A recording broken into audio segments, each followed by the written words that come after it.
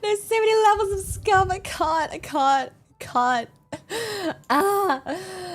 Oh god. Oh god. Oh god. I'm just a mess, aren't I? Oh god. Oh god. Oh god. Let me hi.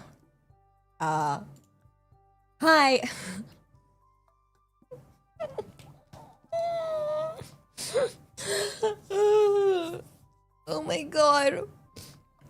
Oh my god. Where's my sound? Where's... I want to hear my own BGM. Oh, there it is. Okay. Oh my gosh. Hello. Am I okay? No? Are you guys okay? You guys still okay with me even though I'm such a stupid late person that oversleeps?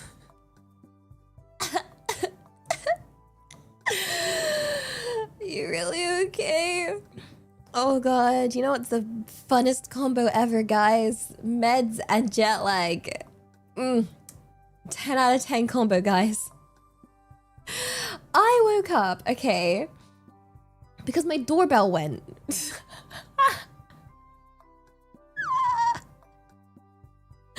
So goodness knows how late I was gonna be.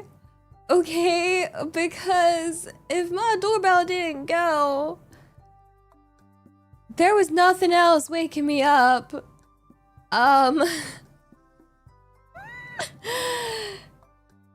Yeah. Yeah, no. Would you be great? I clearly very much need to sleep. Yeah, whoever said med lag, real. Wait, one sec, I just need to... Boop. Okay. Wait. You cried during the Doogami concert. Was it okay? I hope it wasn't crying because, oh my god, my ears, her singing, it hurts. Itayo. Oh gosh. Did I have breakfast? So that's why I have these emergency breakfast bars. So apparently there's like a typhoon happening here either tomorrow or I don't know, at some point tonight or tomorrow, or like just, I think it hits Tokyo tomorrow. Yeah.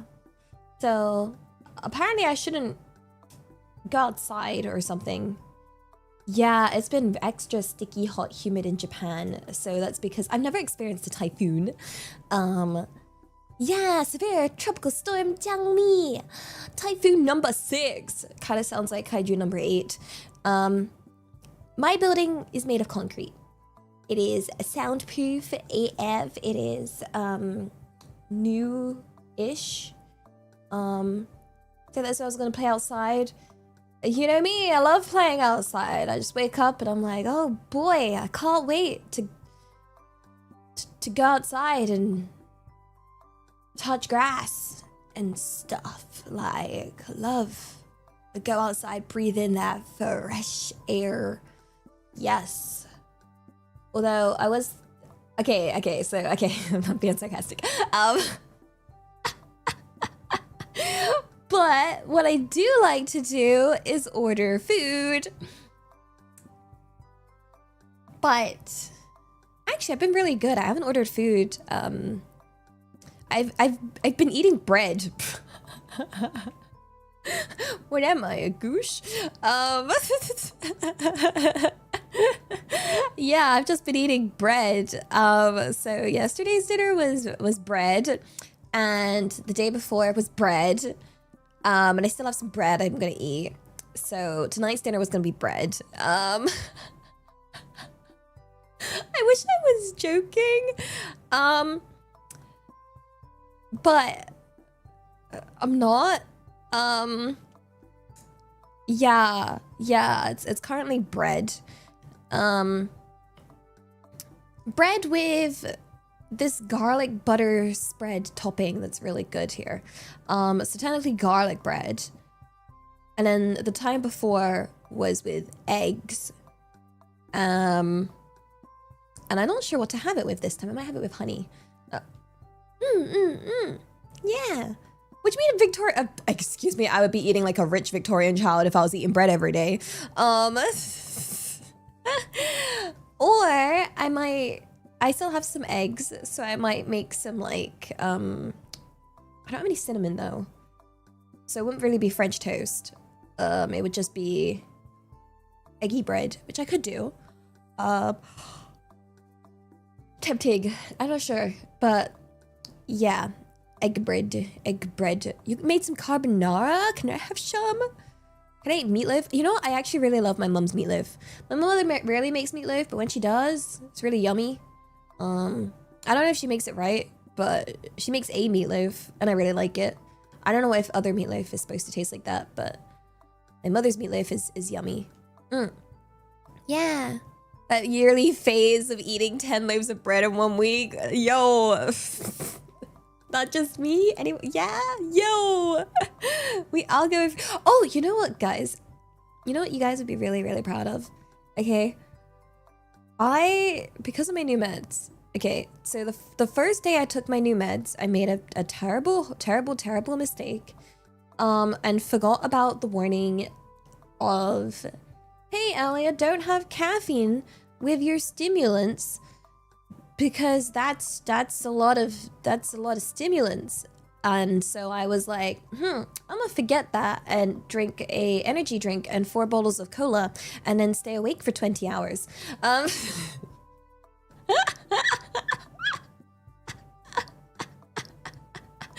So since then, I've not had any caffeine. I've not had any cola. I've not had any energy drink.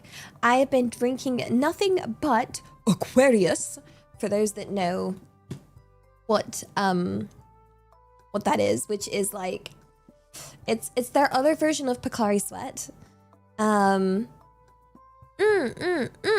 Yeah. So, yeah. Do I ever feel sleepy? So I honestly, without these meds, I would have normally like caffeine crashed. I would have caffeine crashed and slept, but it didn't happen. And so I guess my usual routine of drinking caffeine until I pass out did not work. Hence why I have banned myself from caffeine. And right now, guys, I've been drinking nothing but Aquarius, okay? I bought a crap ton of Aquarius, okay? It's a sports drink. It's a ionic sports drink. A 0 calorie, 0 sugar version, okay? I kid you not, it looks exactly like Gatorade / Powerade or whatever you want to call it. It's like one of those, yeah, it's literally just an energy drink. I'm pretty certain this is just Japanese Gatorade or Japanese Powerade because it is owned by Coca-Cola, so, but it is bright blue. Did I buy it because it was bright blue? Maybe. Or perhaps a little bit. Yeah. So I'm drinking my delicious blue drink because I love the flavor of blue. Blue tastes delicious. It's my favorite flavor when I go to America. But yeah, no, I've been off the caffeine. And so far, the brightness correlates to how many ions. Oh my god, this must be super, super brimmed with ions. Yay! Blue like Sonic, is it gonna make me go fast? So yeah. Also, to the person that asked, did it make my heart race really fast after my stimulants plus a billion caffeine? It did. Indeed. But I have been getting a lot of work done. Obviously, it's difficult because I can't. It's really, I'm the kind of person that likes to do work and then get some form of validation from doing said work. You know, I love making pretty things, so then I can look at it and be like, look at the pretty things. I I can't show you the work that I'm working on yet. So, but yeah, because it's for a project that I can't just show all the stuff for. But it's, yeah, I'm working hard. I'm basically, so for those that are kind of new and, you know, I've only just encountered Elia Stellaria. You might think, so like, I've realized a lot of people might think this, and I see like discourse on Twitter about this sometimes, about how like people that are able to be like full-time streamers, they're like, oh, it's not fair, they can afford like graphic designers and video editors and all that. The truth is, everyone starts somewhere, and I love graphic design, and I really like video editing. Like, those are two things I really enjoy and I feel like I'm really good at. To the point where it's actually a struggle for me to hire anything for both of those, because I'm too fussy and I'm like, why am I paying someone when I can do it myself? The only reason I am doing that is because of time. But in this case, I do have time, so I am currently back to graphic designing. Honestly, a backup for everything I do would be to be doing graphic design and all of that, because it is something I've done like since I was a little girl. It really is my passion. So I'm working on a lot of graphic design work at the moment. It's for my own project, so I'm not paying me. But yeah, I'm working really hard on graphic design. One is it saves me money on an already expensive project, and two, it's fun. But also I have to get it all done this week. So we're also kind of, yeah, it's kind of rough, but I'm working on it. Anyone that does any form of like art or graphic design will understand the pain of overlooking at something. You know, like when you're working on art and you're just staring at it for so long and you're like, it doesn't even look like anything anymore. It just looks like a mush of things. I have no vision anymore. I need to like refresh my sight. It's kind of similar when you look at a word for too long and then it doesn't look like a word anymore. So I was working on it and I was kind of on a roll, but then I was like, ugh, I'm losing vision, I'm losing sight. I can't see it properly, you know? So yeah, I'm working on that this week. You will see the fruits of my effort, which will be really cool because you will see it like actually like physically. Because some of it will be, well, actually, no, the reason it's all due this week is because it's for physical, does it technically count as merch? Like physical goods. It's for physical goods, okay, that will be available. So I'm working really hard on that. Yeah, yay, graphic design is my passion.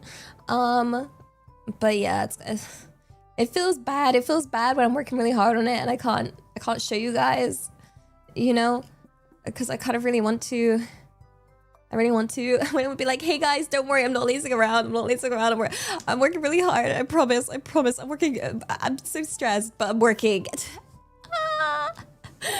Oh gosh. So yeah, I feel extra bad when I'm like oversleeping like this, because it's like, I'm not being lazy, I swear. Okay, like, it's rough at the moment. I'm really doing my best to just power through everything.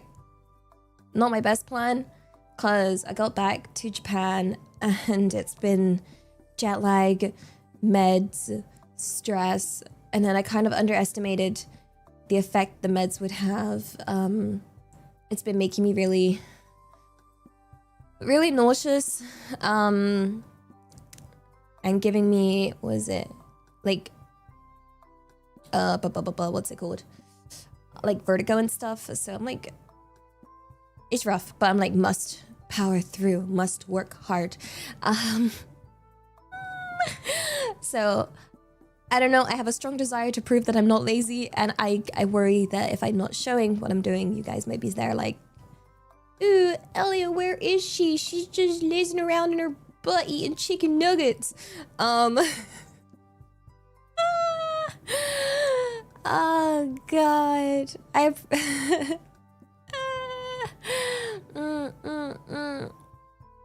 I'm trying. Yo, Polly, what up? What up? Hey, yo. To work. Don't worry, guys. My rest, it will be League of Legends. The most relaxing break that one can have when you're working is the League of Legends. It's so calming and relaxing and chill. Yeah, I'm losing my mind. I'm losing my hacking mind. I'm losing my hacking mind. I gotta do this work. We're actually playing League next week. Oh my gosh, no, you know what? If you, okay. guys. I literally, okay.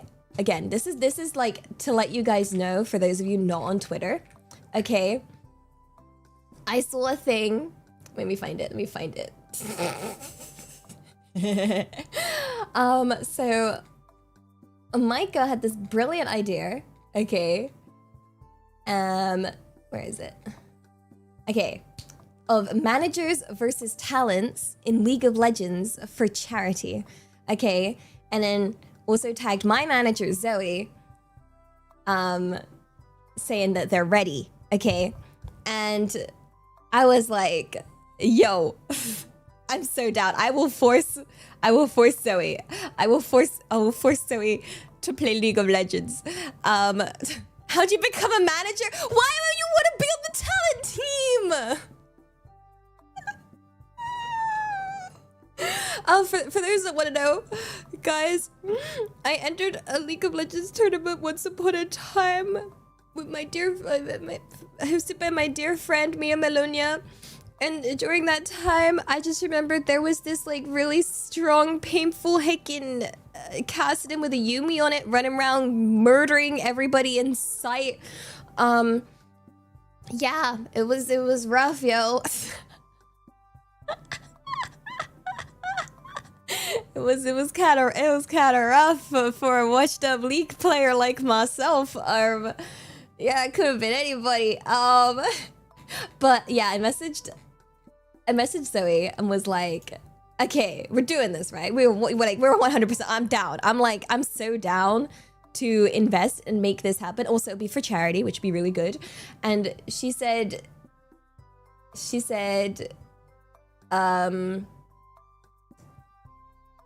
that yeah, they're actually thinking about this. We're gonna look for like legit casters and stuff. We want to try and make sure it's like really professional. It's like a proper project. And then she said, can't wait to hit you with my patented, specifically movement speed orientated Tom Kench top lane. I don't know, I was like, I love the sound of that. That sounds so fun. I bet they sound like magic words to people that don't play League. Yeah. And then I was like, that's okay. Top lane's another world. I play bot because I'm a support player. And then she was like, it's okay, I'll play it mid. And I was like, I think she wants to kill me, guys. I think she wants to murder me in video games. That's the vibe I'm getting, cause why would she want to approach like that? But honestly, I'm so excited. Okay, obviously I'm working on another big project right now, but I'm thinking the project after should be this. I think it'd be really fun. Obviously, it would be based on like manager versus talent teams. So that means you know who's been due to learn and play League of Legends? My dear Rin Penrose, which has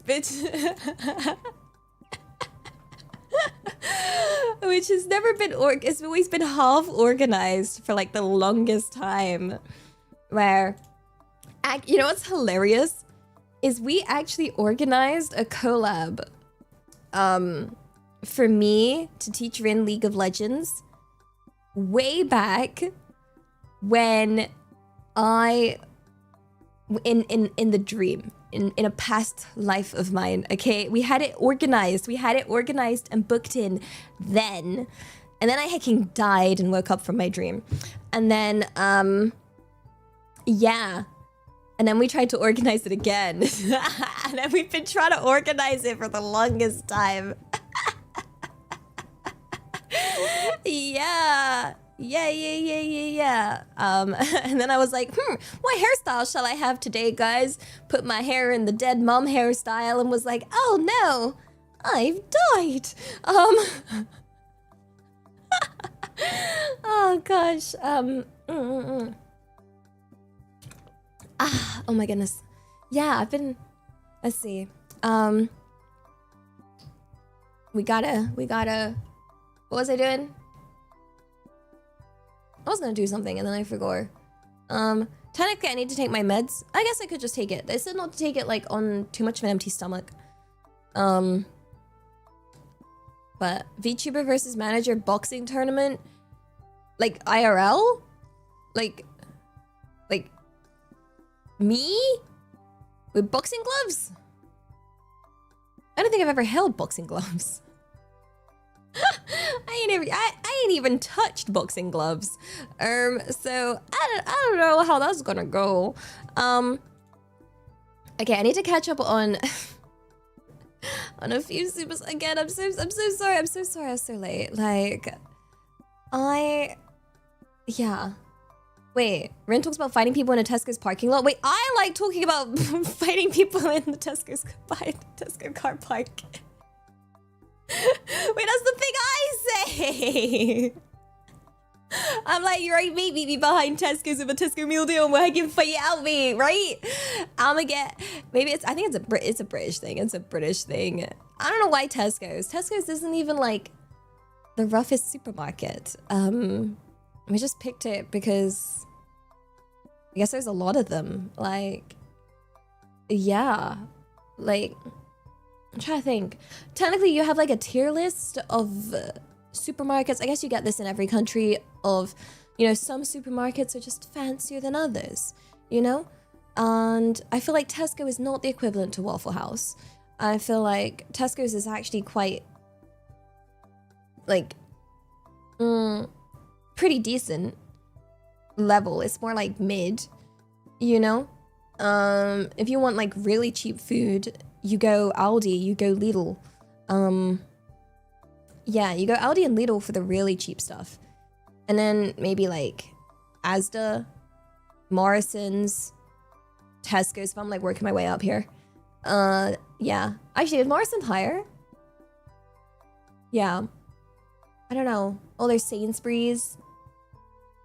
There's... Does the Co-op still exist?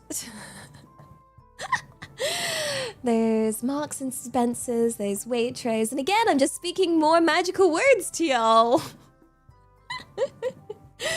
I'm just gonna speak exclusively in British supermarkets to confuse you all, guys, okay? Like...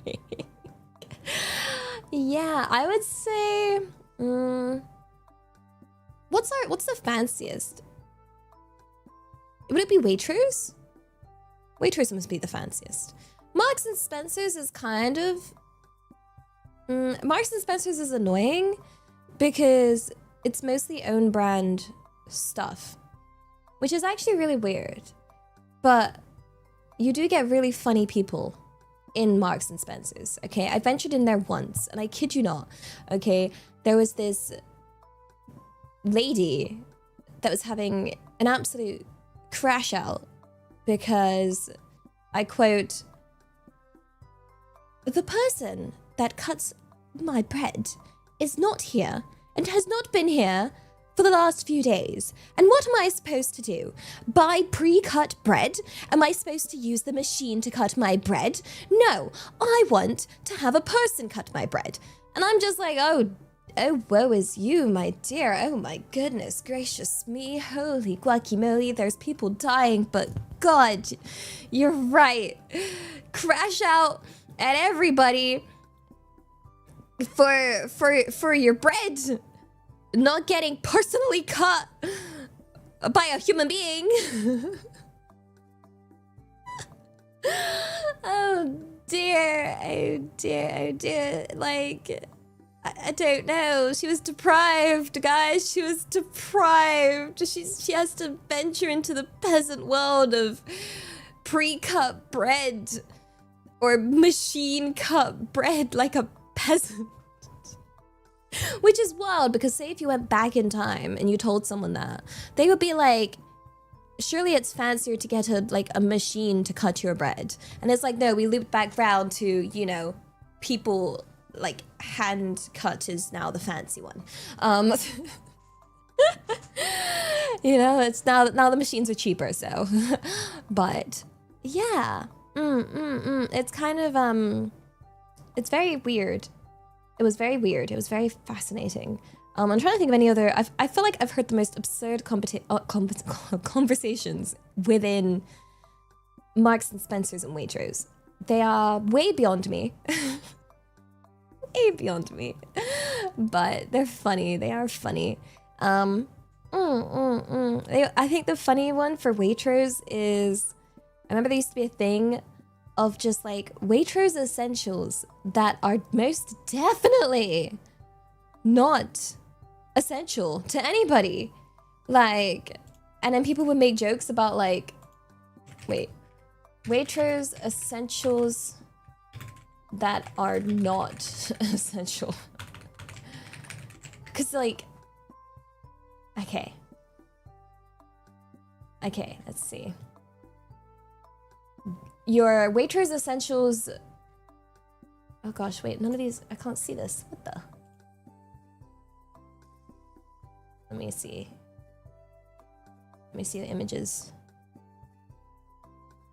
Okay.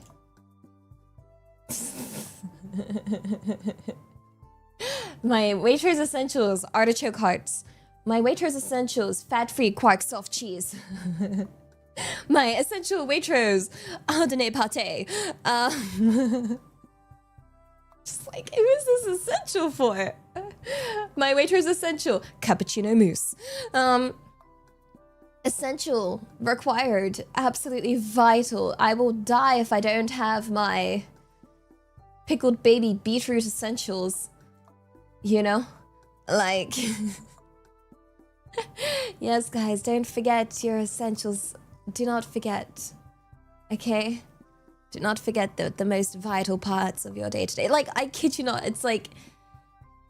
the food that... It's like how you know you're at a fancy restaurant when you look at the menu and you're reading it and you just don't know what anything means on the menu. And you have to start Googling all the words because you're like, okay, apparently they didn't want to use regular words for their menu, so we're gonna write it out as something silly. You don't actually have to go to the restaurant. You can just look up the menu online, which I love to do because I'm the kind of person that will pre-prepare myself before I will study up before going to a restaurant so that I can already know when I've sat down and they hand me the menu. In my head, I'm thinking, I already know exactly what I want. I don't need this menu. I can tell you right now. But they've already zoom away and I have to pretend to look at the menu that I already read 5 times at home. So, but yeah, when I'm looking up a place to go, 2 things you want to avoid: places where I don't know what any of the food means and I have to look it up. That's too fancy. And 2, I've never been to a restaurant where they don't give me the prices, okay? Which is a thing where I think it's reasonably common in expensive European places. So where they put MP, and MP is market price, and then that means it's probably expensive AF, like that. Yeah, the real fancy places, anywhere that doesn't list their prices online, usually they'll do it for meat and fish, which is pretty much any dish that I like to have. I'm like, is it a dish if it doesn't have meat? Okay, I need meat, yo. Hi, welcome on in. Welcome. We like, yeah. Sometimes they do it for me as well. Sometimes they do it for the entire menu. I've seen menus online, no prices. And that scares me. It scares me. It's not even for restaurants, for anything that doesn't. Yeah, game meat, venison. I've never had bison. I didn't like venison, but maybe it was the venison I had. I literally had a bite of venison. What was it? It was my dad's birthday meal. It's my dad's. It was one of my family members' birthday meal. And this was when I first got a job. And I said I would treat them because I was in a very much a... What's the word? Where I felt like I owed my family, even though I definitely didn't. Time of my life. So, yeah, I did not like venison. No. What am I wearing? Is it bad? I'm wearing my uniform. I'm wearing my outfit. I'm wearing a shirt with a bow. Yeah. I love what I'm doing. It's so shiny. It's got a bow. I love bows. Love bows. It's a pretty outfit. Academia style, my beloved. I love academia. Actually, I remember showing this to people before I released this outfit, and my friends were just looked at it and said, Elliot, this is just something you would wear. And I was like, yes. I feel like it should reflect, my outfit may be reflective of what I would like to wear because it is me. No baggy oversized tee. I mean, I have my sleepy outfit. I have my sleepy outfit that I use now for my members content. Yeah, the badge is reflective. It's all reflective. Everything's reflective. Like the hair clip, the necklace. Did you notice that the gem has a blue shine to it if I lean upwards? Like if I lean this way? Yeah. And it has a shine to it. And then the badge itself has a shine to it. And then here. These all have a shine to it. This outfit is so hickey. I love the shiny detail, okay? I kid you not, the design has all these shiny details because I just wanted it to shine. See? Shiny. We love shiny things. Shiny. Maybe I'm a crow. Maybe I'm actually just a crow. Maybe I'm not a goose, guys. Like, oh, shiny things. Oh, catches attention, catches eye. Gira. Yeah, I love it. I love shiny things. I think it's nice. It's a really nice effect. Yeah. A magpie. Yeah, wait. I could be a magpie. Potentially. Do you guys have this superstitious thing of if you see a magpie by itself, it's unlucky? Oh wait, there's a saying about this. One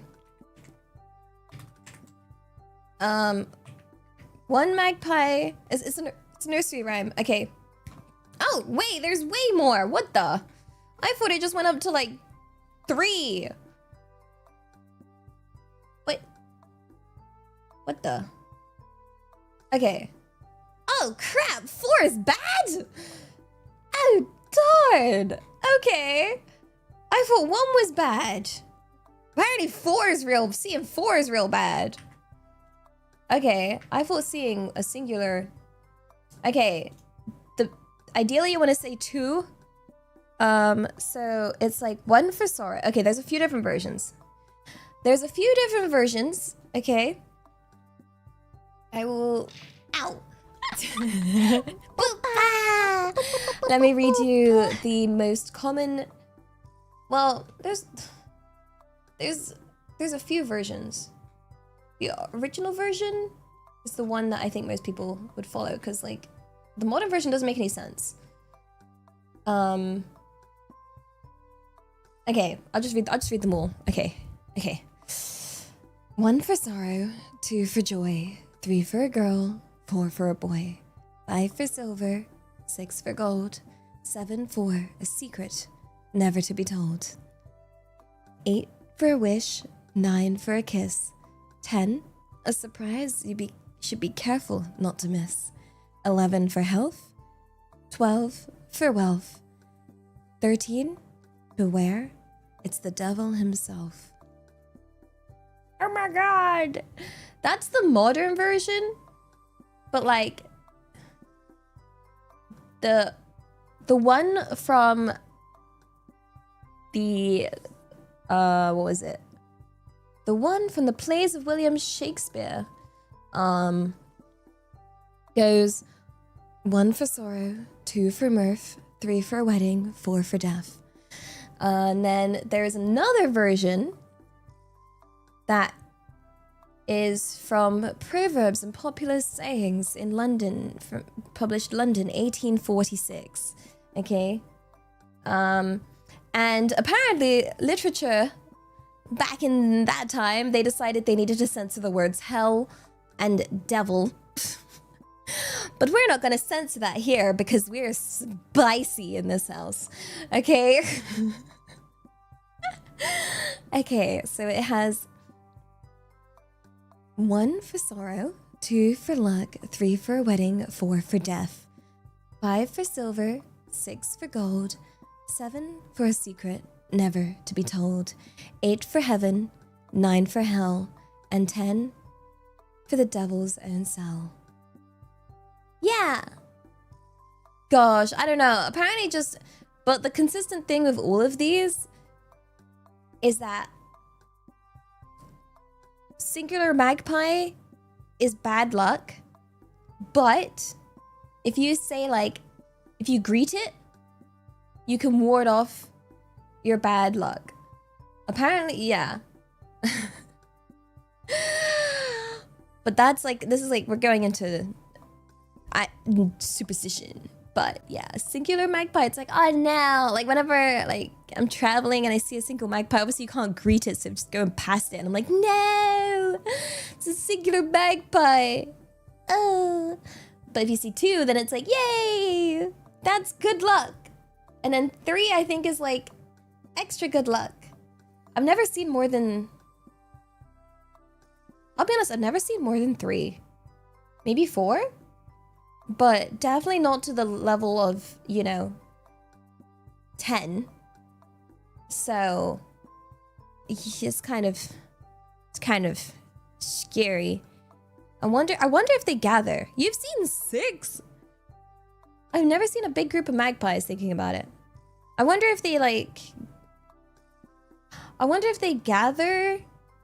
Do you think the reason why 4 is death, or maybe like 10 is like the devil and 9 is hell, or 13 is the devil, etc.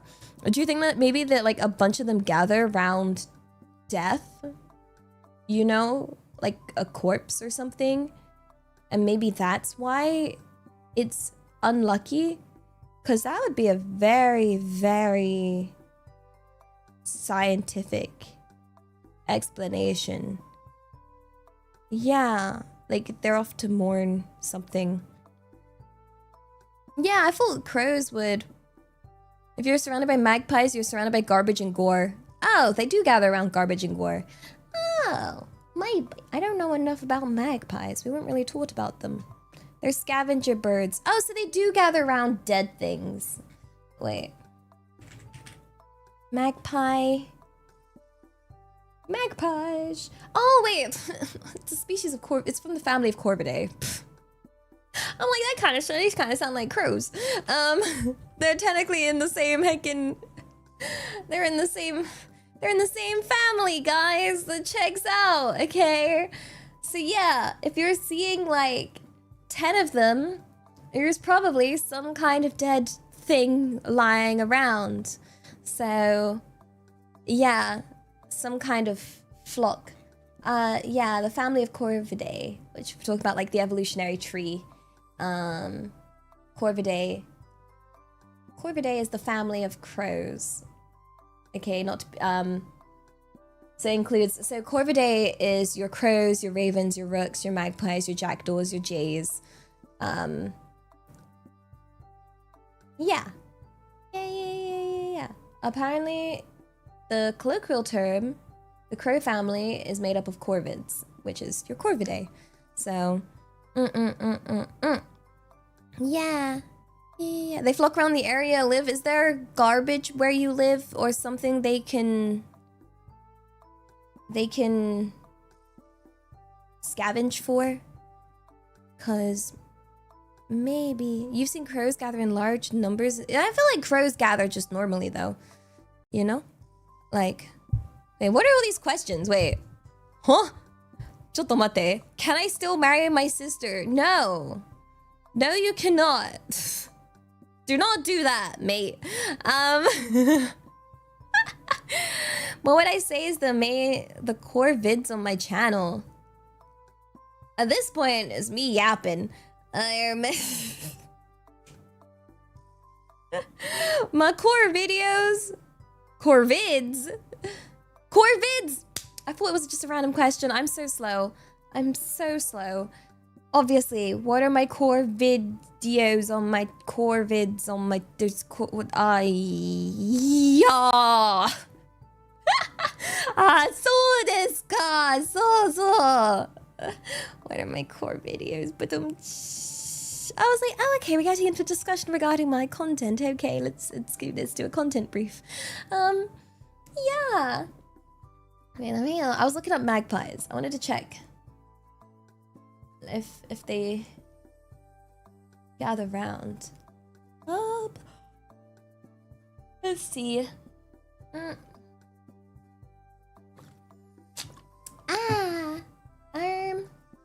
doesn't say the origin of these sort of this superstition or tradition.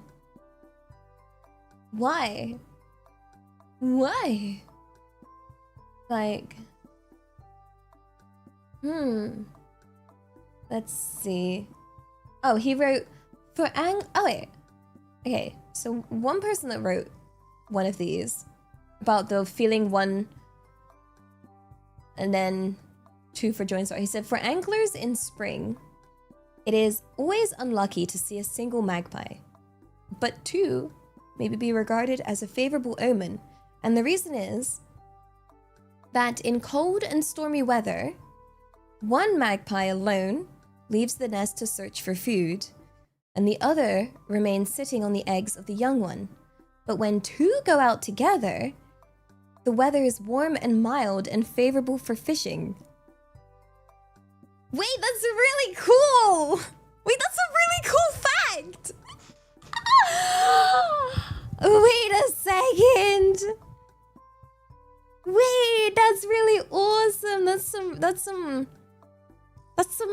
No wonder I always see just one in England. Well, there's ass. Oh my gosh.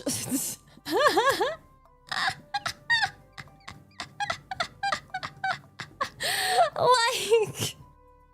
I just thought I was really unlucky. No, I live in... well, I used to live in England, so... Of course they were going out by themselves. They're like, oh my goodness, it's another rainy day. Oh, it's another rainy day. Oh, guess what, guys? It's another rainy day. Oh, that's really cool, though. I love learning this kind of stuff. The origin of something that... I feel like this is the case of a lot of, like, superstitious stuff. Where I'm like, is it superstition or is it based on something? Like... And then I remember trying to explain this to like a friend in college, and she just started mocking me, being like, oh, so you do believe in you do believe in superstition. And I'm like, I'm trying to explain it, like the superstition has an origin.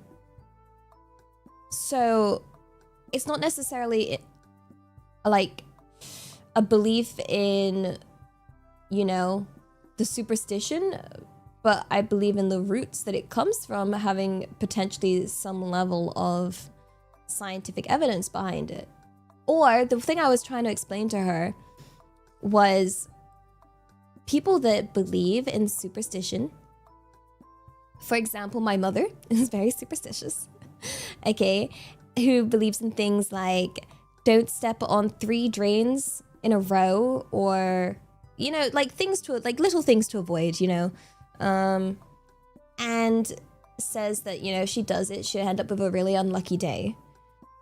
I think the basis behind that is, one, if you believe that, and then there's a day where you accidentally break these sort of rules that you set for yourself. You break these things that you do to stay lucky. You do end up having an unlucky day, but not because of the superstition, but because it's probably that you're more tired, more stressed, and less aware than usual. And the result of your own, like, mental and physical state of being that led to you accidentally breaking your own rules means that you're gonna be more clumsy that day in general. It's more like, it's not a cause, it's an indicator, you know, like a measure. So it's almost like a fun little way to measure your sense of self for that day. And if your sense of self and your being is quite low, you're probably gonna, you know, mess up a lot more usual. Yeah, like it's like running a perception check. Yeah, it's like rolling low on perception check. Yeah, but you run the check through the superstitious things that you believe in, and you'll be like, yeah, I stepped on that 3rd drain today and everything's been awful all day. And it's like, yeah, but you're probably heckin' sleep deprived AF. Like, yeah, I think, yeah, perception check is a really nice way to put it. I like to think of superstitious things as a perception check. So even though I don't believe in superstition, it's nice to have your own perception check for yourself. Okay, so yeah, you don't have to believe in superstition. Okay, you can just use it in your own way, you know.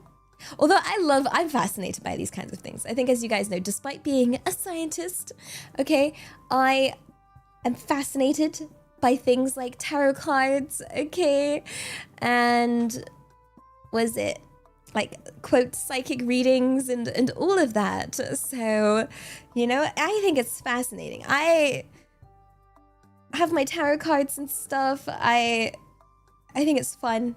It's, yeah. Coincidence? I think not. Question mark. The algorithm recommended and immediately D&D mentioned. Is that good? Hopefully. You notice a bad luck more if you have a bad luck day. I mean, it's not even notice. I definitely notice. Because when I have a bad luck day, it's not just like oh, I would have failed to notice that if I didn't think it was a bad luck day. It's more like I've literally spilled and broken everything around me. Like, I'll be like, oh look, I've broken everything. I'm like, how? I would definitely notice. That's not a bad luck day. I was 100% gonna notice. You know, for example, me spilling my Monster Energy all over my entire setup, which is somehow still survived. Yeah. Not that we cause our own bad luck, because there are some things that are beyond it. We're talking like, you know, the days that feel like, you know, oh, you've stubbed your toe, oh, you've walked into the door, oh, you forgot your keys. You might consider that an unlucky day, even though everything is rooted, yeah, back to you, you know?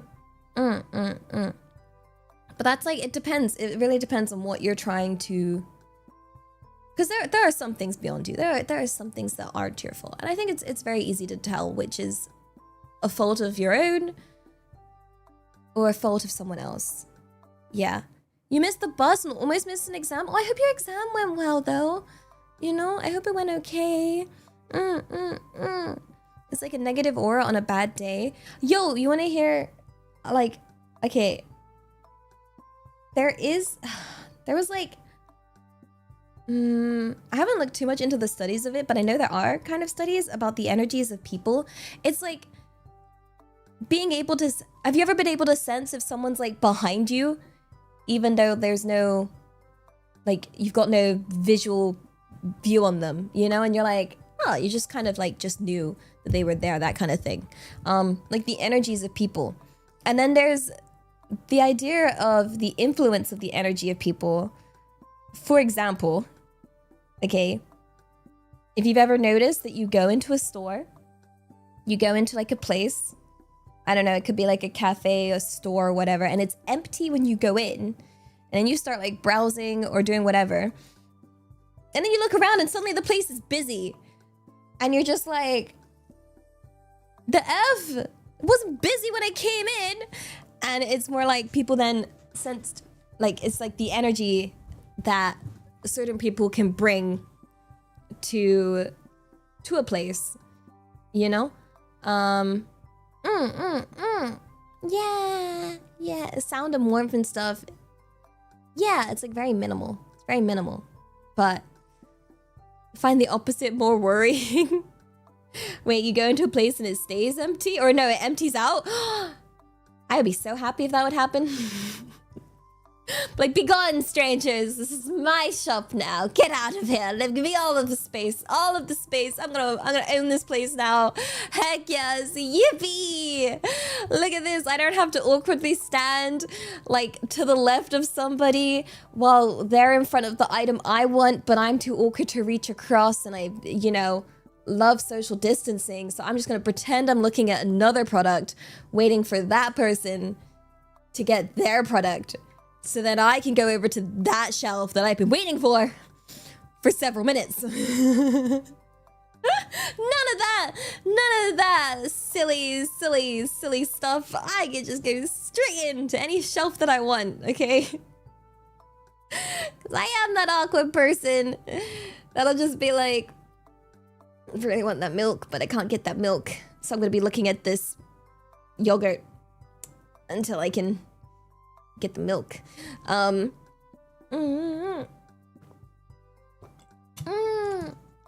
was one of the things that was okay. Like, obviously there were a lot of bad things that came with the lockdown and COVID, but I did notice the change of people finally understanding to not get up in my personal space. And I really appreciated that.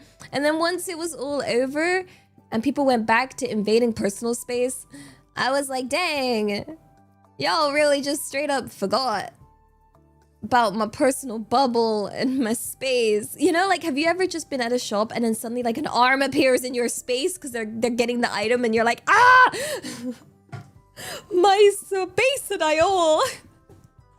Too close. You know, and I'm like, oh no, I'm scared.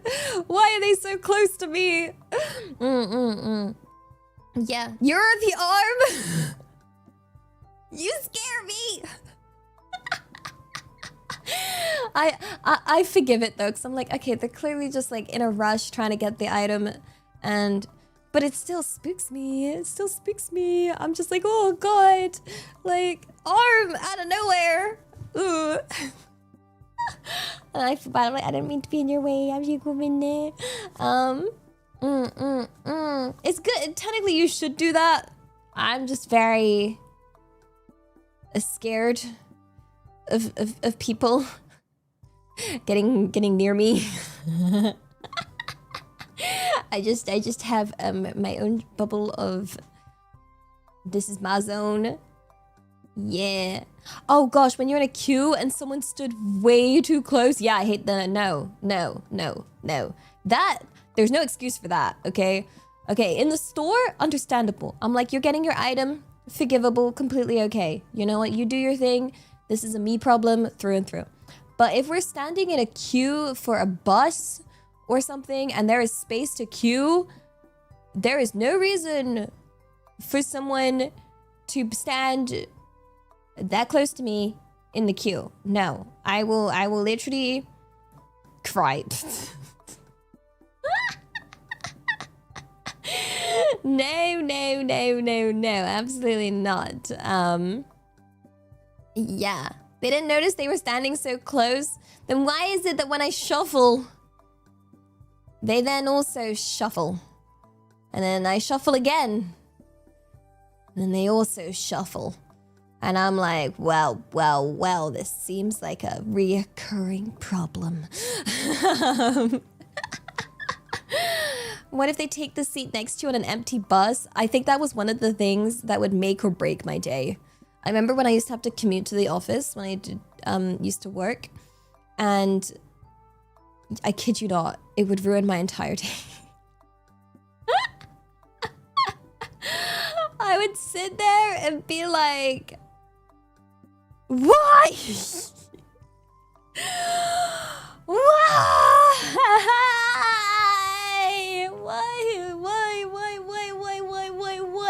There's like a million other scenes. Don't, no, please. I'm begging you. Like, why would you not sit anywhere else on this bus?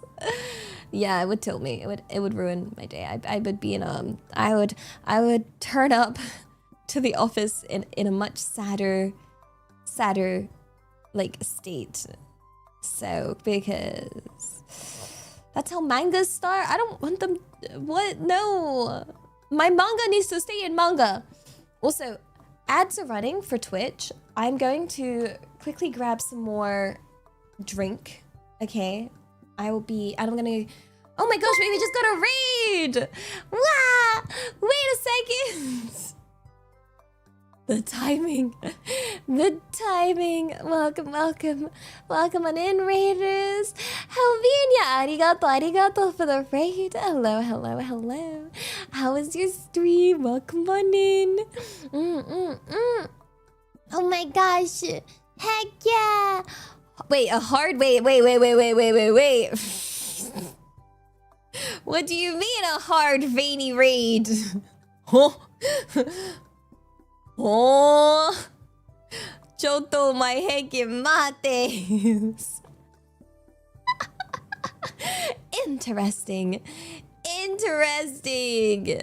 Interesting raid message. Yo.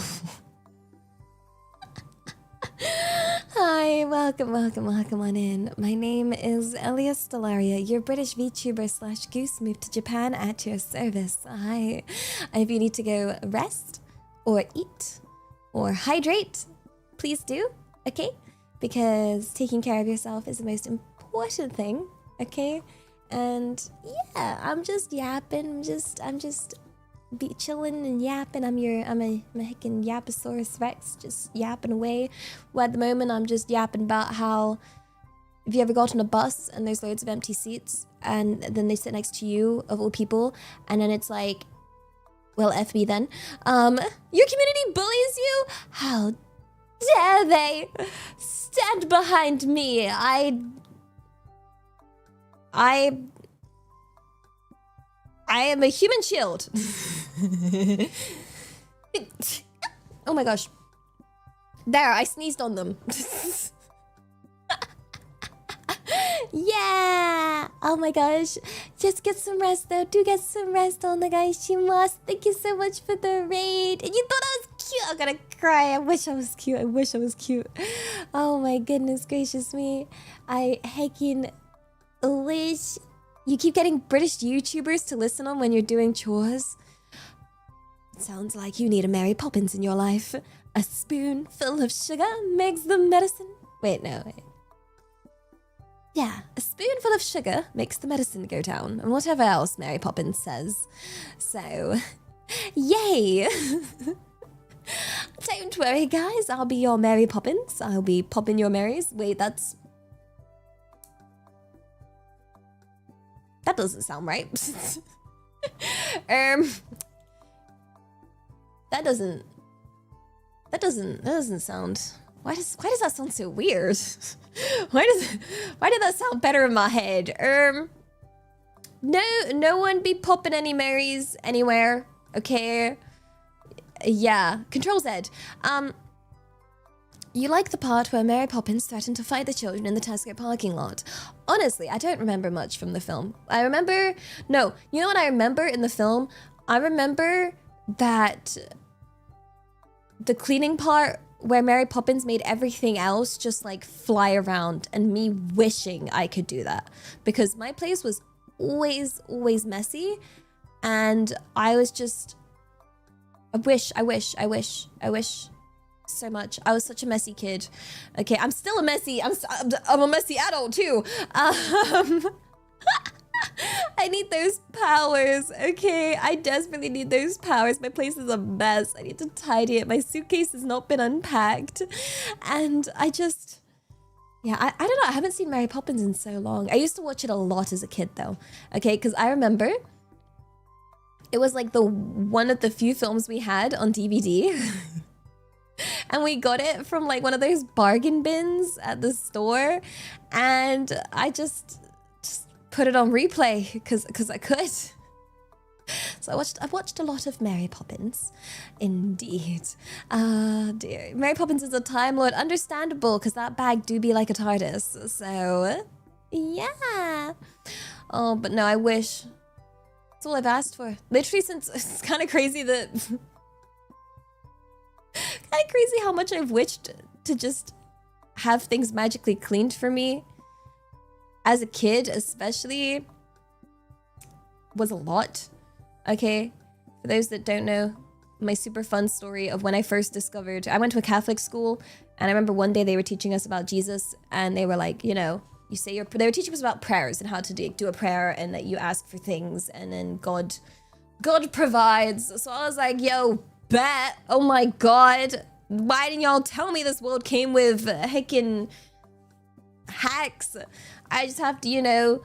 It felt like, you know, like in a video game where you press like the, I don't know, Konami code or whatever, and then you unlock stuff. I was like, that's simple. I just do the things with my hands, you know, Father, Son, Holy Spirit. Hey, can slap my hands together, be like, yo, Jesus,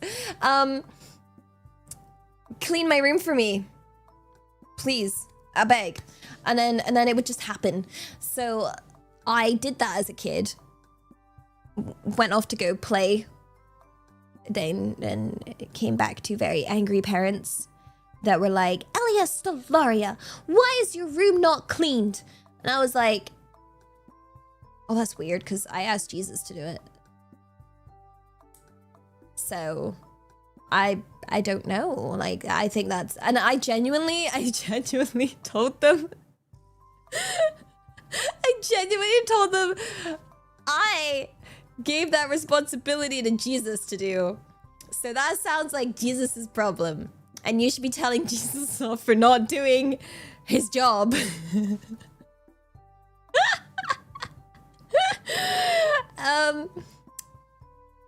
I was not convincing. Did not work. They did not agree with me. And they didn't believe that I had delegated the work accordingly. So then I was told off. And I kid you not, bear in mind, I was like a really, really little kid.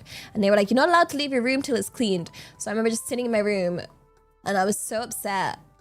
I was so mad at Jesus. I was like just a grumpy little kid in a room being like, what's the point in religion if you don't clean my room for me?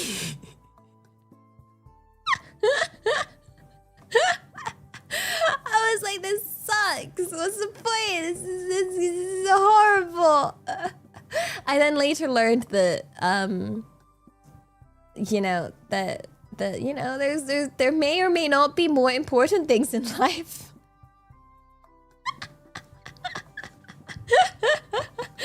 That, you know, it's literally like, yo, Elliot, there's people dying. And I'm like, but my room. But my room, yo, my room.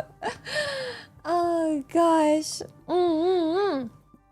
Yeah, there may or may not be higher priorities in life than my room.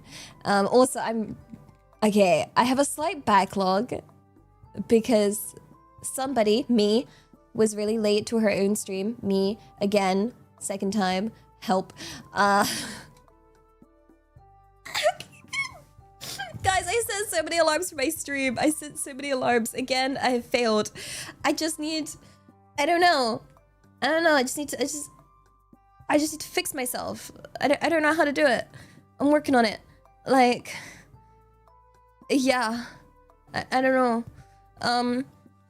But I really appreciate that you guys haven't given up on me despite my problems. And my... You know, oh gosh, just thank you for not giving up on me. Have I slept since last stream? Not much. I've been recovering from my caffeine overload moment, which has really kind of effed me up.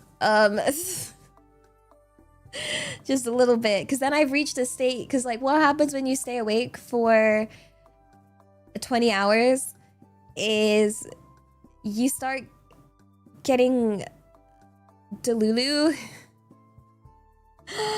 and obviously physically tired and mentally-ish tired, but still pretty awake. So then I'm like, I can tell I'm physically tired, but the mental override is kind of winning, which is kind of wild because it doesn't usually win.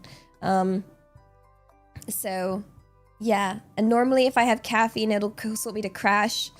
And funnily enough, usually my go-to sleep method is to caffeine crash. And without my usual sleep method, kind of been wondering how to sleep. I think I did manage to sleep for 2 hours. 2 hours for a little bit. You wanna know what killed my hacking brain, guys? For 2 hours and I slept. It was before my collab. Okay. Okay, so like I was in a call with my friend Hysteria, and she likes to she puts on the dumbest stuff, okay? We call it like reality TV slop, okay? And she puts it on. And I was like, okay, maybe this will help me sleep. What if I just watch this reality TV slop with her? And my God, I lost so many brain cells, guys. I never ever watched that stuff. But holy Lucky Moly, it was so stupid. It was all so stupid. It was making me crash out how stupid it was. And she was watching, it was called like Perfect Match. And I was lying there with my eyes closed and I was like, I'm hearing the dumbest conversations of my entire life. Like nothing, it doesn't even logically make sense. Like nobody's making any hecking sense. I don't understand. Nobody's making any sense. It was like they were all on this island. They were trying to like pair up, and then there was like times where pairs would then change their pairs or whatever.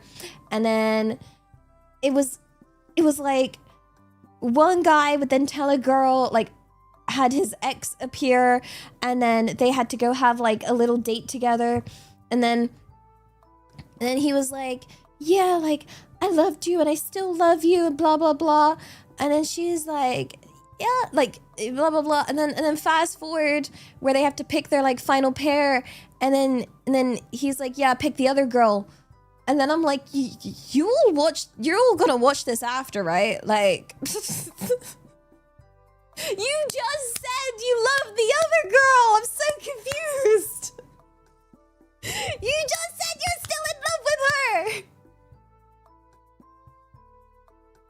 Why would you want, like what is that? Like what is the logic here?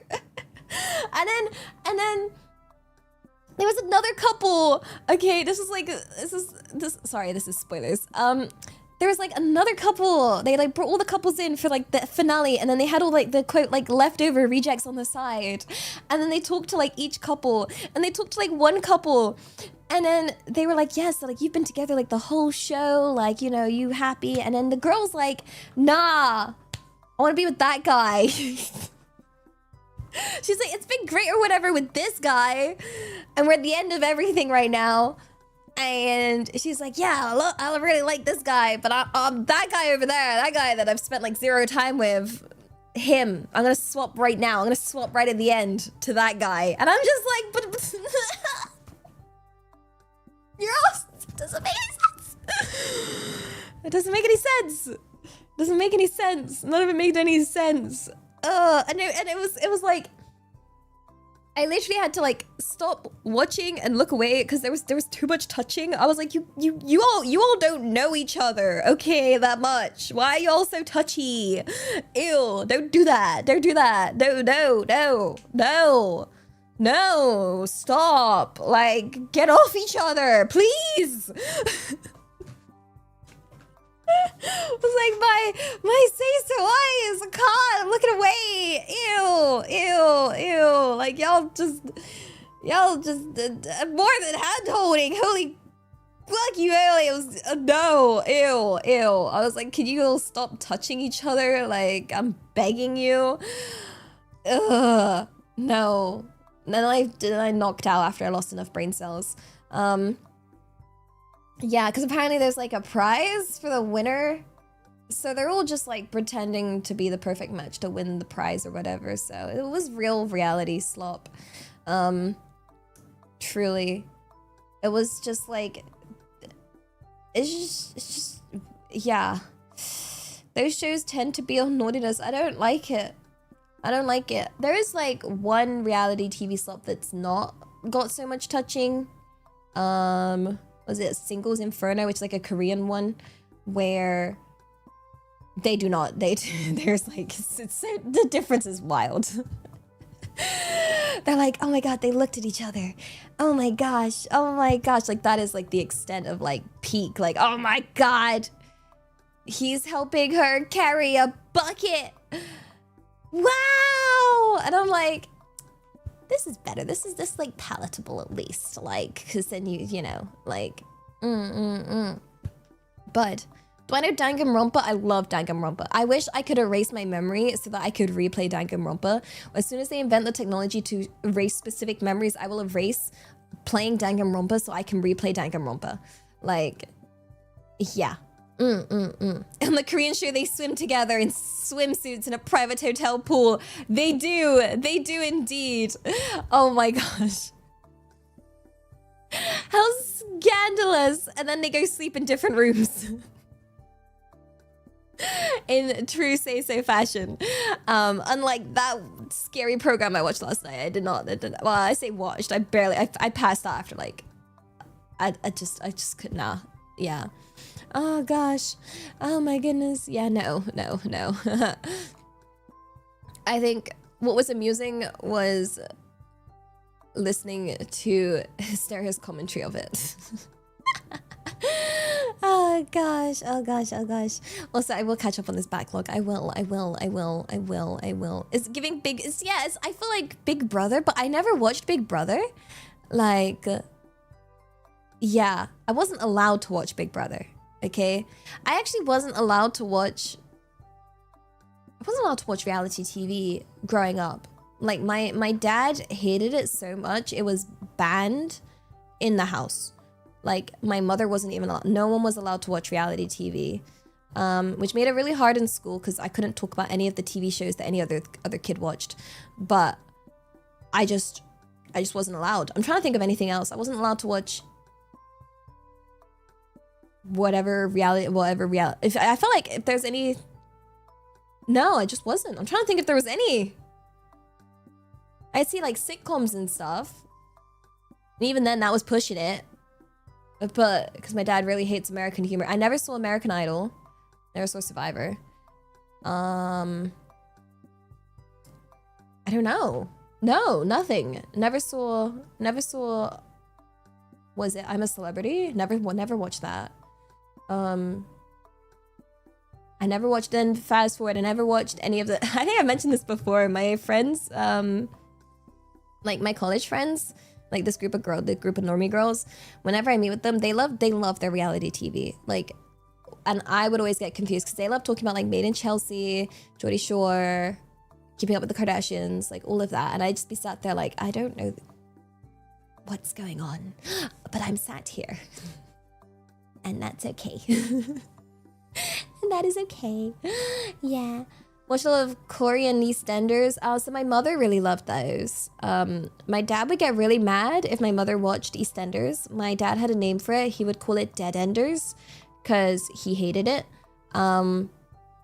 Yeah. We didn't put on loud shows. My dad really hated talk shows, or anything loud, anything with a big audience. So things my dad likes, documentaries and F1. Yeah. So yeah, no panel shows. It was mostly documentaries. We watched a lot of, it was like animal documentaries. Yeah. Oh, a lot of Country File. I don't know if you guys know what Country File is. It's just a little British TV show about the countryside, and like, ooh, we put a little camera inside this birdhouse. We're gonna watch these over the spring, and then each episode would be like, it's very peaceful. It's very comfy, cozy. It's literally, they would have it during like the spring or whatever, and they just look at wildlife in the British countryside. Yeah. I'm so glad some of you know it.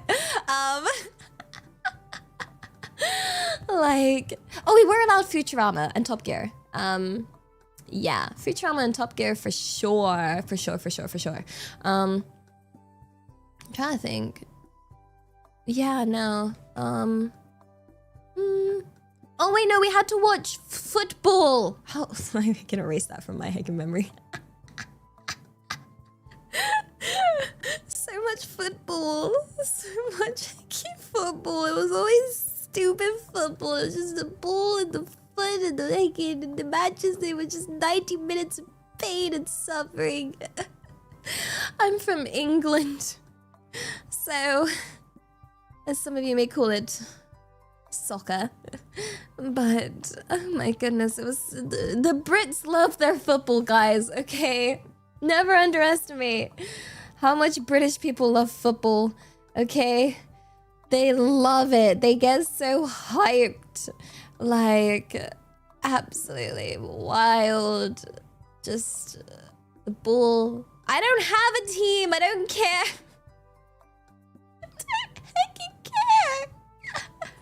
And what made no sense was like my father supported one team, my mother supported a different team, my uncle supports a different team.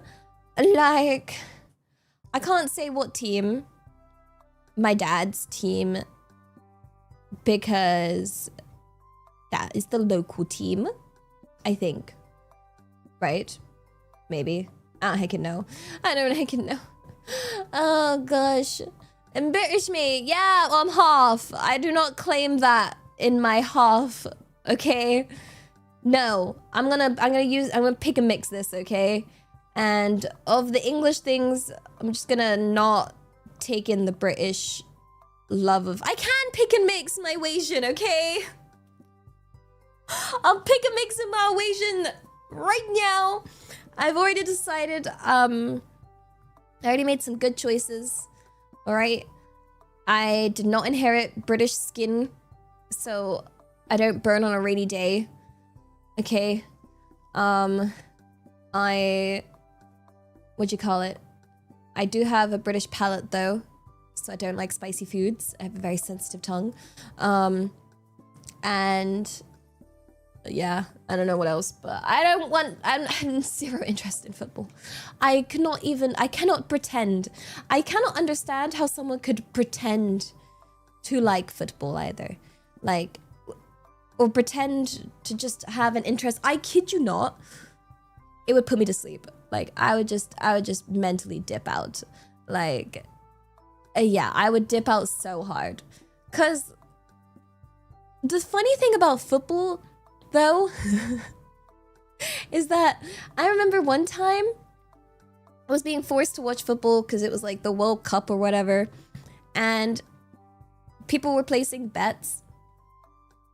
And I was like, I didn't place a bet. But I was like, yo. People were like, oh, what do you think it's going to be? Because they were placing their bets. And obviously people normally guess like, I don't know, 1-0 or 2-0 or whatever. And I was like, nah, I want there to be 6 goals. I just want to be 6-0. And I want there to be goals non-stop.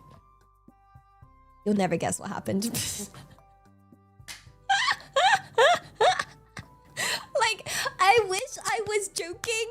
I wish I was exaggerating because it sounds so stupid. But I remember sitting there and it was like, goal, goal, goal, goal, goal, goal. And they were like, this is completely unprecedented. Who would have thought there's going to be 6 goals in this match? It's absolutely crazy. This is unbelievable. And I was sat there like, yay, goals. Goals. At least it's slightly more interesting. Just like I asked. Yay. But I did not place a bet, so... But then everyone was mad at me for not placing a bet. And I was like... Well, how was I supposed to know? You all called me dumb. You all called me dumb for my stupid prediction. Okay, nobody believed me. Nobody. Okay. Y'all laughed at me when I gave my prediction. And now look who's wishing they listened to Elias Delaria's dumb guesses for goals, okay? Like... Yeah. Oh, dear. Oh, wait, no, I was supposed to catch up on my backlog. I have no... Oh, God. Let's see. Love to just listen. Arigato. Supers are free when Elias dream streaming. I kid you not. I was so confused, guys, because I woke up to my doorbell. And my brain, my thought process was, why is the doorbell ringing in my, like, why do I have to, my brain was trying to make sense of it, because I was like, why do I have to get out of bed when I'm already out of bed and on my computer streaming? But how, and it was like, it was just the contradiction of, but how am I in bed while I'm streaming at my computer? And then it took like a hot second for my brain to like put it together and was like, no, I'm sleeping. This is a dream. Like, yeah. No, I kid you not. Because like, so I wake up to my alarm and then in my head, I guess I just image, you know, like image training, like in my head, I sort of get up and I'm like, okay, I'm going to get up. I'm going to go to my computer. I'm going to sit down. I'm going to open up my stream. And then I just fall asleep during the image part of you know, yeah, image production streaming. And then I just fall asleep during the part where I'm like planning out what I'm going to do when I get up. So that's what confused me. Yeah, but good thing I don't, yeah, I was so confused. It really threw me off. I was just like, but did I teleport back to my bed? Like, what happened? Like, you got woke up at 4 a.m. by a call in your dream? Wait, what? You're talking on the phone in your dream? So you had to, are you okay? Are you okay? Hello from Germany. Guten Tag. Guten Tag. I think. Is that right? Good day? Good day. Good day. Good day. To you, indeed. It is? It's okay? Yeah. Bonjour. Bonjour, bonjour, bonjour. Yeah. We're heckin' multilingual in this house. Yes, we are, but I'm not. Also, Skittles, arigato, but I thought supers were always free. No, I'll have to just listen. Good point, Skittles. Not a good point. It's not a good point. It's It's not free. It's not free. I'm so sorry. Oh. アメリカのありがとう。エオヤどこここだよ We missed the goose. I'm right here. I am. I need to stop oversleeping. As you guys can tell, in school, I was... without my grades, I think I would have been defined as a bad student. Like, the only reason I was considered a good student throughout school was solely because of the grades that I got. Remove those, and if I think about it, what's left? A student that did not pay attention in class, a student that was always late, a student that would fall asleep, a student that would just spend her time doodling, a student that would forget her homework all the time. Like... a student that would skip her classes all the time. Like... yeah, no. No, I was getting carried. I was getting carried solely by my grades at that point. Yeah. You saw me at Dokumi. You saw me at my Dokumi. You really liked it. Thank you. Thank you. Thank you. Thank you. Thank you. Thank you. Thank you. Oh, I have You know what? Screw it. Let's do some spoilers. Okay, for those of you that missed the Dokumi concert, one of the things that I'm working on is because we have the I'm gonna be releasing the covers for every song that was sung at Duokumi. Yeah. So those are going to be released over time. Those will take a hot minute because need to confirm art and videos, etc. and get it mixed, etc. But yeah, look forward to those. Look forward to those. Yeah. The model looks so good. She's really nice and cute. Yeah. Oh no, you've been bamboozled. I am a true villainess. Ha ha ha. I do all the evil deeds such as... Chat, what are my evil deeds? What are my crimes? Evil, all of the evil things. Crime all over the place. Trust, okay? Yeah. And I'm British. Half. Yeah. Oopsies. My evil deed is turning up late to my own stream. Ooh. Oh gosh. Brag about shoplifting? No, I would not shoplift. I would not. That sounds too scary. No. I don't shoplift. No. No, I wouldn't even shoplift candy. Like, no, that's too evil. That's too evil. No. That sounds like too heavy in terms of guilt to carry, you know? Like, yeah. I'd lift the shop itself. Hoo-yah!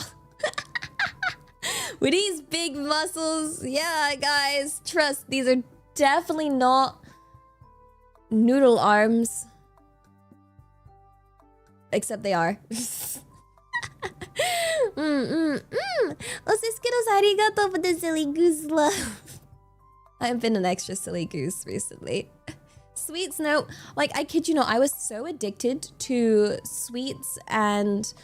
Like, I had the most sugary, heckin' sweetest palate ever. But even then, like, I didn't... Okay, so it was... I didn't have the best time growing up. But I was always taught to still, no matter how hard life gets, to still be good. So, yeah. If I wanted sweets, what I could do is save up my bus money, walk instead of get the bus, and then use that. But yeah, no, I couldn't shoplift. Like, no. My mother, however, she did not shoplift, okay? But what she would do is her job in the store, so she works in a store, her job is to put the little stickers on. You know, the discount yellow stickers where they're like, this has been reduced. She would put the sticker on and then instantly put it in her own basket. Yeah. And then the other thing she would do would be, and I remember one year was really rough, and it was all of my Christmas presents for that year were basically, you know, when magazines have free gifts, but then a new edition of the magazine comes out, what's supposed to happen is these old magazines get thrown away. So then my mother would basically steal the free gifts. So I remember one year, all of my Christmas presents were just stolen magazine freebies. Yeah, so like that. So like that's like a form of stealing, but it was still not actual stealing. Like, yeah. So no matter how rough it got, we did not steal. But that was a rough year, I would say. Yeah, we had a lot of those, I never realized you could get the full games for things sometimes. Like, I thought the Spider-Man game on PlayStation 2 was super short. Not realizing I had the demo disc for like the longest time.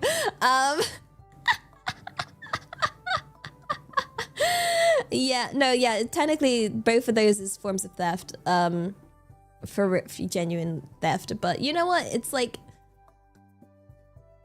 arguably pushing the boundary. It's like stealing from the trash, which I also like to do, which apparently you guys told me to stop doing, which I have not taken anything from the trash for a very hot minute. Yeah, no, it's because I haven't seen any trash to steal from. Can't steal from the trash if I don't see it. So yeah. For when I used to live in England, to give some lore, people used to throw out some really good stuff like microwaves and tables and chairs. So like, I would just it's for me. It's for me. Like, yeah. Was the meet and greet per live chat, or did I actually go Dokumi? I wish I could physically have gone Dokumi. I did it virtually, but yeah, and I didn't realize how big Dokumi was gonna be, this year, and how many people were going. Because the amount of people that asked me like, "Oh, Ellie, are you coming?" Like, I'm coming. Can we see you? I want to see you. And I'm like, I did not think about that. Like, Dokumi's massive. It's huge. It's huge. Yeah, it looked really awesome. I really did wish I went, but I would not have been able to cope physically right now. I've been honestly working on that concert. Whew, that was rough, yo. That was hecking rough. That was stressed. Oh my god. I was like on my hands and knees begging, like, give me your introduction video, please. I need to have it ready. Like, big love to the Dokumi staff for letting me hand that in so last minute, like get that to them so last minute. But whew. Currently working on stuff for Offkai at the moment. Offkai, I have been announced as a guest, which is very exciting, and I will be going in person, which the meet and greets will still technically be virtual, but the benefit of me going actually to the event is that I will be bringing I like to bring gift bags to hand out at my meet and greets if I go to a convention, because then I can actually bring it and bring little handmade gifts. So, it's a convention in America. It's like the big VTuber convention of America. But yeah, that heckin' hurt though, guys. Oh my gosh, I bought my tickets to fly and it made me hecking. You can see why I chose to eat bread. You see why I've eaten bread for the last few days? Was because I bought my off-kai tickets and was like, oof. Hasha! Arigato for the raid. Welcome on. Potatoes. Boil them, mash them, stick them in a stew, am I right? Hi. Hello. Welcome on in, raiders. Hi. Hello. Hi. Would you like some? Oh, I wish I had. I don't have no potatoes. I don't have bread. I have bread. I can offer thee bread. But hello. Welcome. My name is Elias Stellaria, your British VTuber / goose moved to Japan at your service. Welcome on in. If you need to go rest or eat or hydrate, please do. Thank you for feeding me, Sydney. Potatoes.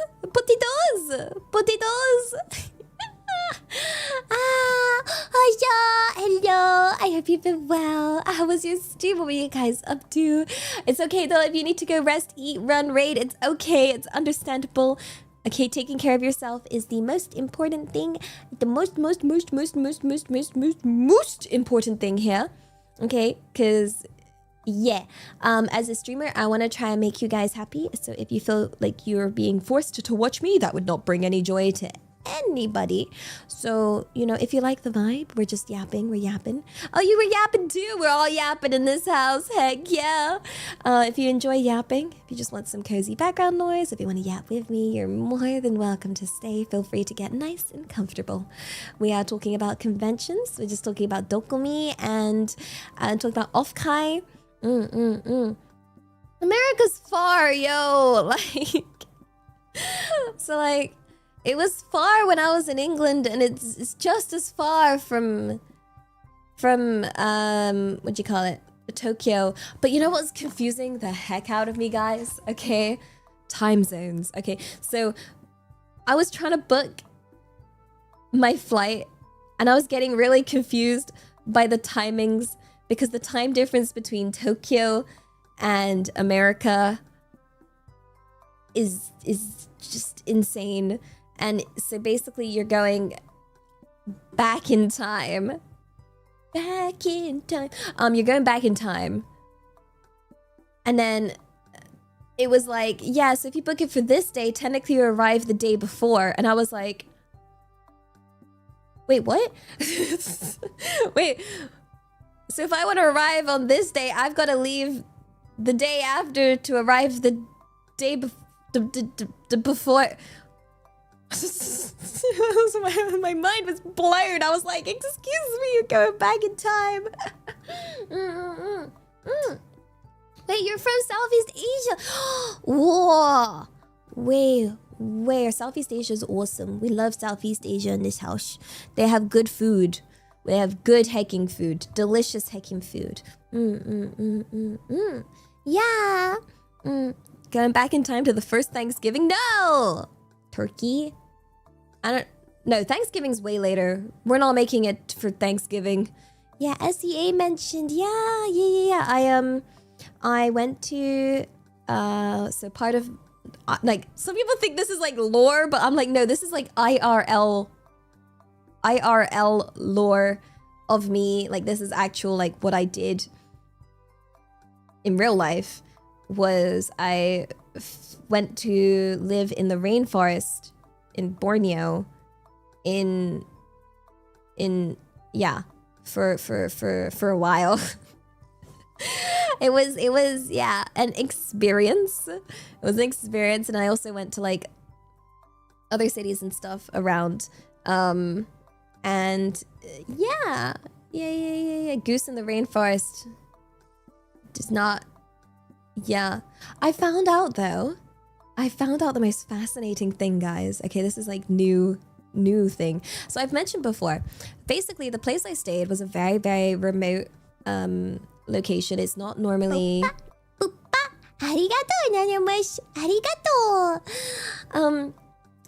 Was it? So like, it's very remote. It's not normally accessible to people. You can only go to this camp if you're part of like, it was for research and data collection. And so it's not accessible to the public. It's very, very, very like extremely remote. Very hard to get to. Big pain to get to. Okay, and it is the middle of hecking nowhere. Okay, we're talking just real deep in the rainforest. Absolutely nothing. No heckin' anything nearby. Okay, and for some reason, this camp had a cat that was just found, like just a domestic cat. And for the longest time, I was confused. Why is there just a random cat? Like, not like a jungle cat or anything. We're talking just a regular, like, normal cat. And I love that cat so much, okay? But apparently, let's see. They did a thing where it was called Operation Cat Drop. Okay, I'm getting up the wiki so I can just get this up for you. Where in Borneo, they just parachuted a bunch of cats across Borneo. Yeah. And the idea was that they were gonna get rid of the rats because there was a big rat problem. And yeah, basically the UK just delivered a bunch of cats to Borneo. And then as a result, they've just been like there since. And I guess it just spread from there. Like, yeah, the catpocalypse occurred. They just like released a ton of cats. So yeah, they just wanted to deal with, because it was to help restore the wildlife balance that had been borked up from the usage of DDT, which was like a pesticide at the time. So yeah, apparently someone out there approved just literal cat delivery system of just parachuting a ton of cats. Let me grab a picture for you guys.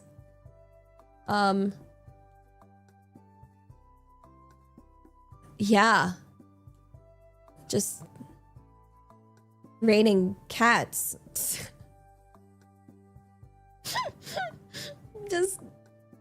just Operation Cat Drop. It was 14, they dropped 14,000 cats. It's kind of crazy. Like, yeah, to reintroduce cats to the villages of Borneo. That's, yeah, and I guess they must have just managed to survive. And so I think the reason why there was random cat in rainforest when I was there was probably just descendant from this. Like, it probably just descended from this, because I was like, why? What other reason is there to explain why there's some random like tabby cat just existing in the middle of effing nowhere? Like, just, it was a really nice cat. Okay, like that cat kept me sane, because I think I mentioned before, I have like a little diary of my time, and I kid you not, it is the most whiny, annoying diary I've ever read. It is like, so I've arrived at camp and I hate it and I want to cry and cry and cry and everything sucks and it's hot and it's sticky and I won't stop sweating and there's mosquitoes and leeches and I want to end myself. But there's a cat.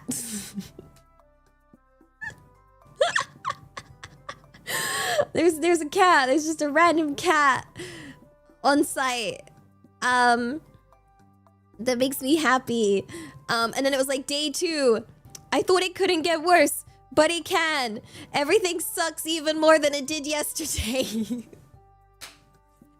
And then day 3, I genuinely thought it could not get worse than this, but guess what?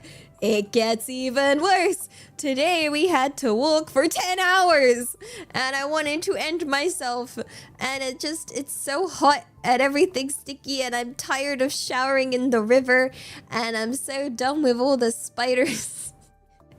And then you go to day 4 and it's like, yo, I think I might actually die. Today I passed out from the heat.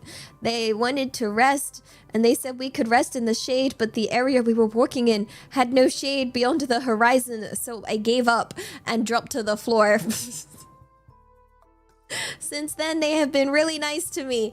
I got back to camp and would not stop crying because the chef on site made me donuts because she felt bad for me.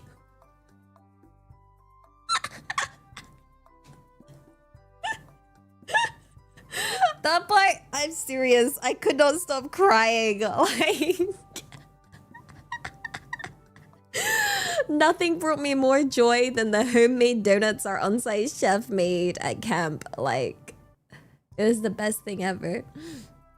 It was the best. It was just the sugary, delicious goodness of donuts. Oh my god. The chef, she was really lovely. Okay, like, she was local. She was local. I can't remember where she said she was from exactly. I know she said she was from Malaysia, but she was really sweet. But like, she kept wanting pictures with me, like specifically me, like no one else on site. Okay, just selfies with me, and I was like, why? And it was awkward because there was like another girl. There was another girl also on camp. And she thought she also wanted her in the picture. And I kid you not, she was like, no. Not you. Not you. Just her. And I was just like, but why? And then, okay, so before going to the rainforest, we stopped off at like a local town. Like, I say local, the nearest possible town to get supplies, you know, before our stupidly long travel deep into the rainforest. But like, the town was also really weird because they also wanted pictures with me. And I was like, do I look funny?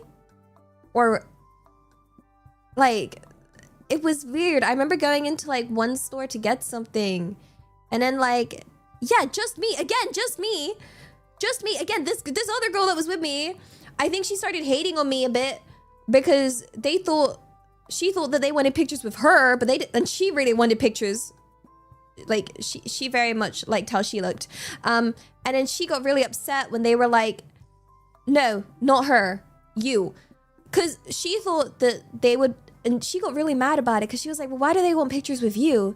Because she was like blonde hair, blue-eyed, like white girl.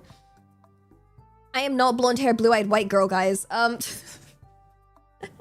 am just waging girly, okay? But she was like, surely they would want more pictures with me. Like, she was like, but like, aren't I more like, I don't know. She was like, but I'm more foreign looking than you. I'm blonde haired and blue eyed. Like, have they not seen that before? Like, why would they want pictures? And she was having like, oh, because Elia is too repeat. Because Elia is too cute. Because Elia is too cute. No, it's not. It's not. It wasn't because of my height either. She was the same height. Sydney, wait, did you just Sydney? Arigato, Sydney Fog Truth Speaker. I don't think it was that. I'm not sure what it was, but I'm pretty pretty certain it's still not that. I think I must have like a distinctive Asian look. Like, I don't know. Oh, I don't know. But yeah, no. But I'm a cheerleader. Oh gosh. Oh gosh. It wasn't because of height, because I kid you not, this girl, the girl that was very, like, she had a crash out. She had multiple crash outs. Okay. But one of her main crash outs was, yeah, she had a crash out before we got to the actual campsite. She was crashing out over the fact that she was expecting to come to this, like, okay, first off, she was like,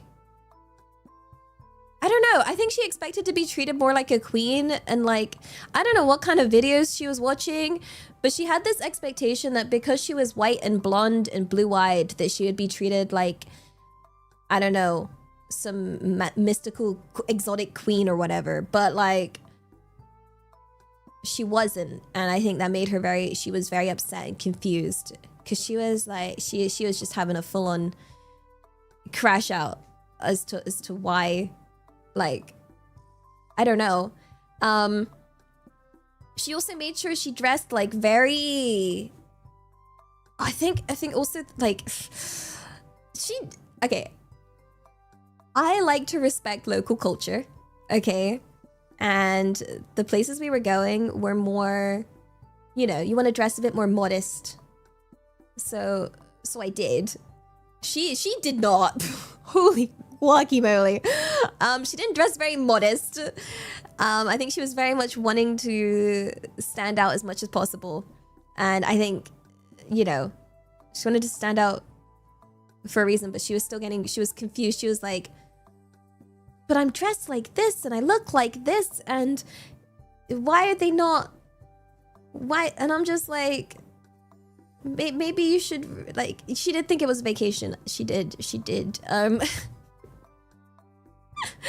Yeah, she was like, why no? She straight up was like, I thought they would be worshiping me. And I was like, girl, are you okay? Like, what? What do you think this place is? Like, these are people. These are other human beings like us, no? Like, the F you mean worship you? Like, you wanted them to worship you because you white? Hello? It was insane. But this girl was, I never told you about her before. She was wild. She came from money, but she was the kind of like rich person that was like, no, I grew up rough just like you, in like the poshest accent, okay? And I would be like, look, it doesn't invalidate your achievements, but we came from very different upbringings. And then she'd be like, no, I struggle just as much as you with money. And then, I kid you not, in the next sentence, she was like, oh, I'm a bit worried about my coat because it's like worth like 500 pounds. And I'd be like,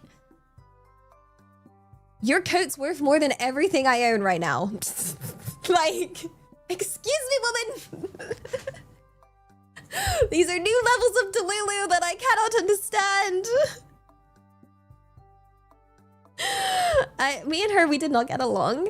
I tried to get along with her, but like, she didn't like that I disagreed with her. But like, girl, you are everything wrong. Like, yeah, it was that she genuinely believed it. And I was like, you need to be able to, like, I recognize I had some level of privilege. Like, maybe I grew up a little rough, but I knew people that had it worse than I did. Okay, and even I recognize my privilege. I got to live in a house growing up, and that's pretty heckin' nice. But like, we've got to recognize our own privileges. Where, when due, okay? Because that's just, I don't know. I could agree with her and take advantage. No, one thing you gotta know about wealthy people, okay, and I've been to some very fancy universities with very, very like well-off people. Wealthy people are the stingiest. They are the most stingy people when it comes to money, okay? They are, I kid you not, there was one housemate I had, and she was the richest housemate of this when I was at university. She would break people's stuff and not replace it, okay? Like, they do not share. They do not share. The people that are kindest with their money are usually the ones that should not be because they cannot afford to, but they, I guess, understand what it's like to not have money, and so end up wanting to share it. Because that's how I feel. I know what it's like to be having absolutely nothing, and I, you know, I just, yeah. Am I trying to get pregnant? No. What? Why? No. Ew. Absolutely not. That is a wild question. No. I'm an anime girl on the internet, like, and we're like a kabillion steps beyond that point. Like, yeah, no, we're like, I feel like that's jumping a billion steps of girl alone in her apartment being an anime girl on the internet to getting pregnant. There's a lot of steps in between. Like, yeah, you need a low in-house game. Are you saying I need to have 5 children? Have exactly 5 is a lot of children. Holy guacamole. And then be like, I'm gonna raise you to be the best top laner ever, and you're gonna be the best jungle, and you're gonna be the best. No, we don't have to worry about the economy. They're gonna earn it back with their esports. Oh gosh, I think the nuclear family is 2 adults, 2 children. No, like, yeah, 4. Having 5 means they'll play without me. Good. I'm not getting heckin' flamed. Nah. Fix Japan's population pyramid. I think the problem with Japan's population issue is at the moment they're not big fan of foreigners, quote, gaijins. So I don't know how they feel about, yeah, I don't think they know. No, they wanna imagine getting carried by your own kid. Oh gosh. Also, Yudai san, arigato. Happy 37 months. Daisuki da yo. Remember, Kyukushi, don't beat yourself up. New ADHD meds and pain. It knocked me flat for a week, and we're still here. So remember, you and aren't bad. Okay, that actually means a lot. That means a lot. Like, yeah, that means a lot. You look Asian enough. I don't know. I'm very ethnically ambiguous. I've been told I'm not Asian. I'm not W Asian enough to be white, and I'm not WA with big A Asian enough to be. I'm not white passing or Asian passing, or it's very dependent on who the person is. But I don't seem to pass as either. I don't know what I'm passing as. Goose. Like, yeah, it's kind of rough. It's kind of rough when you're not. I think what's funny is that, like, I've had people assume that I would be white passing, and I've had people assume that I would be Asian passing. So for example, I've had white people assume that I would be Asian passing, and Asian people assume that I'd be white passing, but not passing for either. Like, literally not passing for either is crazy. Okay, they're like, nah, you'll be fine over there. You pass as white, and I'm like, okay, it goes over there. Nah, you'll be fine over there. You pass as Asian, and I'm like, where do I go? Where do I go? I don't get to belong in either. Cry. No passing. I'm just no passing. I'm not passing. I'm not passing, guys. Oh, I get to pass as a good noodle. I'll take that. I'll take that. Let's see. I'm gonna go grab that drink I was supposed to grab. It's in the fridge. It's not far, so I'm not actually going. Technically, I can still keep yapping while I'm still walking. I'm still walking over here. Cause I'm walking over here.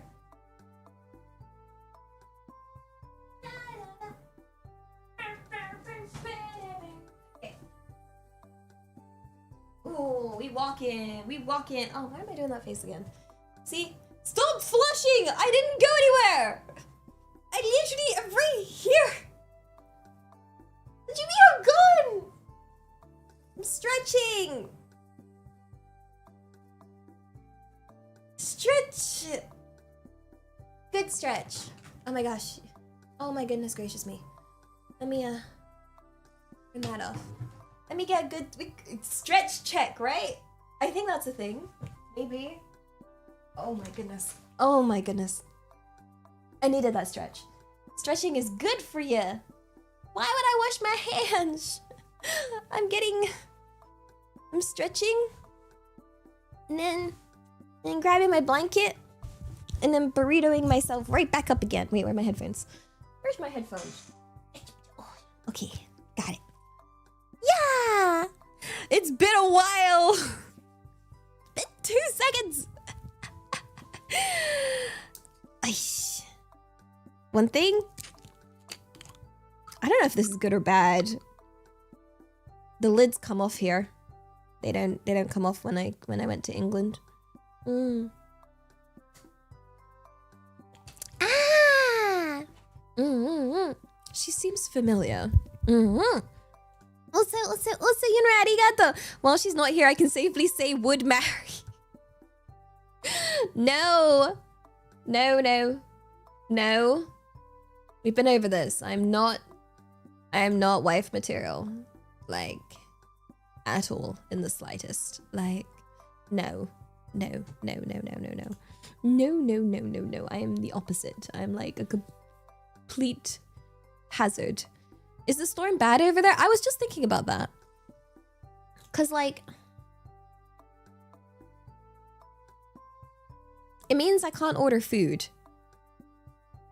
Like, if there's a typhoon. And I'm like, is it too late to order food? Or, like, would it be bad if I ordered food? Is it already? I should just check. Like, yeah, it's bad enough your flight's been delayed. Should I open the window? Like, I'm not available because I'm busy with work, yo. Yeah. Ow. Let me check the window. To the window! To the wall!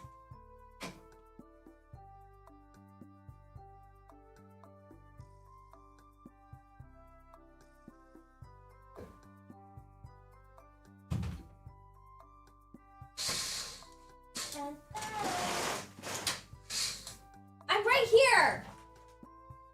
Right here! To the window! And to the wall! Should I get some food? Do you want to order food with me, guys? Should we do our typhoon prep? Typhoon food prep. Yeah? Typhoon food prep. What shall we get? What shall we get? What shall we get from the food place? What's good typhoon food? Wait, I need to, I'm gonna freeze. Okay, doomsday prep, doomsday prep. Like, okay. Oh, that look. Looking at you all suspiciously. What is this place? Wakanai. What's good typhoon food, guys?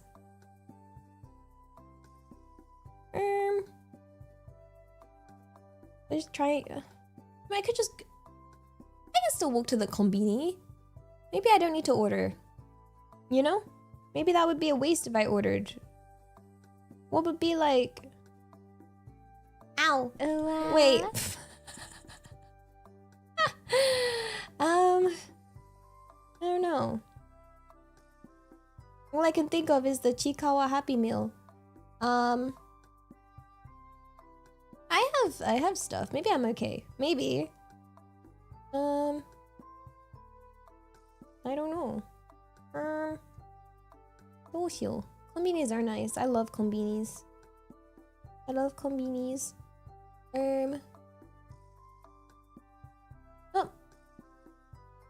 Oh, I don't know. I'm gonna regret it if I don't. I'm gonna regret it if I don't, right, guys? I already have cup noodles and stuff. So, you know what? Maybe. I don't know. Okay, I'll think about it a bit more. I'll think about it just a little bit more. I'll think about it a bit more first. Okay. Yeah. Right.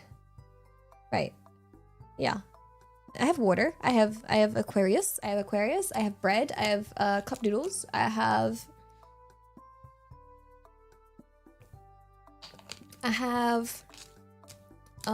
do not have a rotisserie chicken. As much as I would love to have a rotisserie chicken, I do not. I have eggs.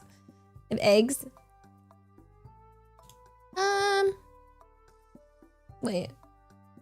Yeah. Goose eggs? No, chicken eggs. Yeah. Eggs. Tamago. Nom nom nom nom. Hello. Wait, where did I get to? Wait. Jason, arigato for being a goose. Daisuki da yo. And you guys, arigato. Being late sometimes is human, not a huge failure. But it is a huge failure. I'd be failing. Failing, dayo. Doshou. Gotta learn to be on time. What if you guys fire me? Like, yeah. Oh gosh. Oh gosh. Eggy bread would go hard. You know, maybe we're good. How long is the typhoon's not long, right? Tokyo typhoon. Oh, it should pass, right?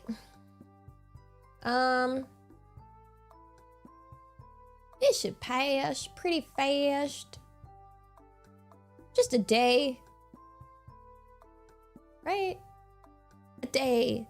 What is FIRE? What is FIRE tag Sydney? Nani sore? Chotto matte da yo. Yeah.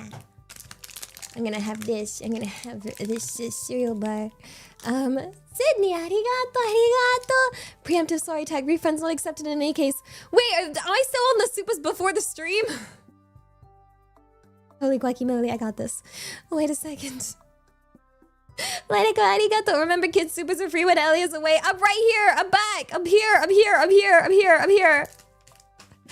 God, the delay is so real. Oh, what's this suggestion? What did you guys suggest then? What y'all be suggesting, huh? Nani? View suggested gifts. Let's see what this suggestion is. Oh my god, Cockly figurines! Let's second go. You're right. What we need right now is Cockly figurines. Yes! Anime figures will solve everything. Holy guacamole. Thank you. Oh my god. The dress of Dari one's so cute though.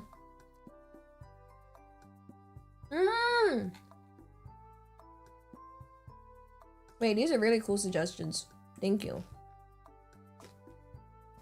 Thank you to the anonymous that is suggesting all the cool figurines. Dang. Why must you tempt me?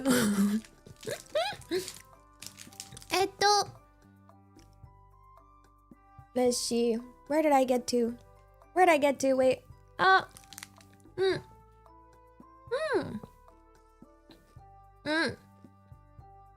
Wait.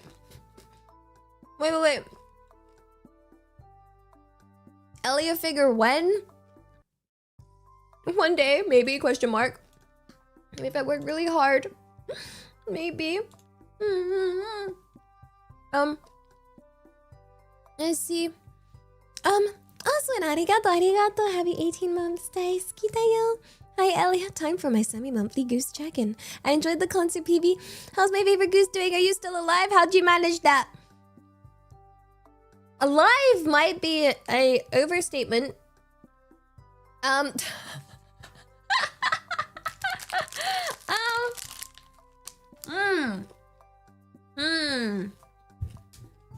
Alive.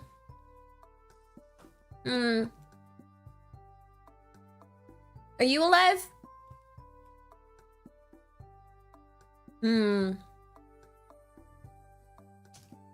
We're surviving. Which I think is pretty good. You're living. Yeah. We're pretty good, right? Existing. Not sure how we're managing it. Honestly, kind of. I think a lot of people are wondering how I'm still alive. Yeah. I do be wondering that. How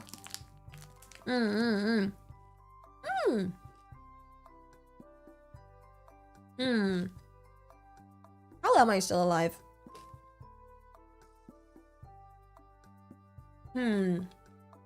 It's like there are many a times where I'm pretty certain I should not have been alive or survived, but I've somehow survived and made it through. I may have put myself in a few too many life-death situations, but here I am.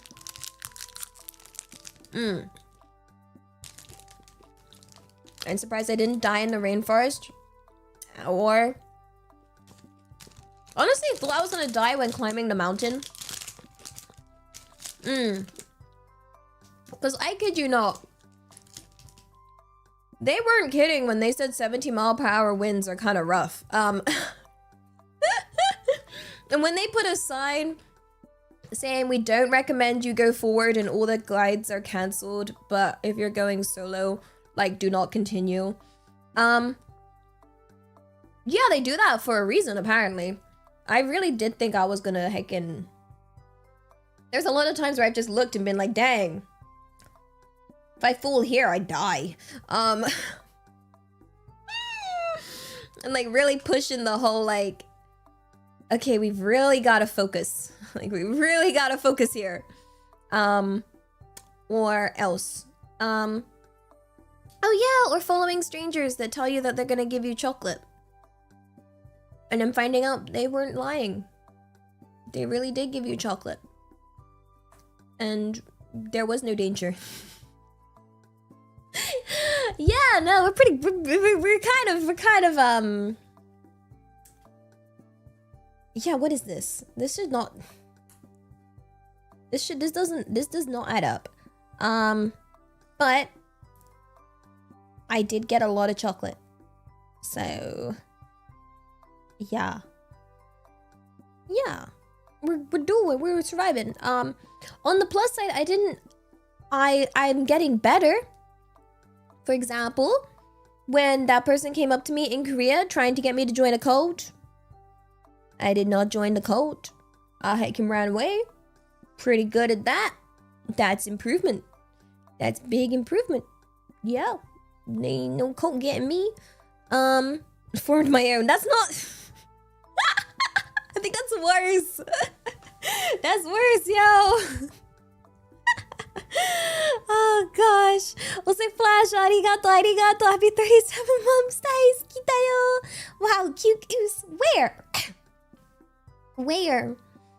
What if you offered chocolate? See, that's the thing. I was only offered prayers. And as we learned from earlier, those prayers don't clean my room. So, I don't want them. And yeah. So, no telekinesis powers with my prayers? What's the hecking point? Oh, gosh. Yeah. Honestly, cults seem to be an issue in Japan and Korea. Or just, like, they're not a Western problem. I don't think you get them so much in Europe and whatnot. But yeah, they're definitely an issue here.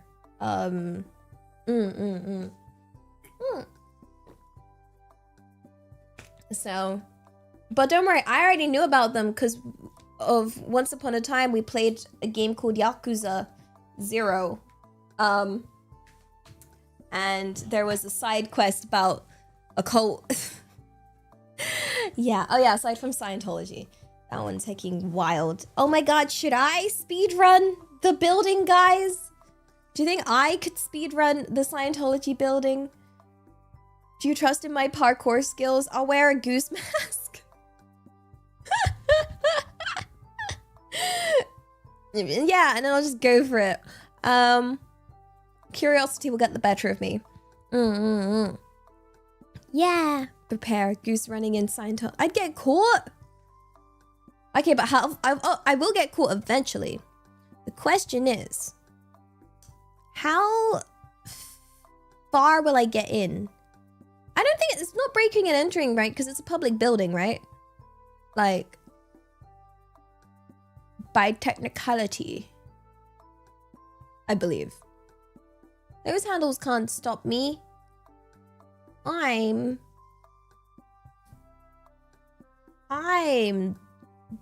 the handler. Question mark. 86 banger hacking anime. Highly recommend. Oh gosh. Man, I missed you so much. Lester Feed, love you, you punk. I missed you more. I wanted to try and fit in as many streams as I could, like, despite this week being so busy. So I posted my schedule and I was like, I hope this is okay because God, I've got a lot to do this week. I'm literally getting chased for stuff right now as I stream. I'd probably reply and send that. Let's see. Let me just send this file. I don't think it's perfect, but we shall see. Wait, maybe the other one. Wait, maybe it's the other file. Where is it? Oh, Elias Stellaria, why don't you name your files something other than... You know when you have a file and you call it the final one, and then you make some changes, so then you call it, no, this is the final one, and then you make some more changes, and you're like, the final one, for real. And then you're looking at it like, wait, they all say final. They're all the final one. Which one could it be? Or it could be any of them. Gosh darn. Yeah. So I'm like, here it is. Yeah, I would honestly, if it wasn't like, if it wasn't for a project that hasn't been announced yet, I would be doing this with you guys. I think that would have been really fun because I like, oh, it's frustrating not being able to share my work with y'all. Very frustrating, you know? Yeah, you whack out the caps locks. Heck yeah, real. Also, Sydney, arigato for the courtesy tip to Doorbell Chan. Oh gosh, yeah. Let me send this other file. Oh god.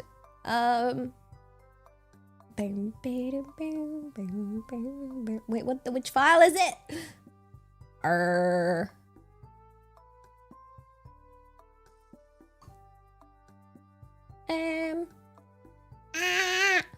Sorry, I have to do this at the same time. It's very stressful right now, guys. I'm like trying. I'm trying so hard. But it heckin' hurts to get hit with. Yo, have you need to do all the bunch of the things, and I'm like, I'm trying my best. I did it though. I did it. Can I get oh, let's see. Maybe this one. Okay, wait. Oh crap! Wait. Wait. Wait. Oh my gosh. I was about to open the file and I was like, wait, sometimes I have Clip Studio Paint as an option, like as a thing on stream. And I was like, no.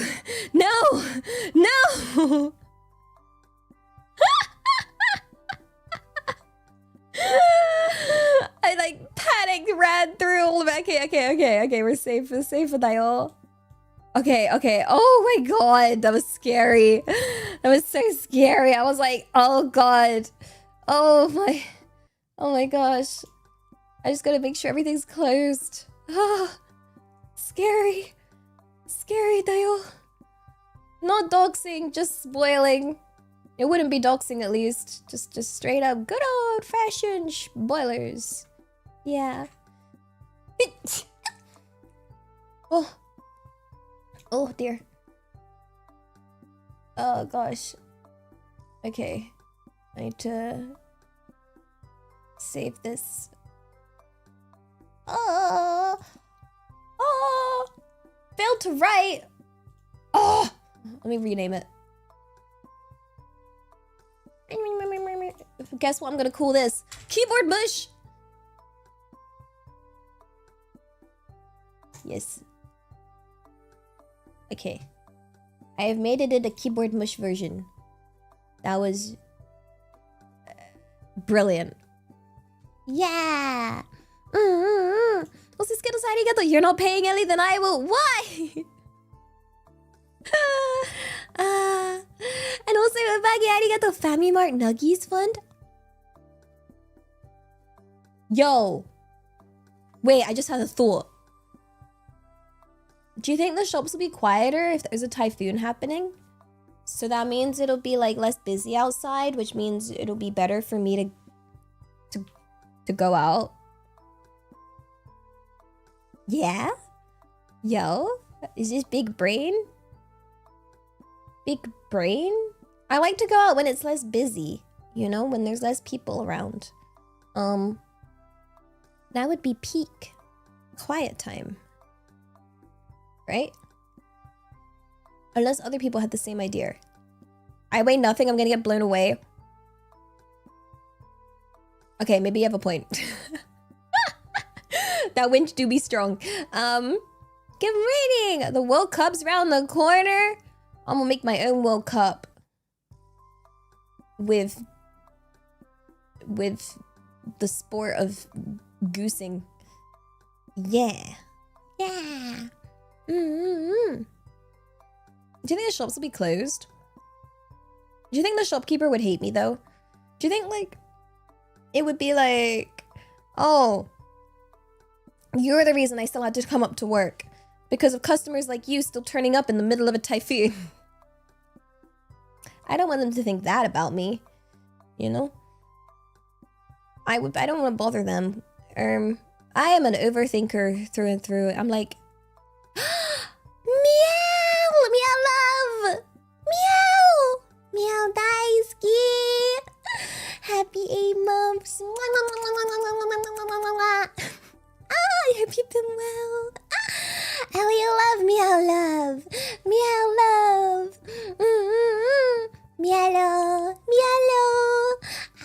you've been all good and taking care of yourself. Wow. Over-explain why I love you. No. Oh my gosh. No. You know, you want to know something? fascinating. So I had my friend Kiki do a tarot card reading for me. And she drew the same card 4 times for me. Okay. She was freaked out. I was freaked out. And she was like, this card just keeps coming back to you. And I was like, what the F? Like, dang, this card loves me. What is this? And 4 times is insane. It wasn't tarot cards. It was like another kind. Something to stars, I think. But the card was one. She said the card was about learning to accept love and to stop being so hyper independent. And it was like, the card is about accepting and being that maybe perhaps people do love you. And I was like, I think this card's messing with me, guys. Like, this card's messing with me. And it was like that you can rely on others and you don't need to shoulder the burden of everything on yourself. And that I have a habit of being hyper independent and trying to do everything by myself, and that I can rely on others, and that it wouldn't be a bother to other people if I relied on other people, and that people would actually be happy if I relied on them. Because sometimes it can be the opposite of a bother. It could be like a compliment. And I was like, no, I literally, she drew the card for me, and then I was like, I don't like this card. I don't like this card. I want another card. I need another card. Give me another card. And she was swearing on her life, like genuinely. She was like, I'm not joking. I'm not doing this on purpose. I swear on my life, I'm shuffling this deck. Okay. She was like, the 3rd time she did it, she was like, I'm making sure I'm like extra shuffling to really make sure that you don't end up with the same card, but I'm still drawing the same card. And I was like, should I be concerned when I get the same card over and over again? Because like the way we did it was like, she'd be shuffling and I would say stop, and it just kept happening, and it was really weird, right? Like that's gotta say, like, I know people don't believe, like there's a lot of people out there that don't believe in like cards and whatever, but like that is quite the coincidence, right? Like that is an insane coincidence, no? Surely it's saying something. Maybe. I mean, personally, I still don't want to listen to the card. I still refuse to listen to the card. But yeah, it's not the deck. No, I this is a friend I would trust to not, you know, like I know she's a very honest person, so would not, you know, stop being stubborn and listen, says the cards. The only cards I listen to are Yu-Gi-Oh cards. Draws 2, pot of greed, let's heck you go! I summon Exodia, the Forbidden One! And I'm gonna summon my blue eyes white dragon! Yeah!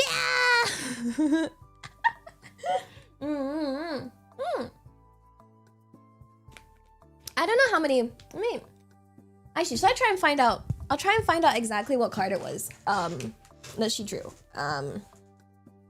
Let me see.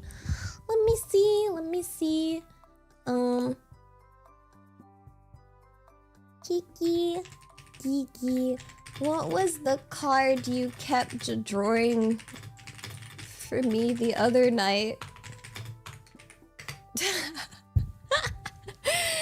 Yeah, it was actually insane. It was an insane reading of...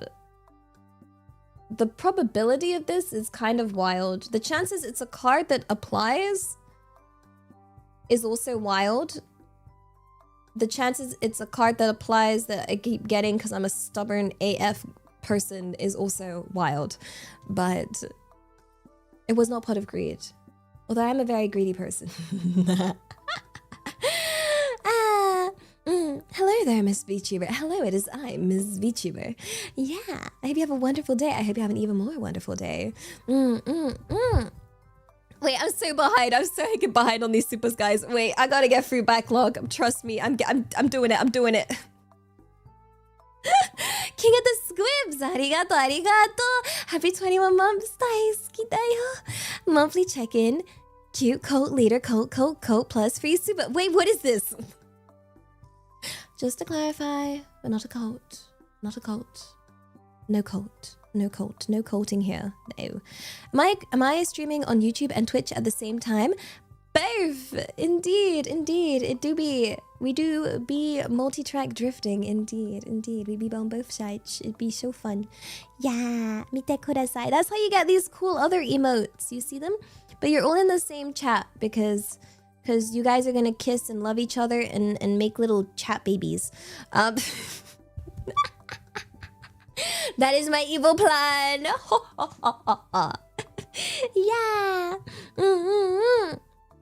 Also, you guys, arigato. Chat, can Elliot rank up in TFT on ADHD meds? Yo. Wait. I should take my meds. It's that time. It's time for me to take it, actually. It's that time. Oh my gosh. Wait a second. I think you might be onto something. Wait. Okay. One thing I'm struggling with is this stupid... I know I'm a really strong independent woman, guys. But sometimes medicine things are really hard to open when they have this stupid lock for the children. But I am not child. Let me in. No, I don't know. I wasn't the biggest fan of this set on TFT. I'm kind of looking forward to the next set already. I don't know what it was. Something about this set. I guess because the last set was just really good. You know? So... yeah. I don't know. Like... It's just... Yeah. Let's see. Skittles, arigato, sorry tax. You're all good, you cute bug. Wait. Flash, arigato, sorry tax is inbound. Vermin said, arigato, feel bound tax. Skittles, arigato, sorry tax. Almost didn't catch that one. Skittles, arigato, gomen tax. Please be in my way. I'm racking up a lot of, sorry taxes here. Uh-oh. No. Wow. Will non-competitive ones be quitting? I mean, I would like to say that I'm a very competitive person naturally, but I very much restrain myself to prevent myself from getting into that mindset, because when I do, I go like, when was the last time I did that? You know, like when you like hyperfixate on a game, I try to avoid it because I will get too enveloped into the thing if I like obsess over it. Like I have a very addictive personality, I think, and I want to get very obsessed. So no, I was obsessed with League back at uni, which was really bad. It was, yeah. God, that was a rough time. That was when I solo queued. Ew. Back when I used to play solo queue. Ew. Why would I do that to myself? I do want to okay. If there was something I want to hyperfixate on, I really want to play Subnautica. I really want to just hyperfixate on Subnautica, but then I feel like my productivity would go down so hard if I started hyperfixating and just playing Subnautica 2 nonstop. It's like what I did with, there's like some games which just like, it can eat me. Like Baldur's Gate 3, I just kept playing that over and over and over again. Like stuff like that. But yeah, it becomes, I'm not very self-disciplined. Okay, guys, as you may have guessed, I'm not a very disciplined person. I'm very much like, gotta have a good time. Might as well have a good time, right? So oh gosh, yeah. It's funny though, with Baldur's Gate 3, I kept replaying it over and over again, but I did complete it. Oh, I don't know. It's because they had the Dark Urge like option, so I was like, well, it's worth a replay if I get a different kind of thing. So I think it had decent replay value, to be fair.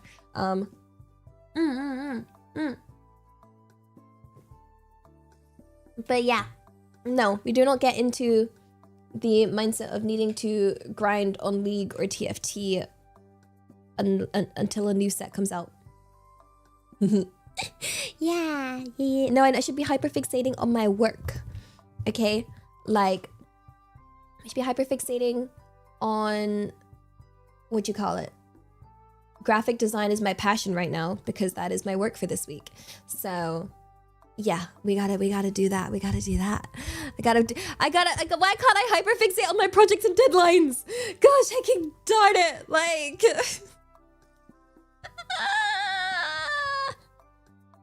brain, please, why can't I hyperfixate on cleaning my hecking room or doing my laundry?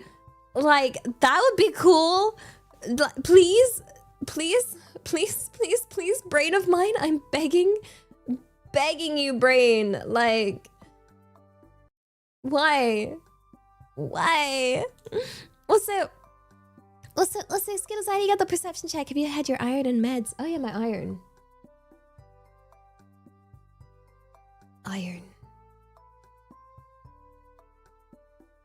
I saw that. I need to sort out my other meds. I need to sort out a bunch of stuff. Oh god, admin, my behated. Yeah, the secret. Oh, the ADHD brain hates having to do something. Am I rebellious? Oh my goodness, guys. Yeah, me not doing my laundry and tidying is because I am just I'm just really rebellious. I heard you like bad girls, so I'm just rebelling and being bad at everything.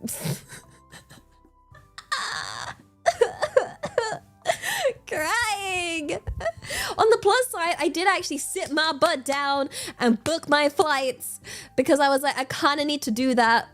That I should not rebel against. I should actually just book my hecking flights. So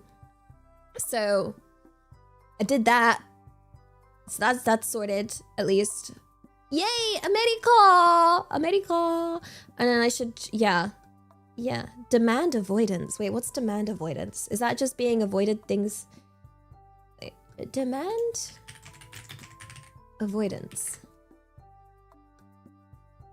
Resistance to everyday requests, expectations, and even basic routines. It's an autism thing? Welp. I'll have you know, I only just passed the autism test, but not enough that they felt it wasn't worth properly diagnosing me. So take that. Then we did the, yeah. So yeah, that's fun. Honestly, I'm kind of glad you don't actually want to get officially diagnosed because it can make things, a lot of like administrative things difficult, especially in England apparently. So technically I'm over the autism threshold, but yeah. How so? Apparently it's like when you're applying for things, like if you want to like get a house or something, I don't know. Obviously heavy machinery, but like there's like you have to get like, for some reason in England it means that they need like what'd you call it, additional proofs that you're making like sound decisions or something, you know, because for some reason they think your autism makes you not decide things better, which is kind of wild. Like, yeah, it's a bit excessive. Oh, it affects chances of adopting and stuff. Yeah. And like, yeah, like a bunch of other stuffs, like just general applications of things. Yeah, that's what I was warned by people. Yeah, that it would be better to get like, okay, you have to declare it if you're driving. You have to declare for anything immigration related, which is obviously quite important for me considering I live in another country. There's technically it's because it's classed. I think in England it is officially classed as a disability under the Equality Act of 2010. So I think it's because it's under that umbrella that a diagnosis will then list you as disabled, which would then like disability. So a lot of people don't actually get an official diagnosis because there's no benefit. Yeah, the question is like, what's the benefit of getting officially diagnosed? Like, if you know you have it, but it's not officially like, and you've done the test and it says you have it, but like, if you have it, like, there's nothing you gain from it. Yeah, you don't really gain anything in like, yeah, there's no support offered. Colleges don't give anything for it. Like, there's no actual benefit. So you just get labeled as having a disability, which, yeah. Wow, damn, there's like no autistic people in England. That's kind of crazy.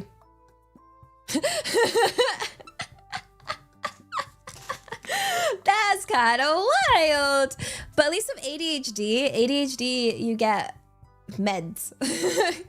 They don't got those meds for autism. There's no autism tablet you can take to suddenly be like not autistic. Like, I wouldn't want to take that anyway. Oh yeah, it's mostly for getting accommodation. For some reason, like, if you list it, it's like, you have to list it can affect like a lot of, oh gosh, praise be to Adderall. Yeah. Yeah, wait, let me see. Gosh, there's a lot of writing that I don't want to read. What the heck is this? Okay, according to the UK Law Equality Act of 2010. Let me read this. You're disabled, this is a quote. You're disabled under the Equality Act 2010 if you have a physical or mental impairment that has a substantial or long-term negative effect on your ability to do normal daily activities. Okay? So, and then this would include dyslexia, dyspraxia, and autism spectrum disorder.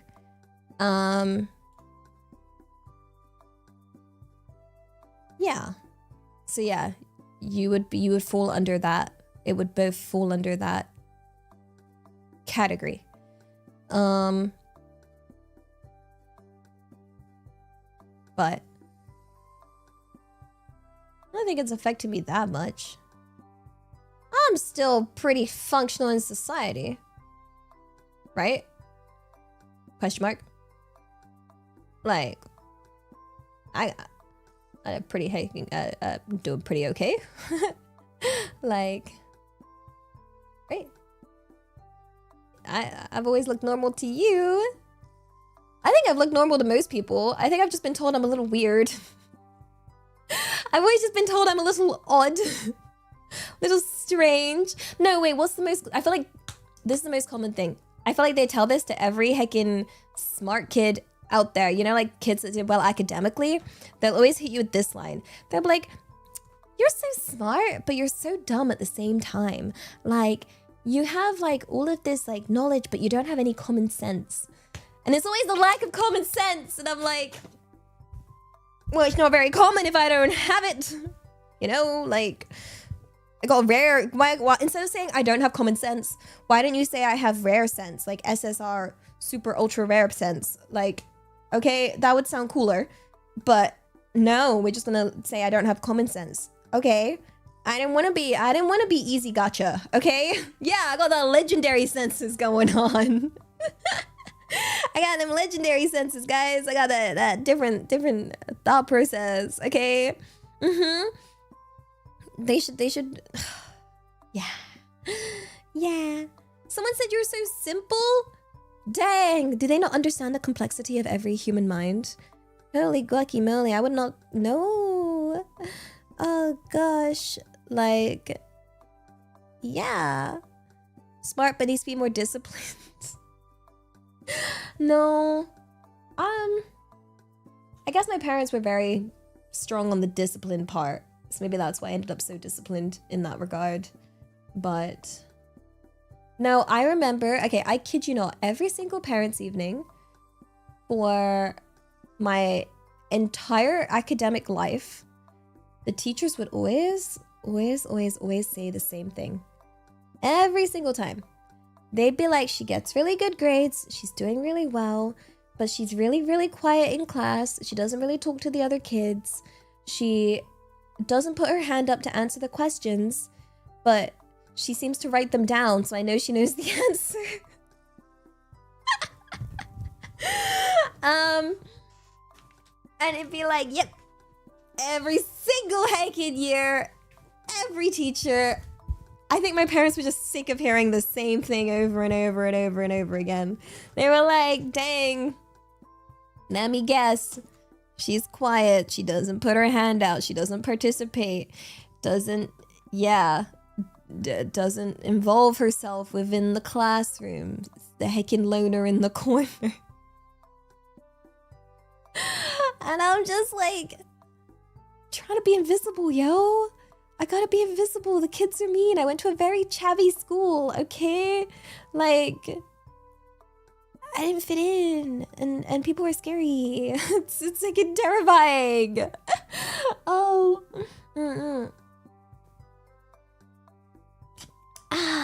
Yeah, I was that kid. And look how I turned out just fine. Like, yeah. Did you know that if you're smart, they just let you raw dog autism? And ADHD. They let you do both. Did I ever talk about that with my parents? I kid you not, my parents were also bullying me. My mother is the definition of a mean girl, okay? Like, my mother is the stereotypical, quote, popular mean girl stereotype of a person. And yeah, I lived with it too. So yeah, I kid you not, my mother is yes, just a heckin' Regina George. She was so mean. She's so mean. She's so mean, and she's mean to other people. She's mean to everybody, and I'm just there like, mother, you're so mean. You're such a mean person. Like, I don't know where she'll literally be talking about people at her work, calling them like heckin' cows or whatever, and I'm like, mother, that's not very nice. Like, yeah. Oh, you wanna know what's funny? You wanna know what's funny? Okay. Going back to like the card reading that my friend did for me. There was one card that was different, okay? Because like you ask the cards a question, okay? And obviously I got the same card 4 times because I was like, can I have a general reading? Can I have one for my future? Can I have one about how I can improve? And obviously that was always drawing the same card. So I was like, okay, we're gonna like hit it with a different question. Let me have a different question so that we don't get the same hecking card. So I was like, what question can I ask that will give me a different hecking card? So I asked it an interesting, fascinating question. I asked it, describe my future soulmate, if I have one. So she drew a card for me for that. Okay. You want to know the kind of person that was described by this card?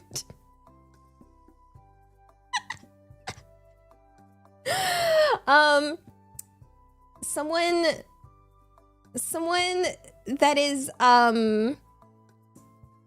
anxious, sad, shy,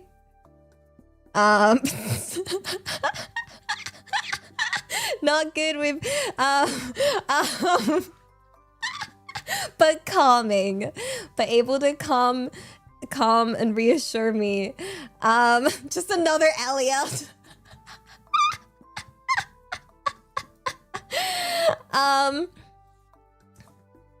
Yeah. It was just that was it. I was like, oh, okay.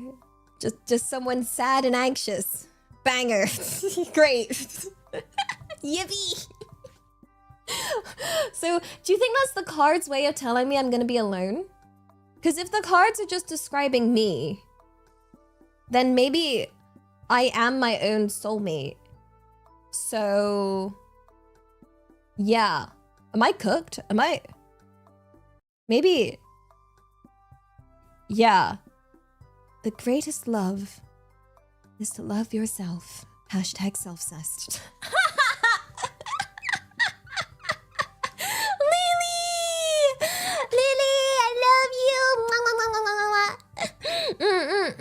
We said that, but they'd kind of work through that to become someone who could support me. Oh yeah, wait. It said my soulmate's working really hard on themselves at the moment.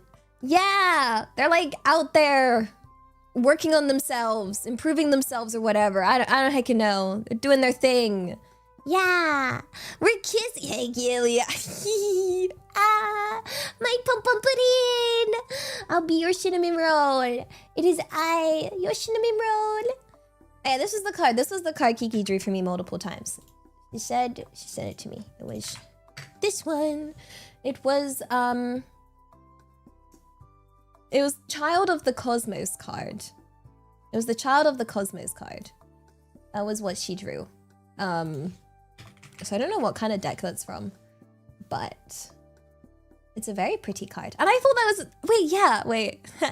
Because guess who's actually a celestial messenger and not a goose? Like, yo, because, you know, someone started her lore not being a goose, a child of the stars. Yeah, it's, that was the card that kept coming back. That just kept coming back. Where this is about something about intelligence in me. Hit. Yeah, I got that brain to do thinking and whatnot. Yeah. Oh gosh. But yeah. Yeah. Where did I I'm still so behind, by the way. I'm still behind. Sydney, arigato. I'm very proud Elia is embracing the intuitive side of herself. Am I? Am I? Wait. Am I? Am I intuitive side? Wait a second. Oh wait, yeah, my name's heckin' Stellaria. That does fit the card perfectly. The context got lost in time. Like, indeed. It's lost beyond into the cosmos. Yeah, I am an INFJ. I am very intuitive. Like, I was actually talking with Penny about this last night because we're like working on something and we're both intuitive personality types. So I'm not an NFT. Oh, Lily, you're INFJ too? Heck yes! You're an NFT as well? Guys, I'm putting all my stock in Lily NFT right now. Quick, who wants to buy my NFT of Lily right now? Yeah, I'm an INFJ, but being intuitive means you'll usually get along with someone else that's also intuitive, because like intuitive means it's like the way you deliver information. So I will deliver information, and I like to do it in like bullet points. Okay, I think the best way to describe it is, would you rather send something as like bullet points, or would you rather send an absolute like essay of information? And so if you send it like an essay of information, you're the other type. Okay, where there's like a lot of, well, I'm very much like, get to the point. Get to the point. Give me the points. I need bite-sized chunks of points right now.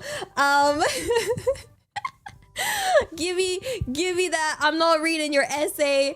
I like my information in bullet points, and the intuitive part is that you're gonna be able to like figure out the rest based on the information provided. Like I don't need to overcomplicate it. I'll fill in the blanks.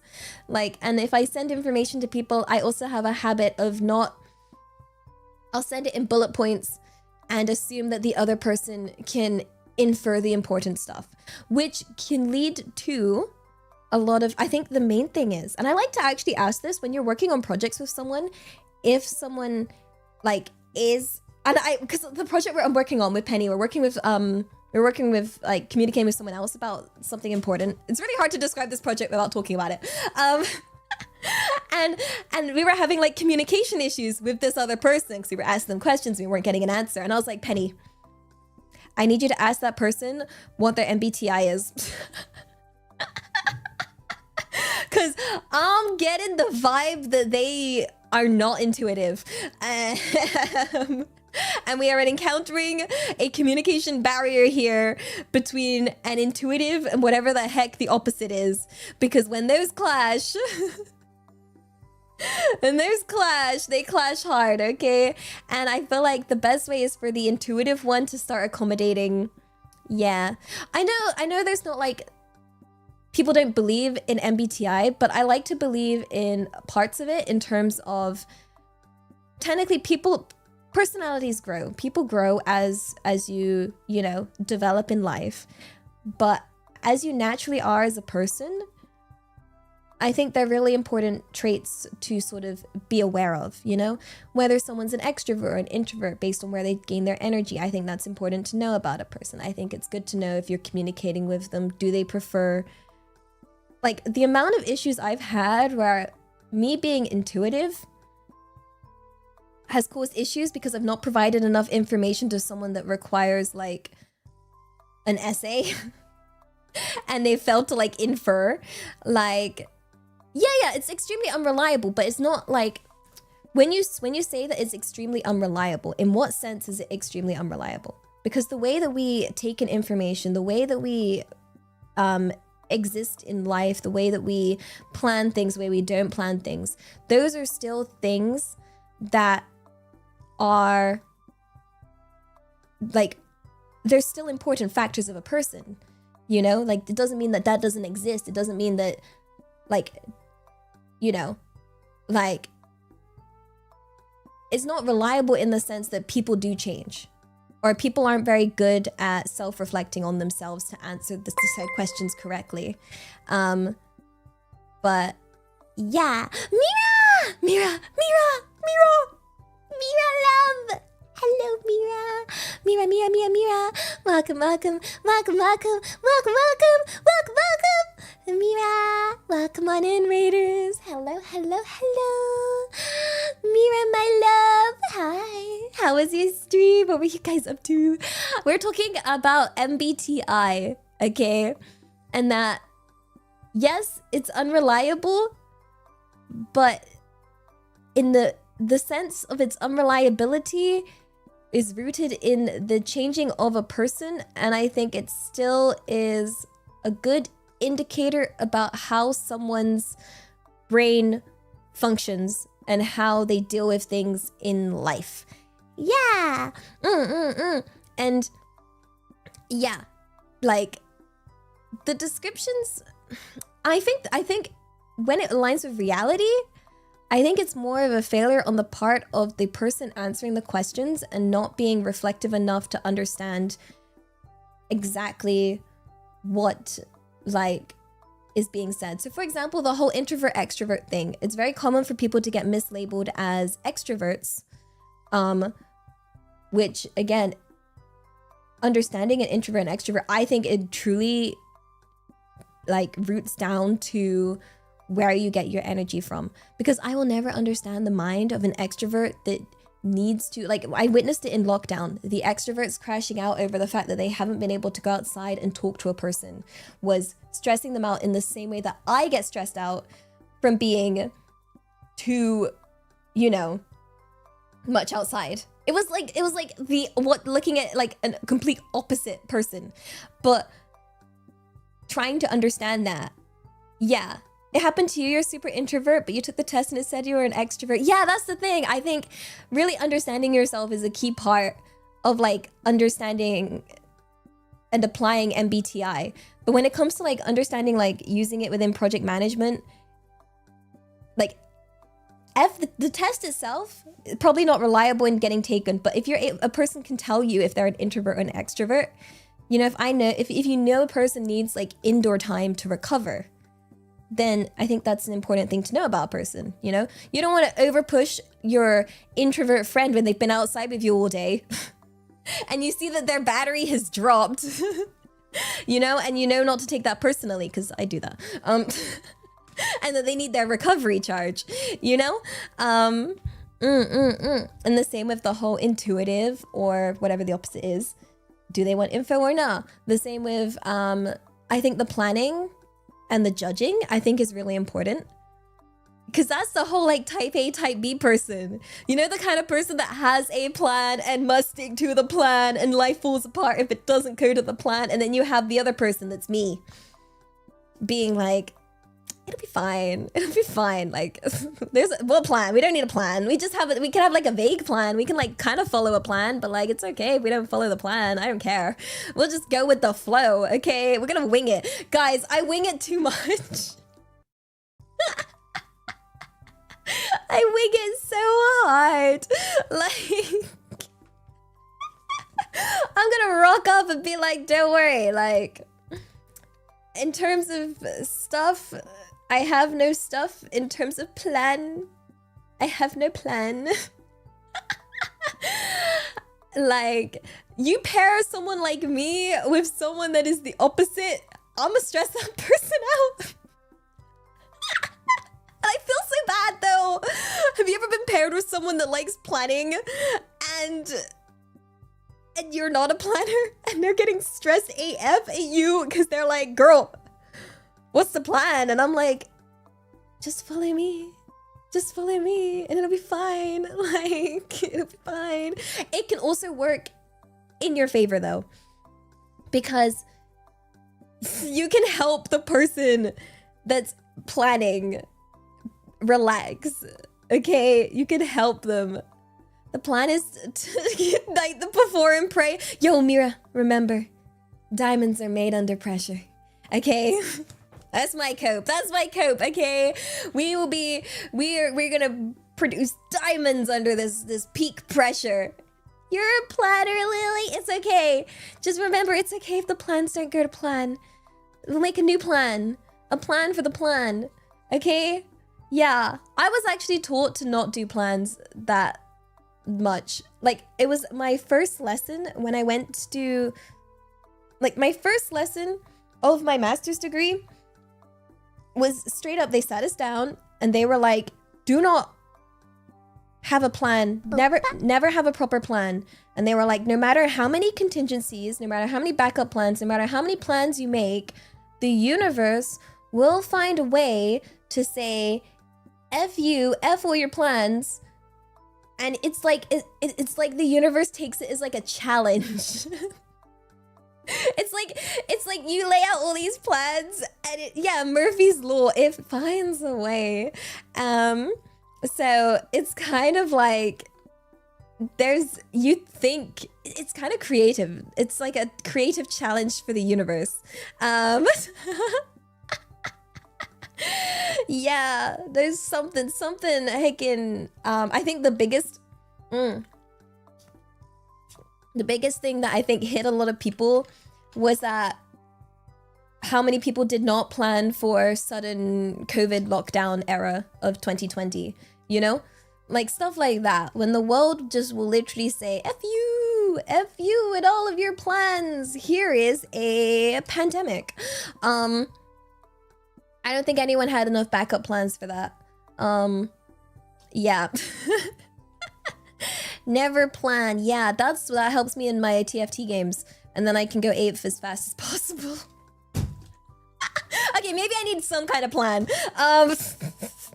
A balance. We need a balance, guys. We need a hecking balance, all right? Like a balance of some kind of plans. And maybe no plans at the same time, okay? Like, yeah. So, and then what's the other one? Oh yeah, the other one. Oh my god, the other one was like technical and feeling.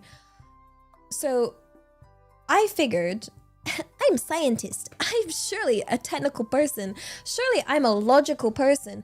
I like to think logically. When I'm faced with issues, I gotta think of, you know, solutions. I'm very like level-headed when it comes to problems in life. And then I didn't realize, no matter how many times I take the MBTI, I'm a feeler, guys. I don't know if that's a weird sentence. Don't quote me on that, guys. I got so many. I'm super, super, super on the feeling side, okay? Like, it's very obvious I'm feeling based. Is it just me? Am I just blind to myself? Like, I'm too influenced by my feelings, okay? They do have, I'm a very emotional person, and I let my feelings very much, I don't want to, I guess it's because I'm so scared to hurt people and upset people, and I don't want to cause any troubles, and yeah. I'm very, very, very, very... I'm a feeler. I'm a big feeler. I thought I would be like... cool, cold scientist that follows logic and numbers and the data. No. F the data. I'm going off vibes, apparently. Going off vibes, guys! Going off vibes, no plans, and a dream. Are you feeling it now, Mr. Krabs? Are you feeling it now, Mr. Krabs? So yeah, I know I badly hurt my ankle and I'm in massive pain and I have travel insurance just for this purpose, but I don't want to bother the doctor. Okay, that's real though. I didn't want to bother anybody. That sounds like a lot of bother. I don't want to bother anyone when I'm... Okay, yeah, I've been told off for this quite a lot, actually. The amount of times I've been told off for not bothering people when I'm sick is, too many times. But it's because I was raised that way, okay? I was raised that way. I didn't, you know, it's kind of... I'm still trying to get used to the idea of not being a bother to other people. You know, because that was the problem, you know? It's kind of hard for me to imagine, like, I don't know, you get into this habit of just playing in your head how it would roll out, and it'd be like, oh, I would bother them. Lily, you want me to bother you? Is it okay if I bother you? Are you sure about that? It's the doctor's job, yeah, but I was always told, you know, you still don't want to make their job harder. It's like, you know, you don't want to make a mess for the cleaners because even if it's their job to clean, I don't want to make it rough. Or like, you know, like when you're at a restaurant, I still tidy up the table because I don't want to bother the person cleaning because I want to make it like, you know, it's their job, but I might as well make it a bit nicer. You know, like, yeah. Too many scientists believe in the cold, logical scientist stereotype. Scientists give test subjects cute nicknames. Oh my gosh, actually the whimsy of scientists is so real. We've been over this before about how like they had to ban scientists from naming genes because they were too whimsical, and it was like getting to a problem where you're like at the hospital and they couldn't take you seriously when they're like, yeah, so like your Sonic the Hedgehog gene is kind of borked, you're kind of cooked. And they were like, my what gene? My what? They're like, your Sonic the Hedgehog gene, it's defective. And they'd be like, yeah. Then I guess someone complained. Someone must have complained, you know? Like, cause yeah, they got rid of all the whimsy. They took all the like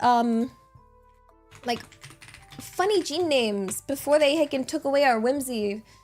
Like, there was a lot of hedgehog genes. There was Elmo, Diablo, Buttonhead, Bag of Marbles, Hunchback. There was Nemo, Pokemon, Pumpkin, Slingshot, Homolog, Time for Coffee, the Unicorn, Gene Tin Man. Like, yeah. These are the whimsical gene names that makes Caterpillar's floppy gene. I love scientists, guys. I love scientists so much. So fun fact, the make Caterpillar's floppy gene codes for a toxin which leads to insects' bodies breaking down. Which I'm guessing in caterpillars makes them floppy. Yeah. And then there's the Ken and Barbie gene, which is a mutation of... Oh, wait, I remember learning about this. Yeah, it's a mutation. The mutations in the Ken and Barbie locus of the Drosophila gene causes a loss of external male and female genitalia in a fraction of homozygous flies. Yeah. And then there's the I'm not dead gene, which expands the lifespan of D. melanogaster. So, yeah, we should do... Wait, I'm gonna write this down. We're gonna do a whole stream of Ellie explains genes. Okay? Yeah, we're gonna do this. They have a sixth sense of humor. Of course, Ellie explains is back. Heck yeah. Ellie explains. What should we call it? Genetics or genes? People are gonna think I'm talking about genes. I need to think of a fun way to describe this. No, we're not explaining Levi's. We could do a deep dive into genes. That's also fascinating, but that's a whole other topic of textiles. Like, fine, we'll call it jeans. But oh my gosh, you know what I need? Art of me in jeans. I never wear jeans. Actually, I have one pair of jeans that I like to wear. When I'm, I kid you not. I remember I wore these pair of jeans once out to a convention, and the amount of people that day that knew me, and they were like, Elia, you're wearing jeans. Are you okay? Like, what? I've never seen this before. I wear really comfy jeans. I wear like baggy, like really nice. I got some really nice baggy jeans in Korea. I highly recommend. In Korea, you can get some really like, you can get them tailored as well. Cause my issue with jeans, okay, and the reason I didn't like wearing jeans was because getting the length and the waist the right size was kind of rough. But this one has like a little tie thing at the waist, so I can make it as tight as possible. And they're really nice and baggy, and they're long. So Yeah, and the pockets. Holy guacamole. I love the pockets. I love pockets, guys. You don't understand the joy that women get from wearing something with pockets is so real. Okay? And when it's like a big pocket, like you won't, like, one of the peak moments of joy you will witness from a woman is when she's wearing something that has pockets. Okay? And it brings them like additional joy. When they're trying on a dress, okay, and they find out it has pockets, the way that can light up a person is insane, okay? Like, people don't understand. Yeah, pockets. If you want to make a woman happy, get her a dress with pockets, okay? Like, yeah, but like actual big pockets, yeah, like ones that can actually fit your entire phone in. I think the saddest thing is trying on something and having a fake pocket. The Korean fit? Yo! The Korean fit's perfect for me though. It's perfect. Like, yeah, I have a problem. Like, the stuff in Korea and Japan fit me perfectly. As opposed to whenever I try and buy anything. Oh my gosh, did I tell you guys in London? In London, I tried to go shopping with the girls. I met with what is it? I met with Rico and Shulang and Penny, and we all went shopping. And it was so depressing. Because I wanted a cute dress. And guys, I wasn't big enough. Wasn't big enough for the dresses. It was so sad. I was like, dang, there's so much gap. I'm gonna cry. End me. I'm too. It doesn't fit. No, I'm not big enough. I'm not big enough. It doesn't fit. The body shape doesn't work. It's all wrong. No, it's not height. It's not height, guys. It's not height. It's the front part. And you know what?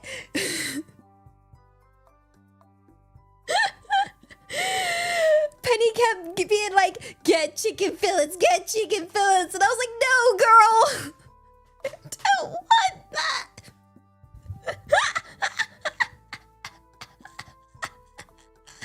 She just kept chanting it to me, being like, chicken fillets, chicken fillets. And I was like, leave me alone.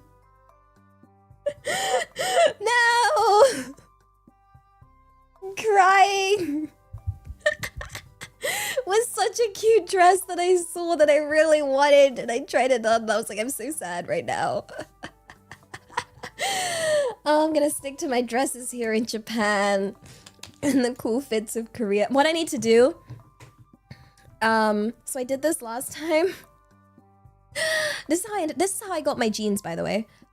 So went to Korea, and I basically said to my friend Kiki, I was like, Kiki, can you dress me? And she was like, yeah, I can dress you as long as I can dress you as like cool girl.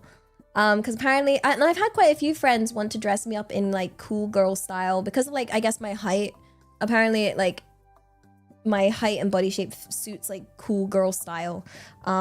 So I had her dress me up, and I'm kind of thinking, tempted to do that again, but for like a summer fit, you know. Maybe I'd try, and because I kid you not, I went there with, she was like, oh yeah, just bring like an empty suitcase. And I was like, okay, bet. And then I turned up with an empty suitcase, and she was like, oh, you actually did it. And I was like, you said to. I was just following your instructions. What? I'm not tall. I'm not even tall. I'm just Asian tall, okay? Like, I'm 172 centimeters, which isn't that tall. It's just tall on Asian standards, and it's tall on VTubing standards. So, But yeah, I'm kind of tempted to see. I have no summer clothes. Like, yeah, VTubers are tiny. I kid you not, guys. I swear most VTubers are like 5'2" on average. Like, I am tall. This is what I get. I get the fucking monkey pool wish for when I was little, wishing I was taller. And it backfired. I was so scared I was gonna be tiny for the rest of my life, okay? I was half my height. Okay, like genuinely half my height all through school. Okay? I wish I was joking. I'm really, really not. I was straight up half my height. I had the biggest growth spurt ever. And I was worried I'd inherited my mother's genes because my mother's like very short, okay? But my dad is tall. My dad's obviously the English side, my mother's the Asian side. And I thought, welp, I've inherited my mother's height. I'm gonna be a tiny person. I'm gonna be this little short punk forever. And then I remember really wishing that I could gain height. And then I did, and I was like, wait, not this much height. Like, just enough so I'm not like a tiny child size, okay? Like... Why? My mother claims she's tall, to be fair. She's not. She really isn't. But then I thought she was bluffing. And then when I see my Asian family... Yeah, I'm a giant. Oh, I burped. I'm sorry. But I wish I was a little bit taller. I wish I was a baller.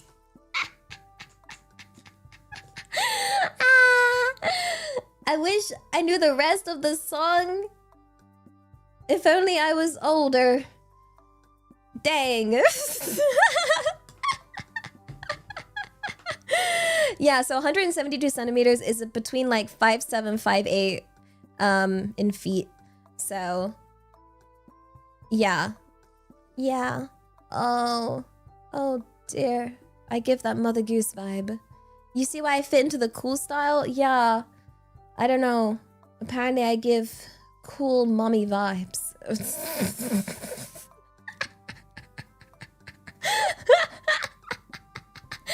Oh my goodness. And then we can just use this voice and be like, don't worry, Mother Goose will take care of you.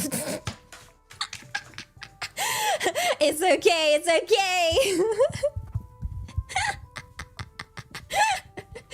Oh my gosh, I could pretend to give mother vibes, okay? I could be like, don't worry, I'll look after you. I'll take care of everything. Don't you worry. Everything will be all right. Here, come rest on my lap. Like, I could roleplay it. I could roleplay it hard. Like,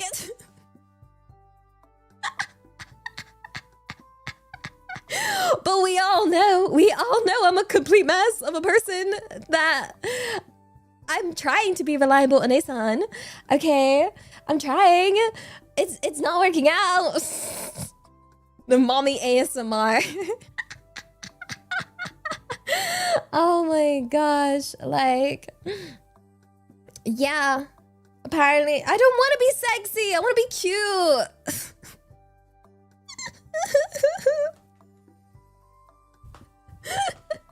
I'm crying. I've got this heckin', it's like the cards that life has dealt you. And I got given the heckin', like, I want the cute deck. I want the deck of cute cards. But why am I given heckin' a mommy vibe cool character cards? I don't want those. Oh gosh, new perspective. Oh my gosh. Like, I used to play a lot of netball, but that was when I was really short, ironically. No, cool vibes. I've been told I can have cool vibes as long as you view me from afar and don't talk to me. It's when I start moving and opening my mouth. That's when that image gets really shattered. Yeah. Like, I've been told I can be elegant. Elegant. I look elegant from afar before speaking. I'd be a great babysitter. I was a babysitter. Actually, yeah. I think it's funny. I used to babysit quite a lot of kids, and it was such a great way to get money because they would usually pay pretty well. And it was pretty easy because I apparently get along with kids really easily. Like, I think if it wasn't such a bad option in England, a lot of people thought I was going to become like a primary school teacher. Because I got along so well with like kids or whatever. Because they're like chill. Like, yeah, just as long as they just take and behave. I don't know. Like, I don't know. Do I accept older clients? Yo, guys, hold up. You want me to babysit you? Hold up. No, I used to try and organize like all these fun activities for when I used to babysit. Just to make sure that like I was more Mary Poppins. maybe it helped that I kept watching Mary Poppins obsessively. I would do like I would genuinely lay it out like I'd be like, okay, I'm gonna do like baking tonight with them.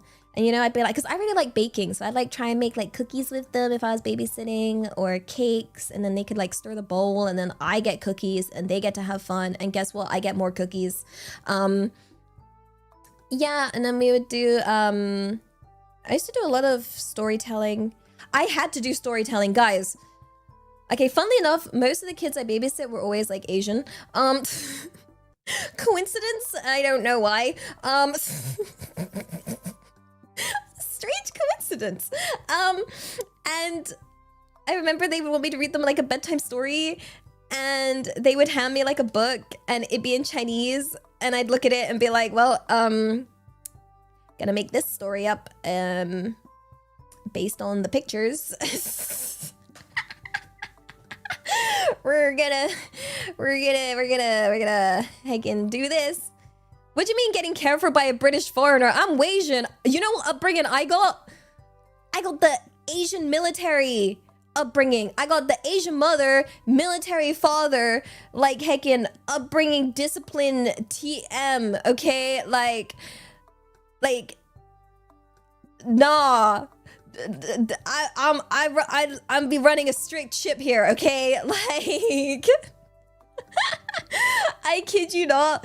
Some people do assume because I'm like British that maybe I had that nice British upbringing that I saw that the other kids have. I did not.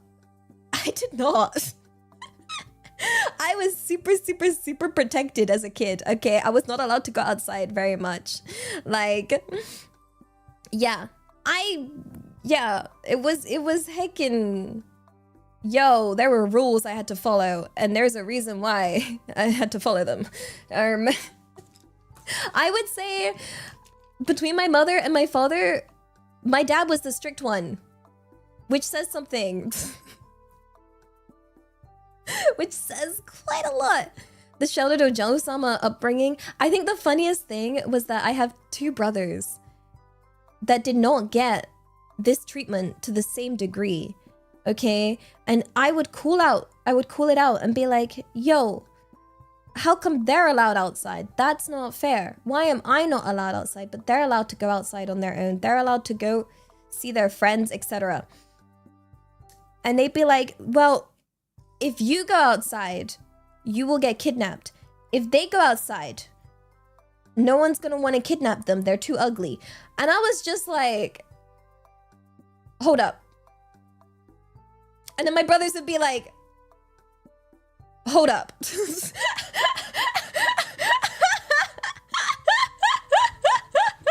They were like, we're winning, but it's at what cost? Like,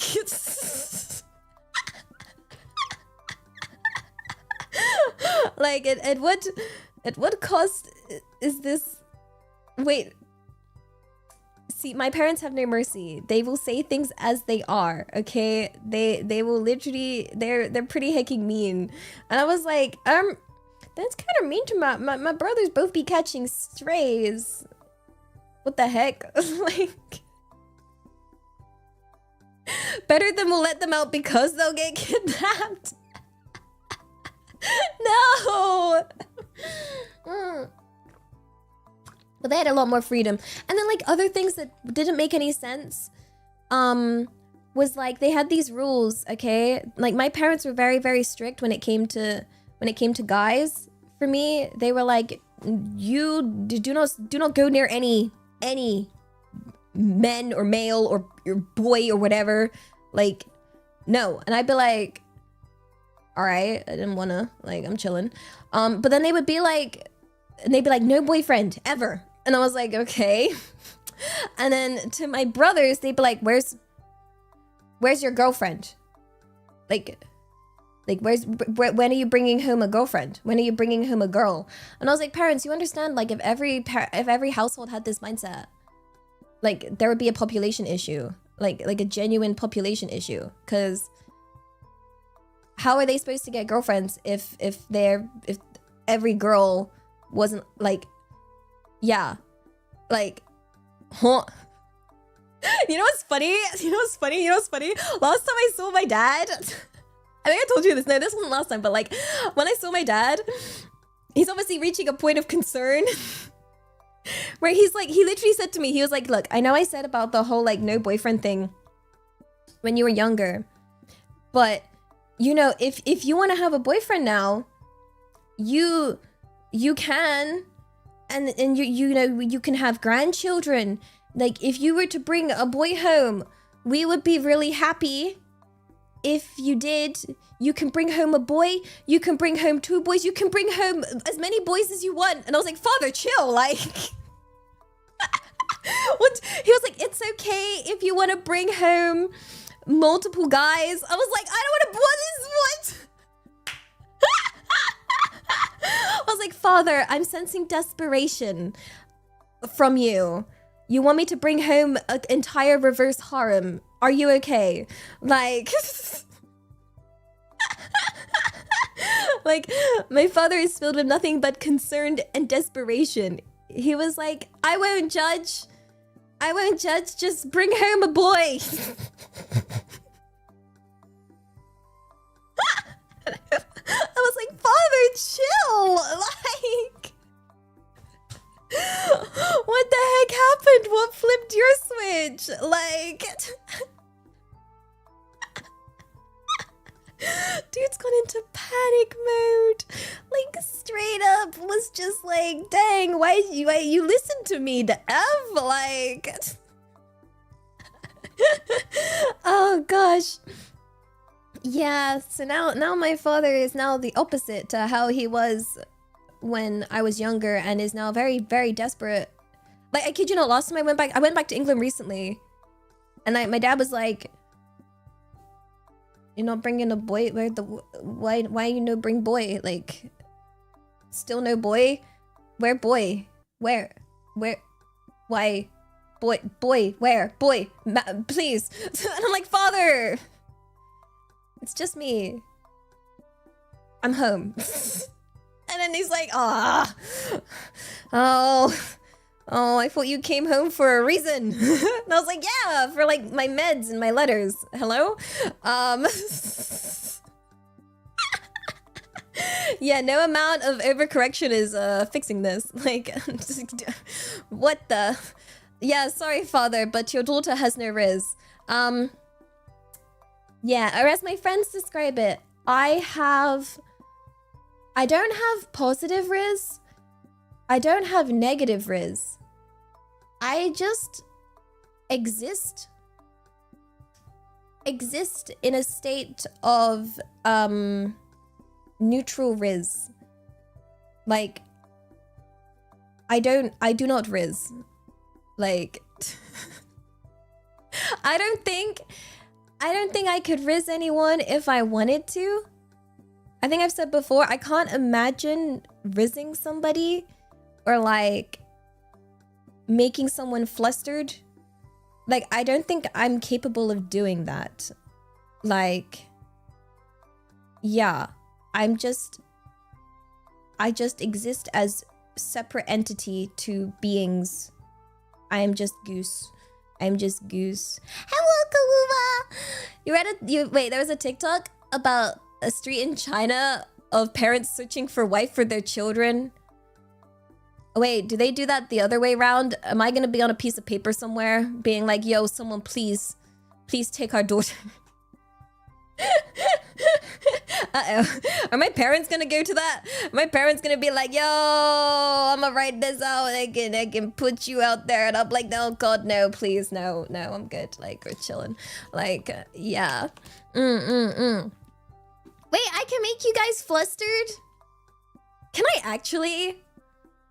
I know I've tried, like, we've done, like, streams of chat up lines and stuff, but I feel like they never work. Like, I just... What would be what's a line that would make your heart race? Yeah.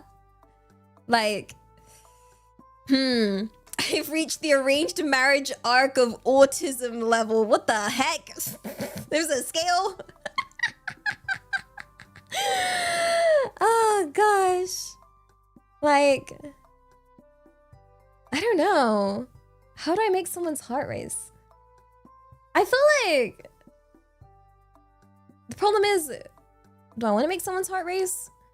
I feel like it'd be bad if I just made someone's heart race for the sake of making their heart race. Yeah, I'm taking too much of a scientific approach to this, guys. Because in my head, I'm like, yo, this would be a fascinating scientific experiment to try on somebody. Yo, anyone want to be my test subject? It's so bad. No. I just for a study, a psychological study on the effect that a goose can have. It might be a robot. No, I'm a goose. I'm a goose. A goose. Yeah. Like, I have chicken nuggets. I think that's a line that works on me. Like that works on me. I kid you not. Okay. What was it? Okay, so I remember at university, sometimes, you know, the girls want to try and take you to go to the pub or whatever. And I would disappear. And it was a habit of mine because they'd be like, dang, where did Elia disappear to? Whenever we try and take her to the pub, where does she go? And my friend would always be like, don't worry. The easiest way to find Elia if she disappears is she went somewhere to go buy chicken nuggets. Like, she went to one of those, like, we have like these like vans, like these food trucks. I would be done and be like, yeah, I'm hungry and I want to go home. So I would go get my chicken nuggets and then I would go home. And I'd be like, yeah, no, this is the only thing I desire. So I think if someone said to me, like, if someone said to me, yo, do you want food? I would go for food.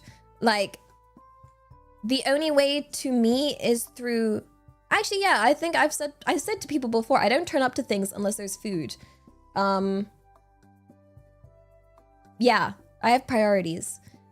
Sketchy van selling nuggets, yeah, they also sell the best Tekken chips. I'm not a big fan of kebabs, but I don't think you guys understand British kebabs, because apparently kebabs in everywhere else in Europe is really nice. Okay, like, there's like nice kebabs, and then they go to England and they try a British kebab and it's like confusing. Okay, so wait, I don't know if Lily's still here. I think yeah, like, there's like Norwegian kebab that looks really nice, and then there's British kebab, which is just shocking. Cindy, arigato for feeding the goose. Let me find you a picture of a British kebab. So a British kebab, if you order a British kebab, you could probably feed like a small village. It's just meat. It's just a pile of meat. Let me show you. In fact, this one's got too much bread on it. I need to find one that's like it's just a British kebab will look like like this, but this is too much bread. It's a pile of meat. That's it. Like, I'm not even joking. Like, it's just a pile of meat. That's too much bread. I can see the bread. That means there's too much bread. But like a typical kebab in England. Oh, maybe like this? Sometimes you get salad. If it has salad, it'll look like this. And then underneath that is just meat. This is the British kebab. No chips, just meat. Just a big pile of meat. That's all you're getting. Yeah. That's... Quick question, what am I seeing? A British kebab! It's a British kebab! It's a good old classic British kebab. If you ever go to England, you go to a kebab place, okay? Usually you have either a dodgy food van or dodgy looking place. Yeah. You just... Wait, let me find one. Let me find... There was one that had... If you... Yeah. Wait, where is it? Let me try and find more. I think these are... That's the doner kebab. I don't... If you just ask for kebab, this is what you're getting. Like... Yeah. Apparently, it's very different pretty much everywhere else in the world. Wait, where's my mouse? My mouse died! You can get sauce. Wait, there's no skewer. No. Wait, let me find... Oh, there it is. The wire from my mouse. Let me just... I'm the kind of person that lets my wireless things die until I can be bothered to charge them. Yay! Yeah. This is just... It's a drunk person's food. Yeah. It's normally a drunk person's food, but I've known people get it during the day sometimes. But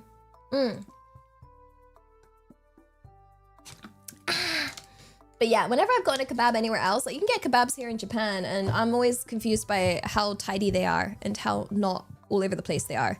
Like, Hi, hello.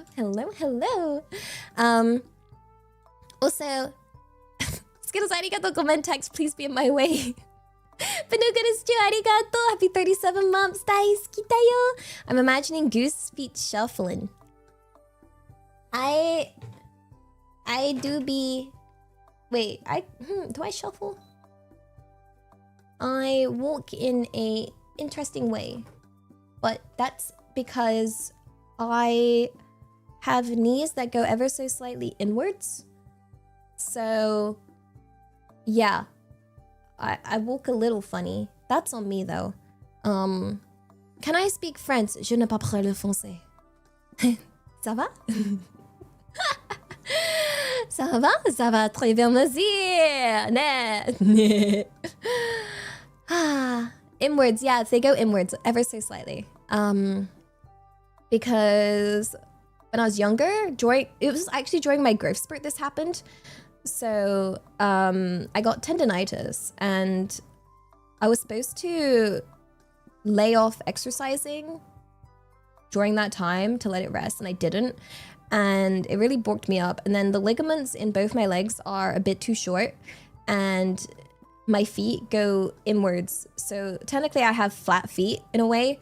And so for a while I had to wear like insoles. I wore the insoles. I am stupid. Wear insoles. Yeah, it should have been corrected, but it wasn't. And so I still kind of struggle with my knees going ever so slightly inwards. It's not like obvious, it's not like aggressively so, it's just ever so slight. I'm also really bad at ice skating, so I'm wearing those insoles like it's metal. Yeah, yo, you can't call me cringe because I already knew that. You gotta go see the dentist. I hope it goes okay. The dentist is scary. I don't like the dentist. The dentist is always so mean. Like, I don't know. No. Wow. Solve walking problem, wear pointy shoes. I didn't realize that wearing flat shoes is actually really bad for you. So when I went to see I think it's orthopedist, is that the feet one? The foot doctor. I went to see the foot doctor, and yeah, when you see the foot doctor, they were telling me about how, podiatrist? I don't know. Yeah. So yeah, if you walk around flat shoes are worse for you. You should have like a little bit of height to your shoe, like just a little bit. Not like a big amount, but just enough. And that flat shoes like are really, really bad for you. So, yeah, like a bump at the end of the heel, as opposed to completely flat ones are bad for you. That's what I was told. Yeah, they'll compress your arches over a long time. So the arch doesn't get wonky. Yeah. So at least have like, I think you notice when you with trainers and stuff, they do have like a slight like downward like slope to them, right? So I didn't realize, one of the things that blew my mind growing up was realizing the difference that comfy shoes can make. Okay, because I didn't grow up with like good shoes at all growing up. They were usually very cheap and they would fall apart, and you could feel like the entire ground like through. It was basically might as well have just been heckin' socks at this point. You could feel like every single stone. Like they didn't do anything. And the difference when I finally started like working and earning my own money, and it took me a while to finally, I think it was the same with my brothers. Like we just didn't realize the difference a good shoe can make, because we'd be like, why would we want to spend money on like expensive shoes? But holy guacamole, the difference. It's like, it makes walking so much nicer. It just makes existing so much nicer. Like everything is just so much nicer when you have good shoes. And yeah, like the investment of good shoes, and they don't break, and your feet don't hurt, and they're not like soggy or damp or stinky. Like, yeah, it took the longest time for me to convince my brother to try and get good shoes, because he also refused, because we were always taught to just get the cheapest shoes. And yeah, it wasn't hand-me-downs, because couldn't get my boy shoes because of brothers. So yeah, it's actually given it. What's the example? It's the example of how it's easier to save money if you already have money. And I think the example is of boots, because if you're well off, you can buy one good pair of boots that will last you a long time. And then someone that has less money buys cheap boots that fall apart, and then has to buy more boots and more boots and more boots, and ends up spending a lot more because they couldn't afford good boots to begin with. It's one of those examples of the the socioeconomic inequality. Vimes theory, that's it. It's so real. And there's many cases of that in life. Where was it? I think it's like when I didn't realize insurance was a thing until I got to college, and I found out all these people had insurance for things, and I was like, what? What's insurance? Like, I didn't know what insurance was. I didn't learn what insurance was until I was like 19, which is crazy. Because I just didn't know. I didn't know what it was. No one in my family had any form of insurance for anything. Like, I just didn't know. It turns out, yeah, you pay money, and then you can save money when bad things happen. But my parents could not afford insurance, so when bad things happen, we just got screwed over more. And then, yeah, like, and then we definitely couldn't afford insurance, because if you can barely afford food, like, then you definitely can't afford insurance. My childhood penny pinching, I mean, I had to look through bins for scratch cards. Which I thought was normal. For a while, until I looked back and realized the other kids didn't have to do that. So yeah, we were pretty desperate. We were pretty desperate growing up, but yeah, it was like every time money was tried to be saved, money would then disappear. Like something would break, or whatever. They wouldn't throw away the scratch cards if they're winning. Yeah, but my mother, this is what my mother said. My mother said, usually some people sometimes miss it. Sometimes they miss it and they don't realize that they've won on the scratch card, because they make the games kind of complicated and they just throw it away without really realizing it. Yeah, so, and it was true. Sometimes we found scratch cards that did have winning amounts, and oh my gosh, I remember like a really happy day was when we found a scratch card that had like 16 pounds on it, and then my mother was like, we can go into the village and we're gonna have a treat day. And then that day I got to have like what did I have? I had like a egg sandwich at the cafe, and it was like the fanciest day of my life. Up to that, I was like, yeah. Living rich, yo. We were like, yo, this is what a rich person lives like. It's a fancy day. It's a real fancy day. But yeah.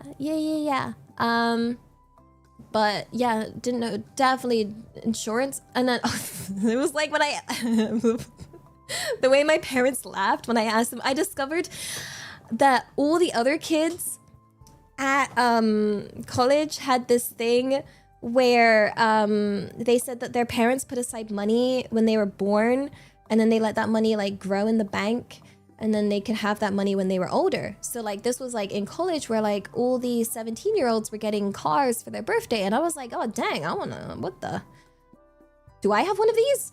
So like I remember going home, I was like, mother, father, did you put aside money when I was born and like save it, and then you're gonna give it to me? And they wouldn't stop laughing for like a hot minute. And that's when I discovered that they did not. They most definitely did not. And I was like, what the? I was like, what kind of birth gotcha is this? Like, that's not fair. What the?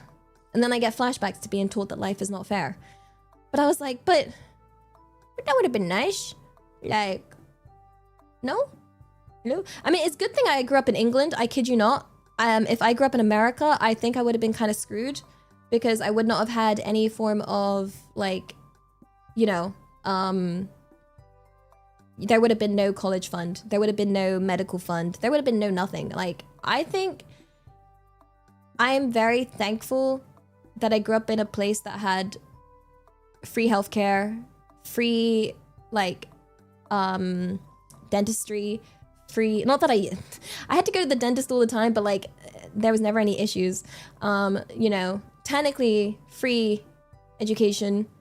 So I am very, very, very, very, very thankful. Like, if you're poor, it's free. Well, that's the thing. My parents lived in a very weird gray area of financial support where on paper they have money. Okay? On paper, they both worked. My mother worked a lot of overtime. There was money being earned. The problem they don't account for is when you have financially irresponsible parents that gamble all that money away and throw you into debt. Then they don't give you help because you technically have money on paper. So you don't get classed as, you're not classed as poor. Like, you're not classed in that way, like as eligible for benefits. So I wasn't eligible for like free school dinners and stuff, and all of that, because technically they had money. Yeah, they look at the income and they're like, well, you do have the income. And I'm like, okay, then I will continue eating my half sandwich every day at lunch. Yeah, so even though there's money coming in, it's a really, really weird gray area that's not really addressed. It's the same with how they decide student loans in England. Student loans is based on your parents' income, and it never made any sense to me because I was like, this assumes that your parents are there to help you throughout your studies, and everything was based on your parents' income. And I was like, why is the entire system based on the parents? Like, that's what I never understood. Because then I was like, but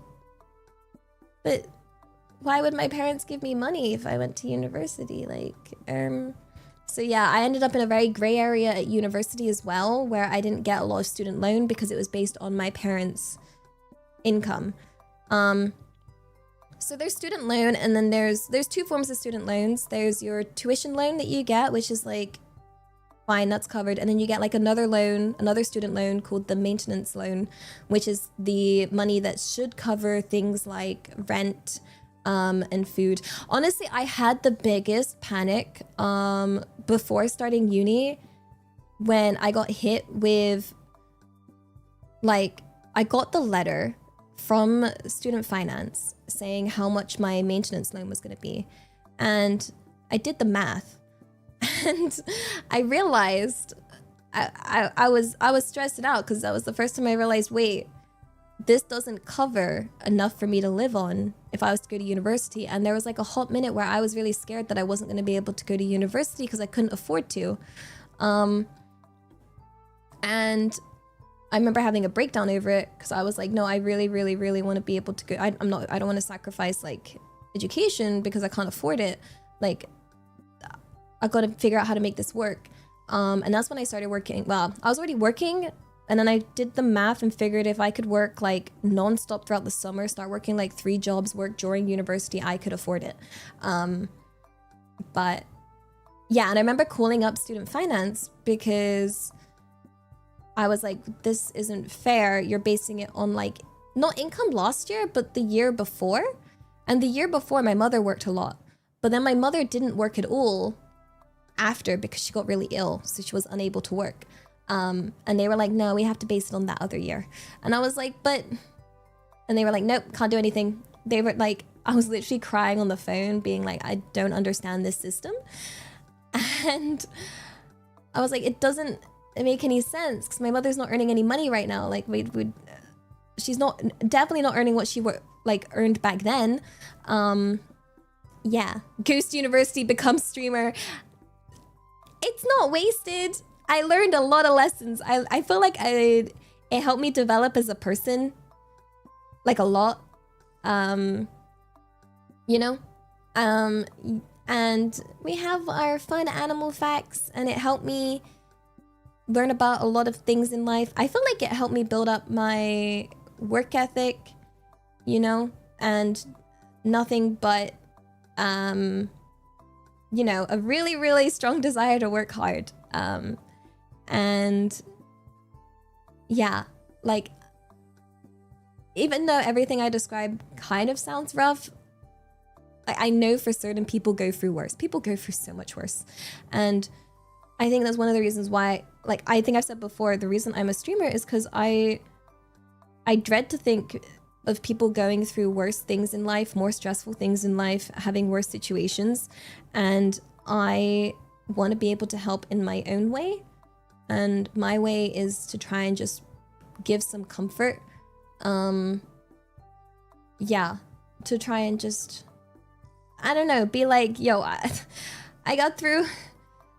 I believe in you. You can get through. If me as a complete mess managed to get through what I've been through, hopefully I can inspire some people to get through things, you know, that they have to deal with. You know, it would have been more advantageous for me to get legally disowned. It actually would have. I didn't think of doing that because I didn't want to hurt their feelings. Even if you don't work in what you studied for, it helps build you as a person. It does. It does. And without having that safety net, I would have never had the courage to do what I do now, because I need a safety net, guys. My qualifications are my backup safety. You know, to know that I can still, like, you know, have a decent job, like, and Also, it reassures you guys that I'm in it for the complete love of the game. My manager was saying this to me. She was like, she loves that she knows that I'm in it for the love of the game, that I'm in it for my passion, because, you know, my degree and expertise, my academic background means I could definitely just work a job that pays me tons, like crap tons. Like I could just get a job and earn crap tons of money. Like, and I have my master's degree. It's in AI. I was valedictorian. I have a very, very, very like very hard worked like resume. Like I could do a lot, but I want to do this. I want to do this. You know, I don't want to work in... I could go work in tech. I could just earn money that way, but I don't want to. I want to do what is important to me. I did try being a developer for a bit, and it just kind of crushed my soul to try and just... It felt like I wasn't doing anything important. They didn't get a job these days. I'm still getting chased by people. I still get chased to this day by, quote, headhunters and recruiters trying to get me. Like, they're still trying. They still call me. And they don't give up. Like, yeah. How privileged we are. Wait, is that sarcasm? Is that okay? I don't mean to say that I'm a blessing. I'm not. I'm lucky you guys are here with me. I'm the privileged one. I'm the privileged one. Yeah. Okay, like, I don't need to be like rich or anything. I think you guys know my standards in life. I just want to be able to survive. You know, I guess the luxuries I want in life would be like no mold, roof over my head. Yeah. I'd say my biggest dream is to just have some form of stability, like a house. That's the only dream I can think of. Like, that's the only dream I really have. But other than that, I don't have any big dreams. I don't want a mansion or anything of the sort. I just want a home, like with working windows, no damp, no mold, no rats. I want a kitchen that functions. I want cupboards that aren't broken. I want water that runs. Like, I'd like to have hot water whenever I'd like.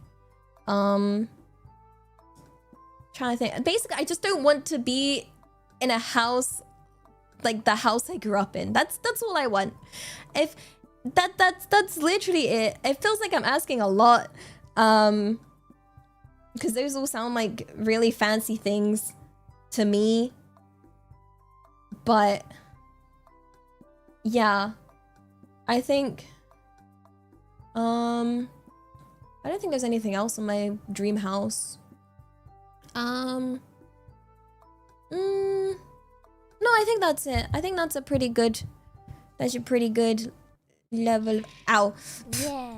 It is a pretty... Yeah, that's the thing. In this economy, that would hecking cost like millions. I'm cooked. In this economy, I'm going to... It's never... It's actually... It's wild that is actually...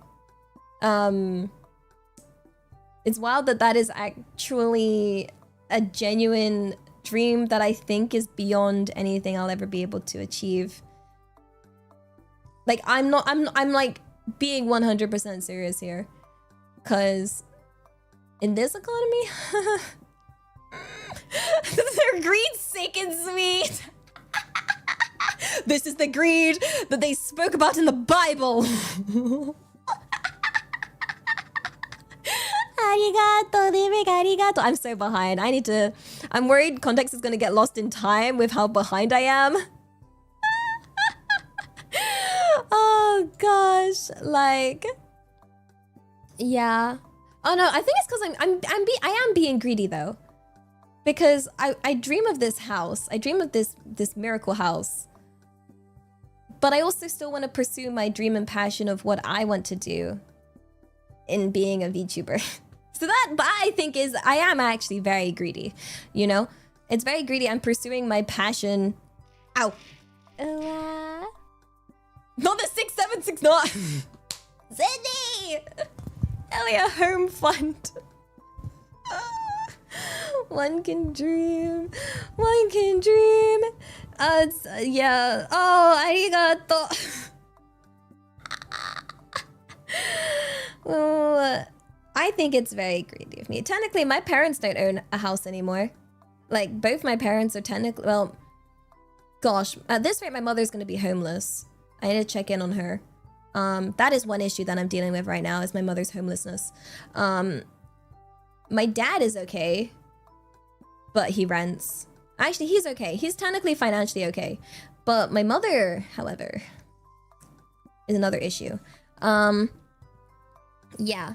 I'm technically escaping everything by going to Japan, but it's okay. She did try. She did want to, cause her credit and everything is really awful, and like, you know, the whole shebang of, you know, her eternal debt and everything.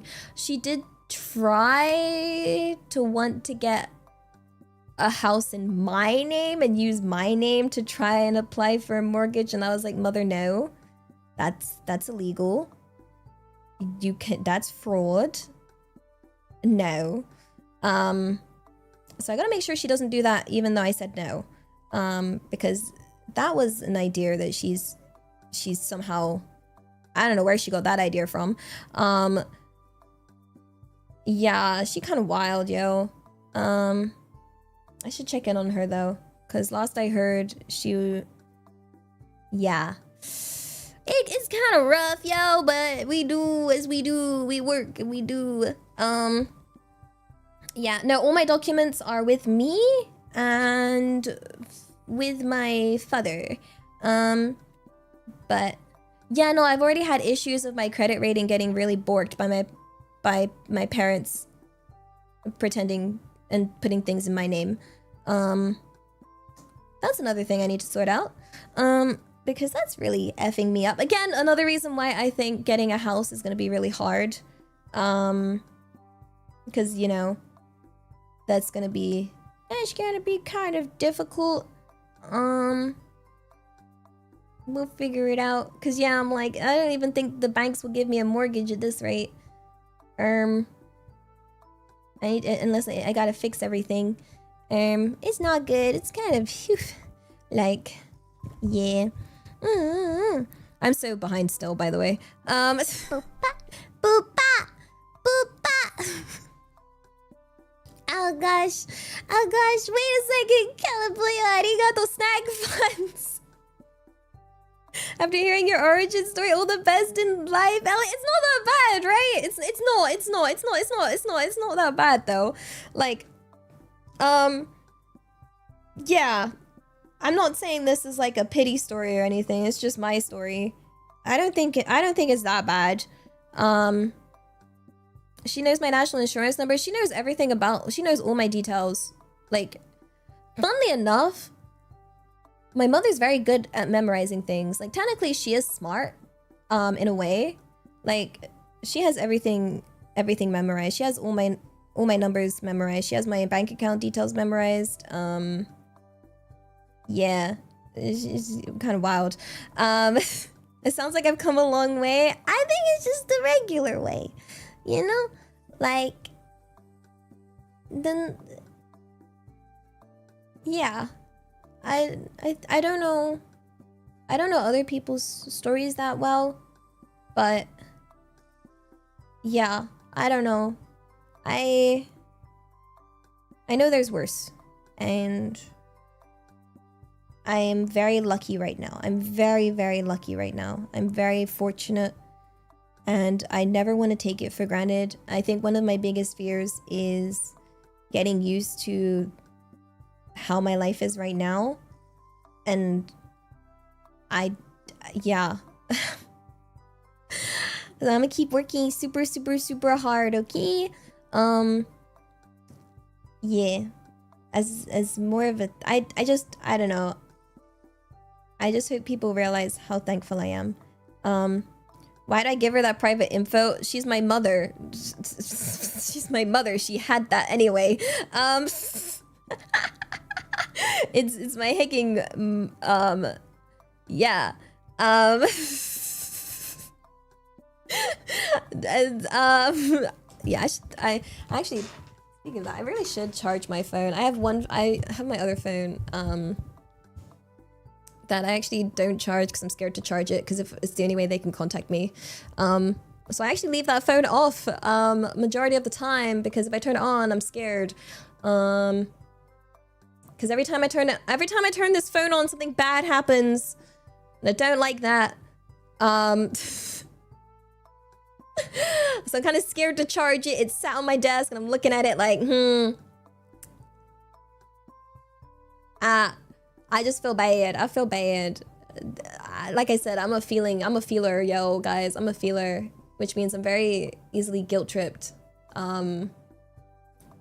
Very easily guilt-tripped. Badly.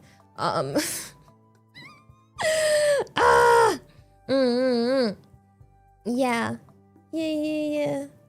I'm not sure what rock bottom would be. But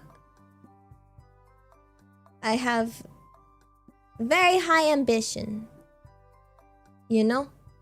And I think that's what made me such a greedy person. That's what made me so greedy. Okay, so I hope you're okay with me being a greedy little punk. Yeah.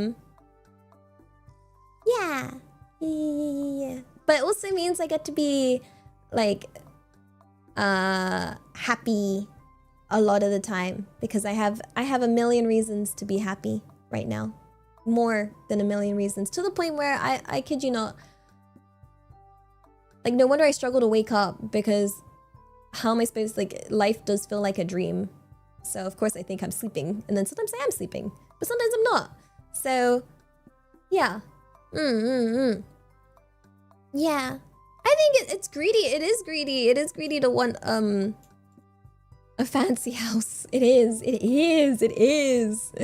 Okay, like, yeah. But yeah, if you ever wonder why I'm so smiley, it's because I'm very fortunate. I'm very, very lucky, and yeah. To the point where I think the only time the main reason I get sad is because sometimes I feel like I don't deserve all these nice things. Yeah, I think that is the main thing that brings me problems in life, is that I feel undeserving of even, like, oh gosh, literally just eating nice food feels too good. Also, Cindy, arigato. Thank you for the cute sneeze. And Skittles, arigato, Buckler-chan, my beloved. Wait a second. Cindy, arigato. Sorry, text. Don't worry about spoilers. Probably won't be watching it after your review anyway. You don't want to watch our reality TV slop? What the heck? Yeah, it's like imposter syndrome. It's like imposter syndrome, but for life. Cause when you spend, like, you know, 18 years of your life in a certain environment, and you get told that, you know, you barely deserve that, and then you end up in a much nicer environment when you're older, it's very hard to, like, get accustomed to still. To the point where, go to therapy.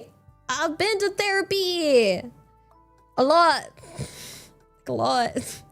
Like a lot. Yeah, we're still working on that. You know what's funny is I was forced to go to therapy while I was still living with my parents, and you know what's hilarious? My therapist being like, yeah, so all your problems stem from your family. You need to move out. And I was like, with what money? Hello? I was like, whoa, thank you for the big brain, revelation here. Wow.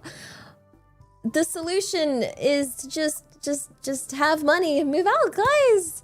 That's kind of wild. I feel like a lot of people may have experienced that with therapy. They're like, yeah, you should just leave the toxic environment.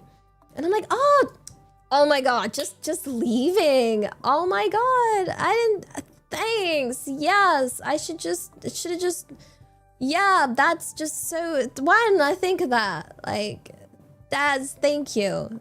That's so simple. That's, you know, one of the actual main reason I couldn't move out, by the way, guys, was because of my cat. I didn't want to leave my cat. I never wanted to leave my cat. There were times where I was tempted to just run away. And I got really close to running away from home a lot. And every time I was stopped because I had my cat and I couldn't leave my cat, because I love my cat very much. Yeah, that's what stopped me. That's why I love my cat so much, because it was the only thing keeping me sane. I couldn't run away with my cat because my cat... So my cat had its own set of issues. My cat was very sensitive to change, okay? So when there was a change, my cat would get stressed, and that stress would cause my cat to get ill. Okay, so for example, Christmas time came along. Apparently we must have put the decorations up a bit too fast. The cat got too stressed, got ill. Summertime, summer hit a bit too fast. Cat didn't like it, cat got stressed. Kidney shut down, cat was ill. Like this was a very, very, very sensitive cat. So yeah, this cat could not run. We could not run away. We could not move. We could not have too much change. Oh, my cat got through everything, by the way. Every single time. My poor little wimpy cat would just like stress out, almost die, but always get through it. Always. But yeah, it was always, I always had to keep an eye on the cat as well, because I was the one that would notice. Like, I remember when for the summer one, where my cat's kidneys shut down because the stress got to it too much from the sudden weather change. And I noticed something was ever so slightly off, and I had to like beg my parents. I was like, something's wrong with the cat. We need to go to the vet. They're like, oh, we can book an appointment. And I was like, no, we need to see the vet today, like right now, because something's wrong with the cat, like right now. And I managed to convince them. And I kid you not, the vet was like, wow, like, is so lucky you came in today, because any longer would have required like surgery. It would have gone like a kabillion times worse. Like, your cat's kidneys have shut down, but you've caught it so early that we're able to just treat it really easily with just some like rehydration. But they were like, typically people don't notice or catch it this fast. Because my cat's really hard to read, okay? Because my cat was also the kind of cat to not show when it's in pain. So you had to like really, really read the cat, because like everyone else in my family was like, no, the cat looks fine. The cat's like fine. And I'm like, no, the vibes are off. The vibes are off, okay? I can tell it's trying to hide the pain to not be a bother. My cats are really good at masking, okay? But I was like, it's wrong. Something's wrong here. Like, we have to. My cat was really good when it came to like, oh bless, it was such a good cat. It was also the example cat at the vet, because my cat is never, like, would never scratch or bite or fight or anything of the sort. No matter how much like the vet put the cat through, it would just like freeze and not like, you know, just, oh bless. They were like, so this is supposed to be a really, really, really painful injection. My cat did not move. Like, nothing. Like, I've seen videos of like cats at vets, and I'm always surprised, because I was like, I can't even imagine my cat like scratching. My cat never scratched me once in its entire life. So, yeah. Summer dies. Honestly, kind of a mood. Kind of a mood. Yeah. And I was very fortunate with the vet that we used because it was one of those independent vets. So even when we couldn't afford, there were a lot of times where we couldn't afford to pay the vet bills. It's like, for example, keeping a cat in overnight at a vet is like crazy amounts of money to keep it at the hospital. And the options usually when it comes to like cats and vets is like, if you can't afford it, you put the cat down. But I would, no, that's not an option. And the vets were so nice. They were like, they made like special exceptions for my cat where they're like, okay, we need to keep the cat in overnight. We won't keep him at the hospital. Because that'll cost like loads of money. But what we can do is, because the vet like was also like, the vet lived at the vet place. Like, you know, in one of those like combination like house, like half of it's like a house and then the other half's like the veterinary surgery. So they were like, oh, the cat can just stay overnight like at the house for free. Because they loved the cat so much, because my cat was just so chill. Like, oh my gosh. I think the saddest thing was when my cat was like really ill. And so they don't put oxygen masks on the cat. They put them in like oxygen tanks, because obviously they got tiny little faces. And they said that even though my cat was in so much pain and like, we're talking like had 7 different tubes coming out of like on this cat, like in the oxygen tank, we're talking like super ill. Despite being in that environment, they were like, your cat still insists on going to the litter tray because it doesn't want to like make a mess.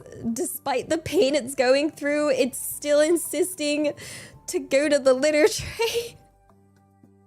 I was like, bless this little kitty. Like, it still wants to be a good cat. Like, oh, it's so cute. It was like literally pushing itself to still be a good cat.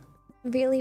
It got through. It got through that surgery. It was kind of crazy. They said the chances of getting through that surgery and like that issue was like, we're talking like 3%, I think they said.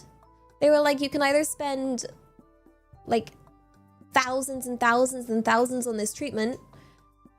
We sold a lot for that. We had to sell a lot for that treatment. And we paid for it because they were like, the odds are really bad, but there's still a chance. We were like, but there's still a chance.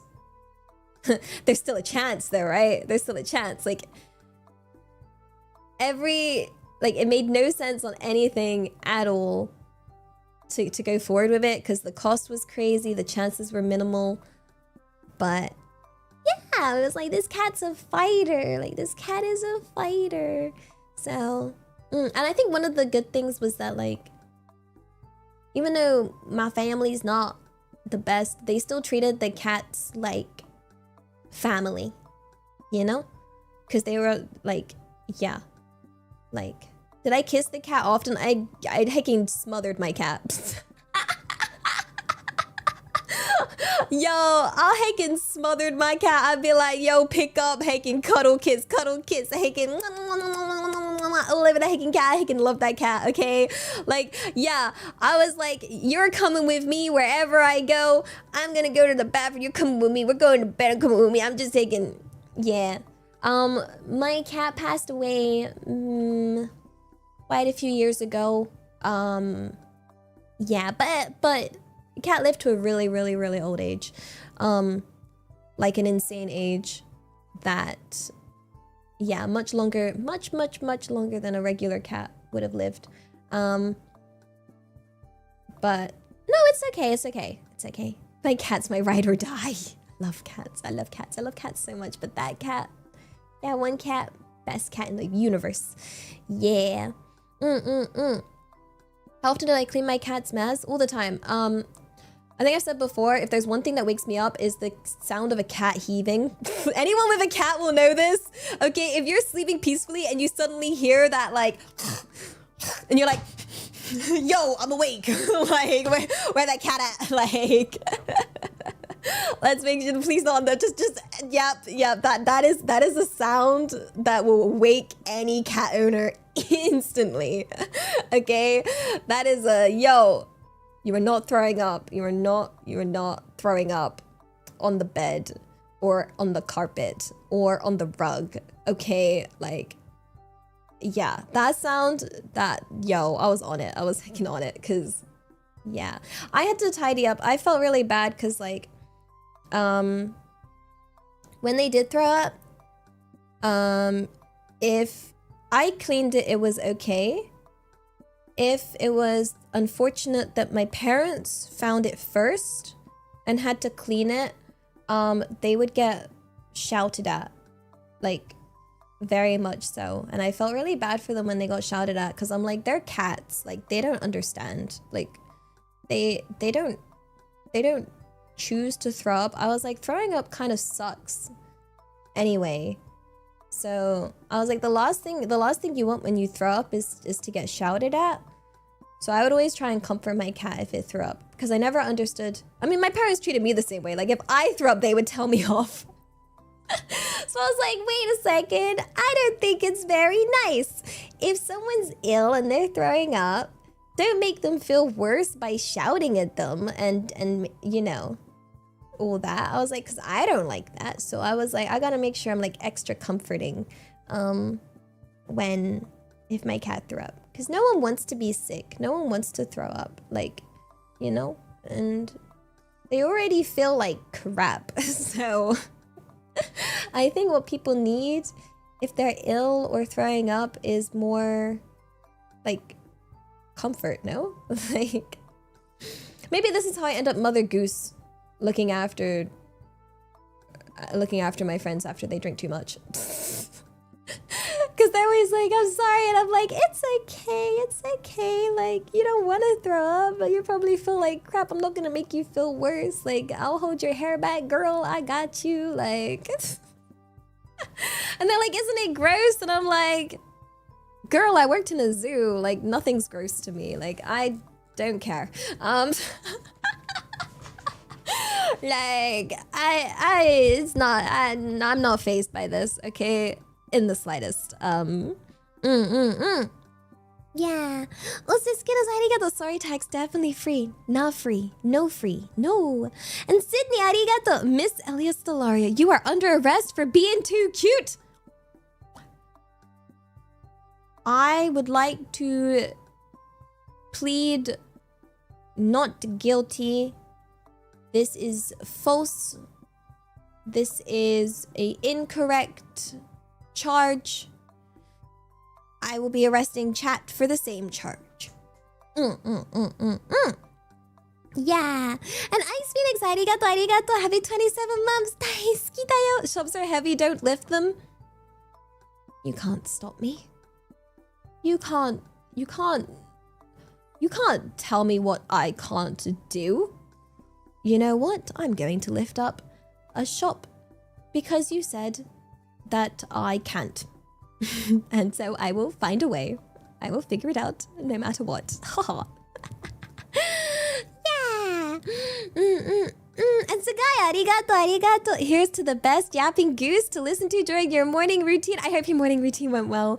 I apologize for being such a yapper to the point where I end up with a massive backlog and really struggle with keeping up with these. I have a problem. What's going on? Good question. Don't know. What is going on? What is happening? The yappening is happening. Oh my goodness gracious me. I need to catch up on... Wait. I'm trying to balance out. I'm trying to figure out where... Wait. What time did I... Oh god, wait. I need to catch up on donos as well. Wait, I need to try and balance these. Hunter, arigato. Preemptive sorry text. Oh.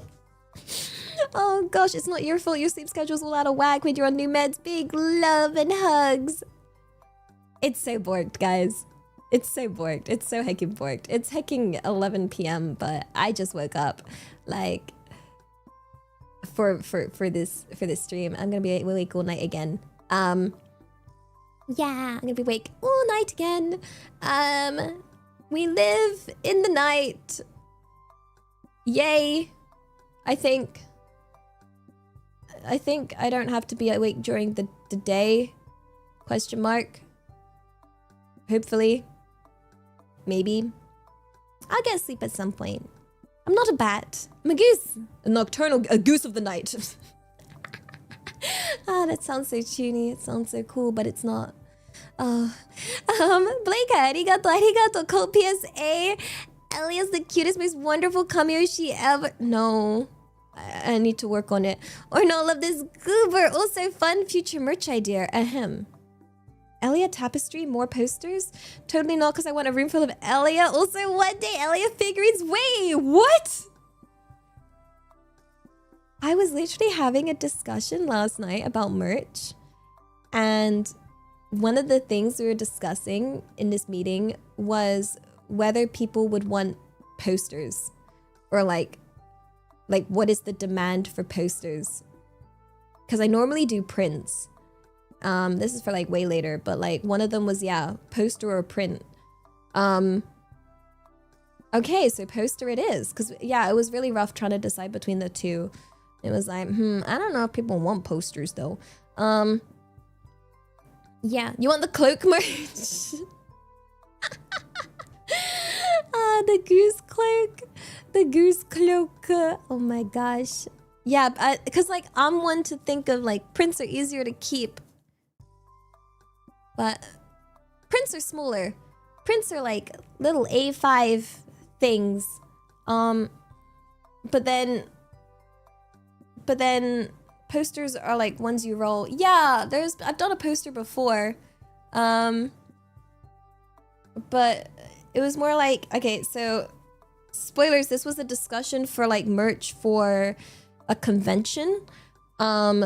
And the discussion was whether or not people would want posters, because at a convention it's kind of harder to travel with a poster, because they're bigger, you know? And people already carrying a lot at conventions, so whether people would want to carry around a poster or whether they'd be off-put by having to carry it around, you know? Like, so that was more like the discussion regarding why posters may not be wanted. But ooh, a tapestry though. Ooh, I don't know. Yeah. That's the thing. Yeah, you see why cons would go for print over poster, but posters are pretty nice. Yeah, it's a hard decision, right? Be a difficult decision. Oh my gosh, that reminds me, the first time I ever went to a convention, it was really nice. It was really nice because like my first time going to a convention, it basically took all my money to just go to the convention, and I didn't realize how much money was like I'd want to spend at a convention. I just wanted to go to one, and then I went to one, and it was my first one, and I spent ages like going through all of the stores being like, what should I spend my precious one? I can buy like one thing. What should I buy? And I was going through everything, and I ended up picking a poster. And the person running that booth was really, really, really nice. Because, and this was like my first purchase at a convention ever. And they didn't know this. But yeah, first convention, first ever purchase. I bought this poster. And the person at the stand was really nice. And then gave me like a bunch of free posters on top of the poster that I bought. Just because. And it was really, really sweet of them. So then I ended up going home with like 4 posters. And I was like, people are so hecking nice. Like, holy quacky moly. It was so sweet. I was like, oh my gosh, are you sure? Like, Yeah, that was my first purchase, first convention, first stool. Heckin' W vendor, indeed. It was really nice. It was really nice first experience. But then I remember the posters. I didn't want to damage. They were big, and I had to be so careful, and it was so difficult because I was like, these are my precious posters, and they're extra precious because they're free. Must not damage them, but it's so hard to carry them. So hard. Also, LVD, arigato. You can't escape the cult calendar. Happy birthday, Ellie. It's not my birthday. It's so far from my birthday. It's so far. You could sell them in tubes. I wonder if that would be possible, because I like the tubes. I think the tubes are really, really handy. You know? And then you get a free cool tube that you can use for, I don't know, I would say art projects that I would have, that's what I would have said as a kid, but I don't know. It makes a good sword? Question mark? I don't know. Yeah, tubes are nice. They do have the roll shape. You have to like sort of flatten them out after, right? But I don't know. I'll think about it. Yeah. Also, where'd I get to? Wait, I'm lost. Lost in the sauce. Boop, boop, boop, boop, boop, boop. Harry starting. Arigato. You've got no common sense. That's because I'm not a commoner peasant.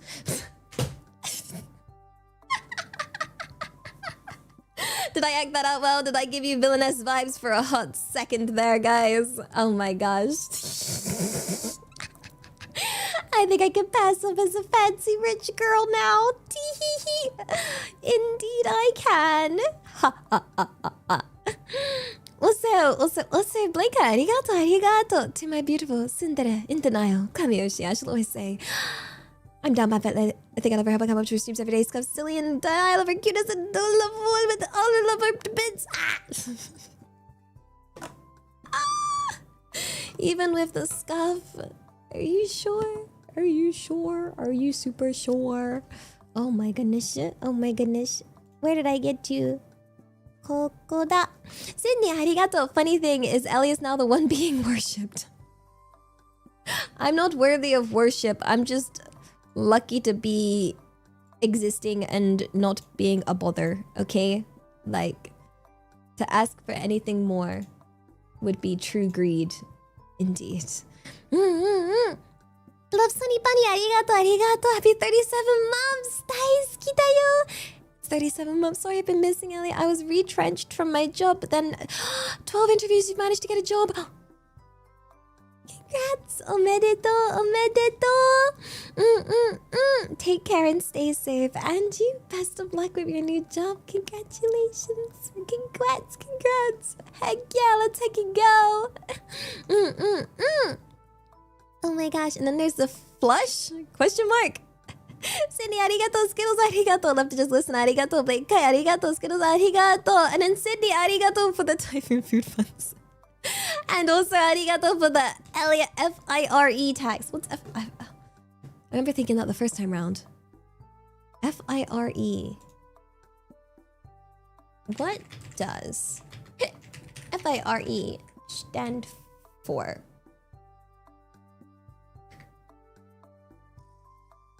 Retire early? Financial independence. Retire early. Tax. Is that even possible? Is that no?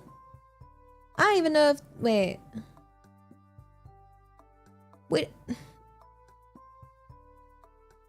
What is retirement? I plan to do this forever.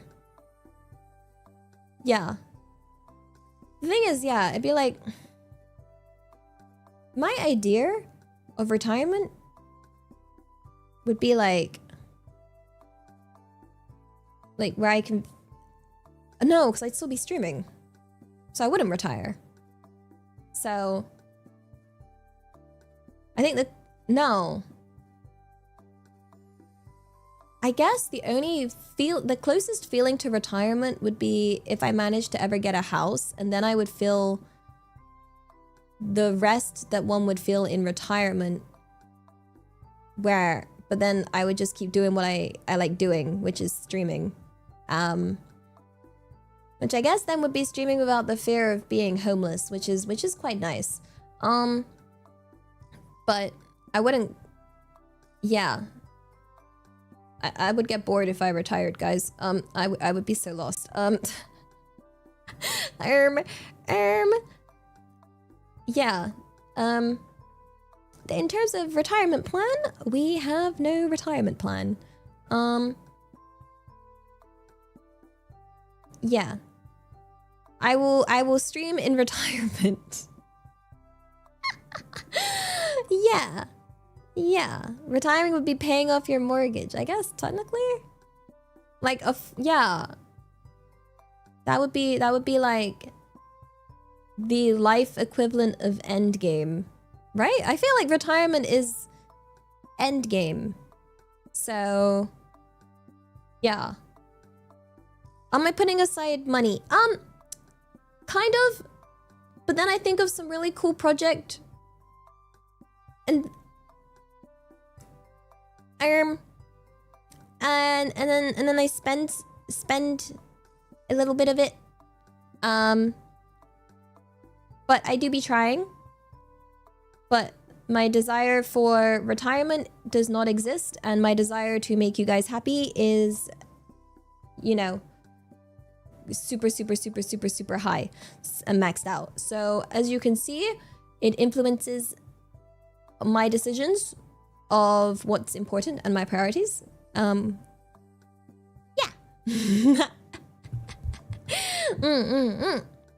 Yeah. And notice Polaris, arigato. Elliot, please eat something other than just cup noodles. Did that for a bit, do not recommend. Get your nutrition in. Also, battery replacement reminder. Oh. You know what? Don't worry. I can get nutrition from my jelly. Yeah. I have the little jellies. You know the ones in the little yeah, jelly. I have nutritional jelly. That sounds so dystopian.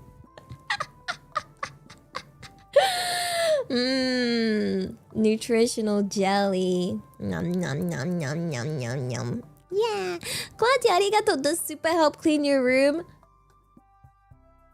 I mean, if I use said super to pay someone to clean. It's so bad though, but it's so tempting.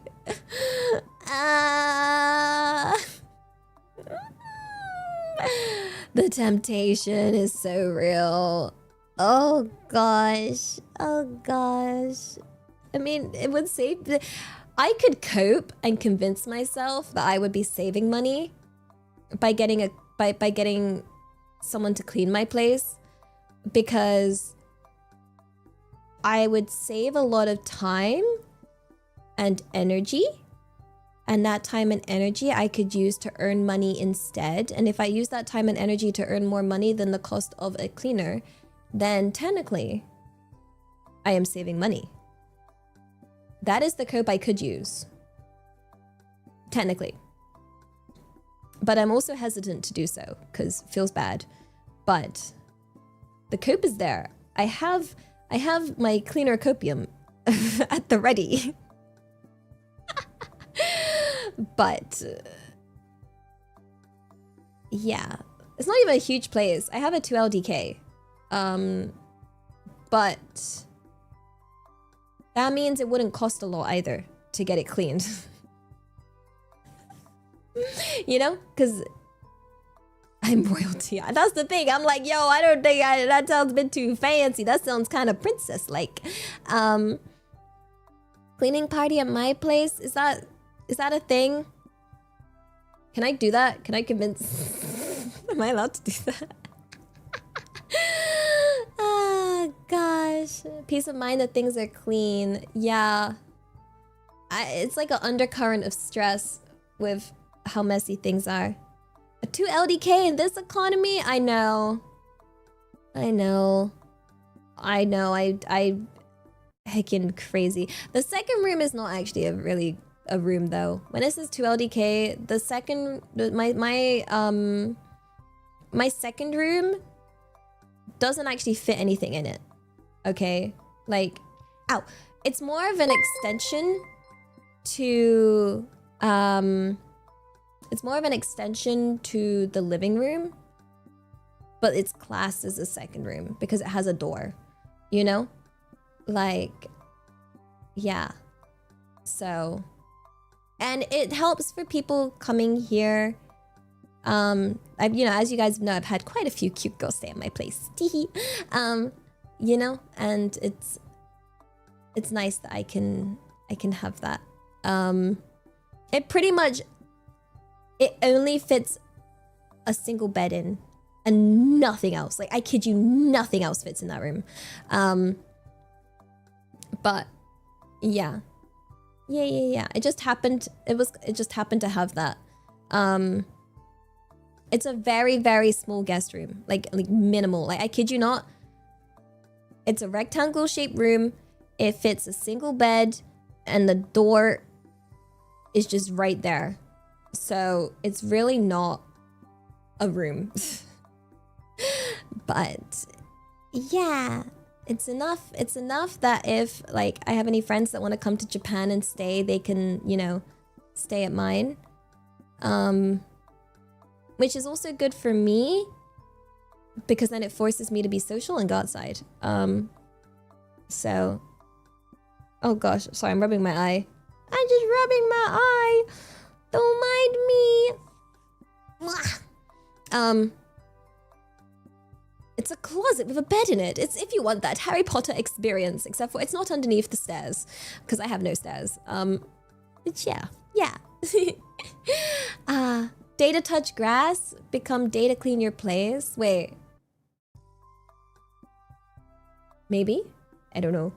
You like my YouTube shorts? Thank you. I need to make more. I need to sit. If I wasn't... Oh. I have to do my graphic design work first. But once that's done, my plan is to do more shorts. I've been writing scripts again. Yeah. Also. Skittles, arigato. Sorry, Tex. Thank you for all you do for us. No, thank you for all you do for me. And anyone free, arigato. You can't miss us more. We're many. You're but one. Also, Doorbell-chan thought I'm also bless you, sweet. You are many, but the extent of my feelings is infinity plus one. And there is nothing bigger than infinity plus one. Okay? Real. Also, anyone free, arigato. Happy 37 months. Daisuki dayo. Also, Helraganza, oh beautiful goose-ass master of all sussy and say-so things, somehow striking beautiful and angelic scuff creator. That is a wild title. That's a wild title. What do you mean infinity plus two? There's no number after one. That would imply that you know how to count. And that's illegal. So, no. Nuh-uh. Sandy, arigato. Props to Card-chan ×4. You need to give the chance for others to be nice to you. The others are nice to me. By accepting my existence. That's more than enough. That's like more than enough kindness. I think my standard for kindness is just someone not being mean to me. Yeah. Like genuinely. I just a general level of being liked is good enough for me. Just not negative. Yeah. Just not negative is all I could ask for. Yeah. So I don't want to aim higher. I don't wanna. I'm just happy enough. I said say I was greedy, but I'm not that greedy. Not that greedy, guys. Yeah. Flash arigato. Yu-Gi-Oh mentioned. Also, you don't summon Exodia. The win condition happens in my hand. I'm pretty gay. Good at Yu-Gi-Oh myself. Hehe. Oh my gosh. Well, you've activated my trap card. It's a Beyblade hidden behind my card, and I'm letting it rip. Dang, I automatically win.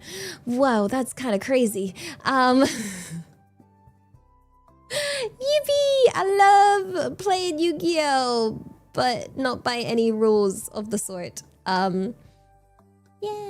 And then I'm gonna summon... I use my energy cards on my Pokemon. And then, after that, we... play Balatro. Whoa! I summoned the Joker. Some horrible mix of every card game and random game I can think of. Sydney, arigato. No worries, we love Backlog-chan. No, I must get through Backlog-chan. We can't have every stream being Elia versus Backlog-chan. We can't, okay? Ayaya. Anyone free and free arigato. Having a backlog? Hopefully this can help. It did not! And anyone free and free arigato. Agree, Ellie's SSR. I'll continue to pull for her. That's not what the supers do. Where's Subtitle-chan? Oh, Subtitle-chan was on my laptop. I haven't brought it back to my main computer. Oh wait, yeah, I didn't know what the consensus was, whether we wanted Subtitle-chan to exist or not. Technically we could. It worked pretty well. Maybe I just haven't had any time to really set anything up. It's been it's dropped in Gomen backlog of work. Like, yeah. Then I can find a way to make it a bit more subtle, you know? Like it's there, but not in a distracting way. So I want to actually like sit down and like do some form of graphic design to be here in a non-intrusive way, you know? Because I find they can be quite distracting, so I wanted to sit down and just really think about it. Yeah, Skittles, arigato! Hell yeah, buy into Lily's stocks. Heck yeah! All the stocks, you can trust my market knowledge. Yeah. And Sang-chan, arigato for the 20 months of Prime. Daisuki da yo. Hey. Hey. Hey. Hey. Hey. Hey. Hey, listen! Oh, I missed Legend of Zelda. Sydney, arigato. The doctor is literally there to help you with the job of sickness and injury. It's literally their job. Let them do their job! No. My parents told me... No.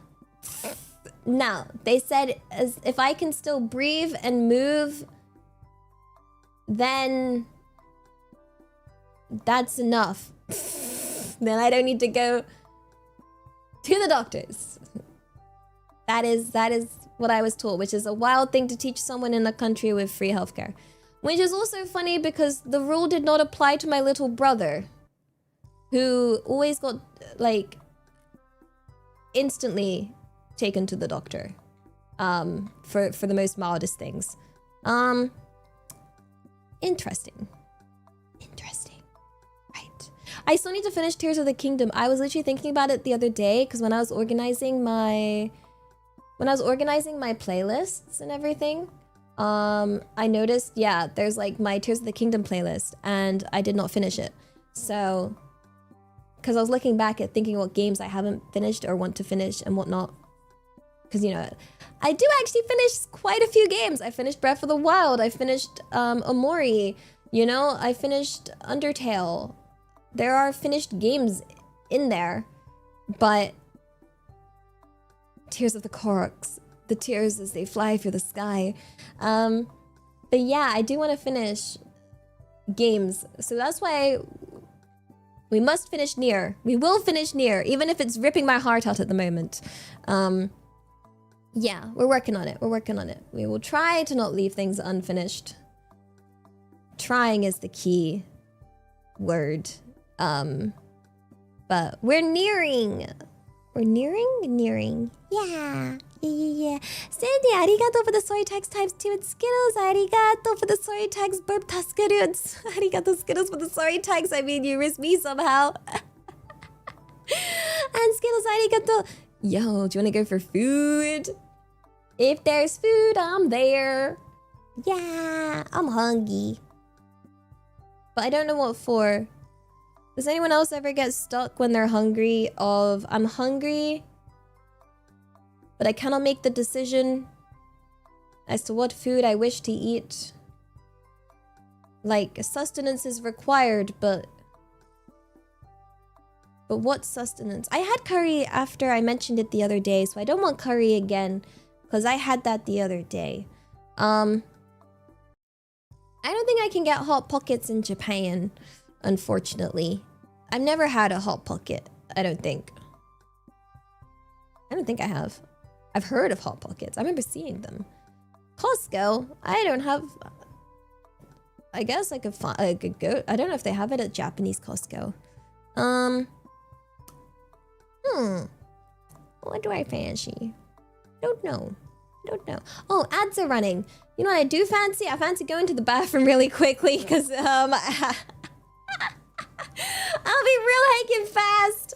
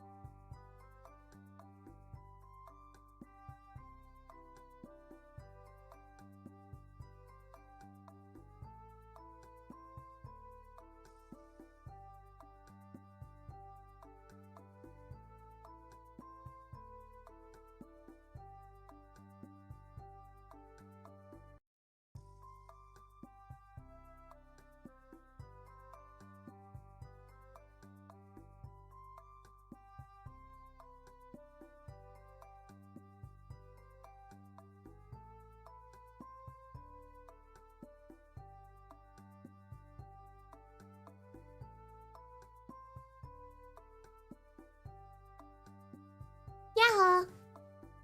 Yahoo! Yahoo! I'm back. Tadaima. Tadaima. Oh gosh, it's cold beyond my blanket, guys. It's kind of cold beyond my blankie. Ooh-yo! I turned the aircon off. Usha! Oh my goodness, let me readjust myself. Yahoo! What's up, get myself all cozy in a definitely incorrect posture on this chair. Heck yeah, that's the way. I also got myself another drink. I actually think I've been drinking my 2 liters of hydration a day recently with this like with my caffeine ban, cause I've been drinking, yeah, these are 500ml bottles, I think. If these are 500ml bottles, then I have been, because I'm drinking 4 of these a day. I am sweating more. Oh my gosh, guys, it's disgusting.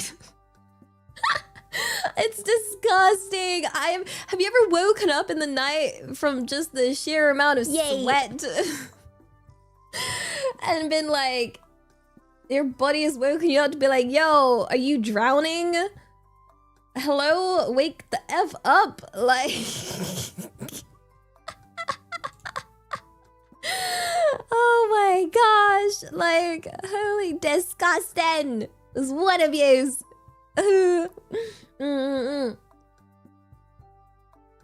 I really need to like swap to a cooling blanket, I believe was what was recommended. Yeah. Cooling blanket, but like it's really hard to pick one.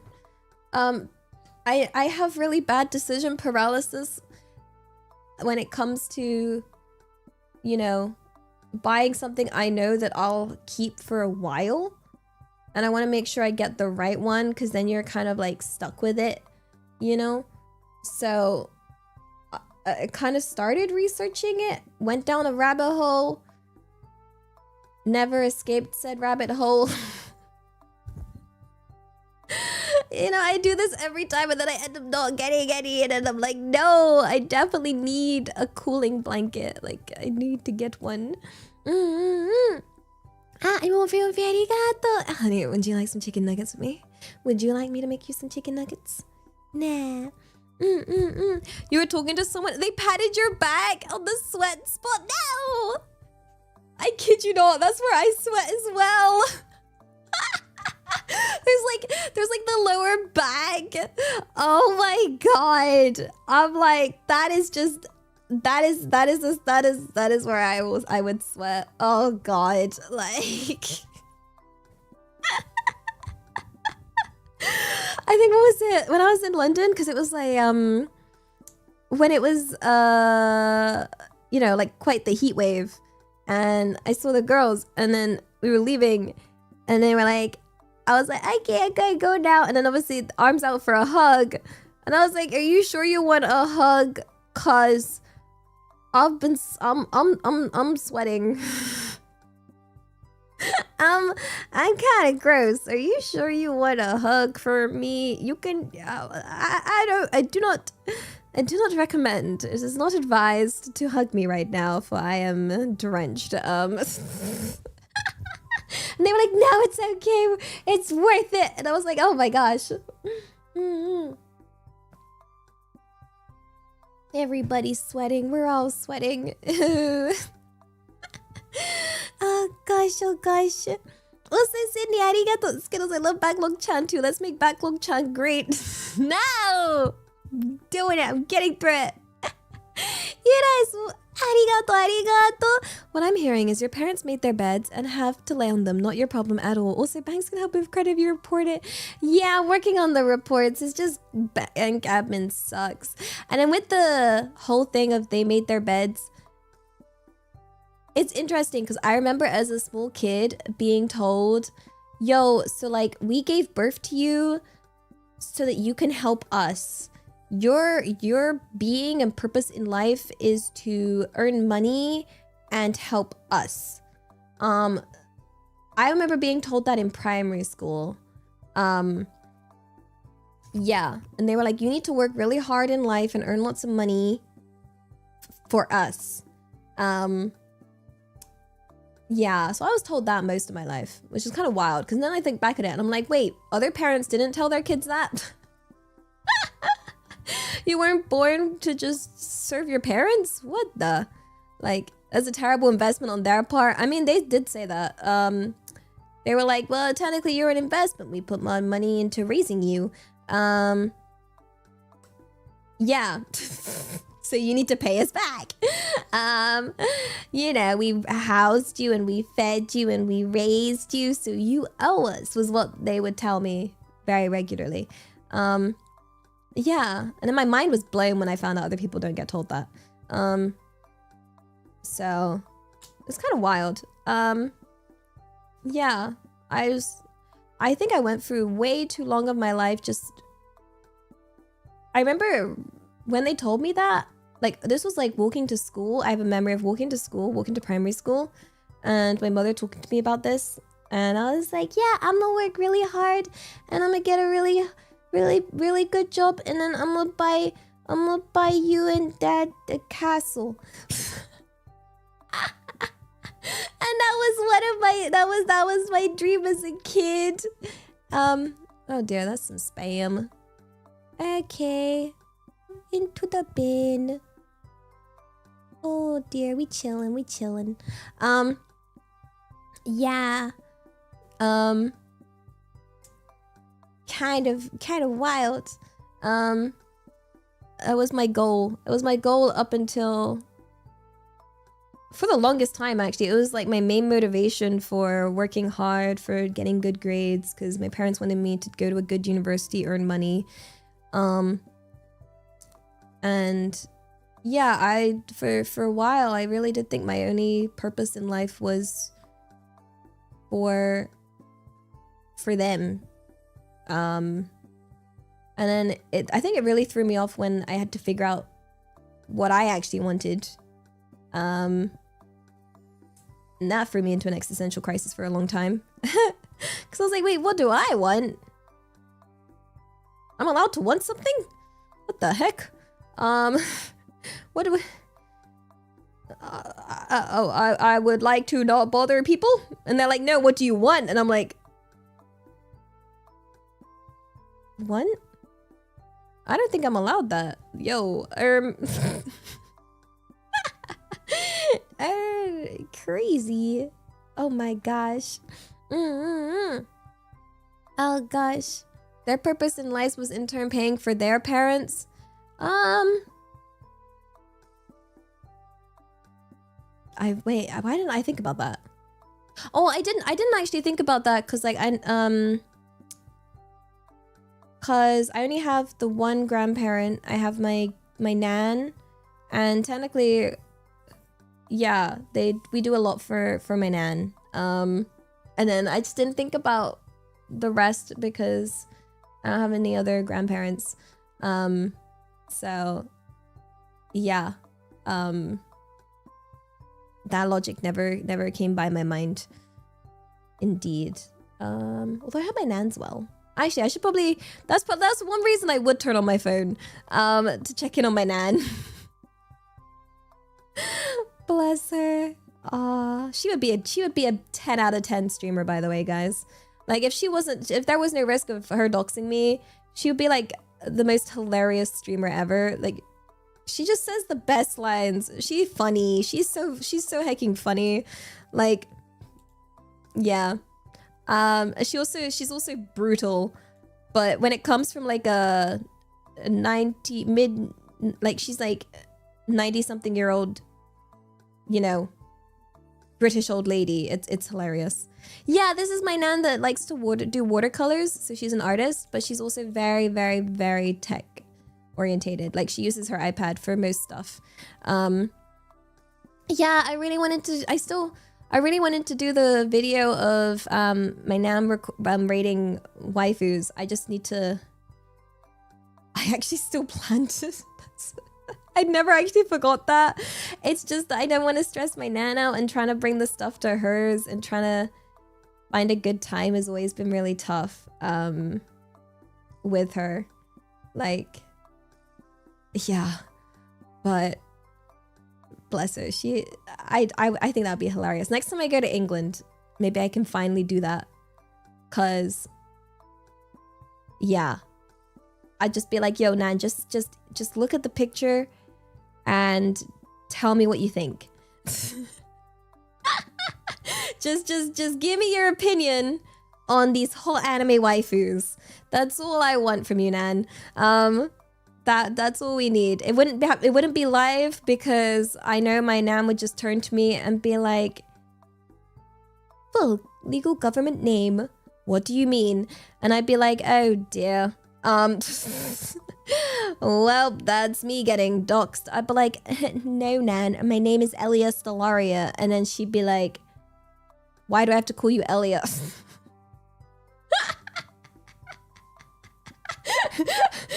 Your name is full government legal name. And I'd be like, no, Nan, please stop. No, you are full government legal name. I'm like, Nan, please. Please stop doxing me. And then she'd be like, oh, so your friends are watching. Don't they want to come round? Our address is... doxing information here. And I'm like, no, Nan, please. Crying. Like, I could see a million different ways of just it being terrible. It just would be awful. It just would not, like, work, okay? She wouldn't intentionally dox me. It'd be more of out of sheer, like, not being aware. You know? So... Oh dear. Will there be tea and biscuits? Oh, there actually would be. I kid you not. You cannot visit my nan without tea and biscuits. Okay? Like, that is like a staple requirement. Every time I go to my nan, she'll always offer to make tea and biscuits. And she will, bless her, she insists on making the tea. Even though, like, she really struggles with, like, a lot of, like, was it, like, physical movement, she still insists on making tea for visitors. So, yeah. Always, like, unironically, tea and biscuits. In, like, a cute little floral teacup. And then she'll get out some, you know, chocolate biscuits or some custard creams and get those out on a little plate, and then she'll place those there on a little table. And yeah, it's, my nan is very unironically as British as you can be. Like, she'll say things like ta-ta for now or cheerio.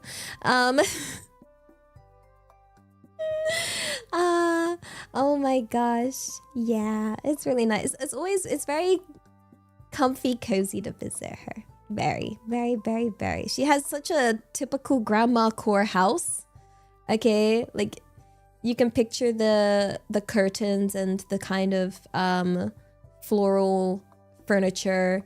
You can see the glass cabinets filled with random china that's not allowed to be used. All the photo frames of all the, you know, family pictures. Oh my gosh, the amount of black and white pictures. Oh my gosh.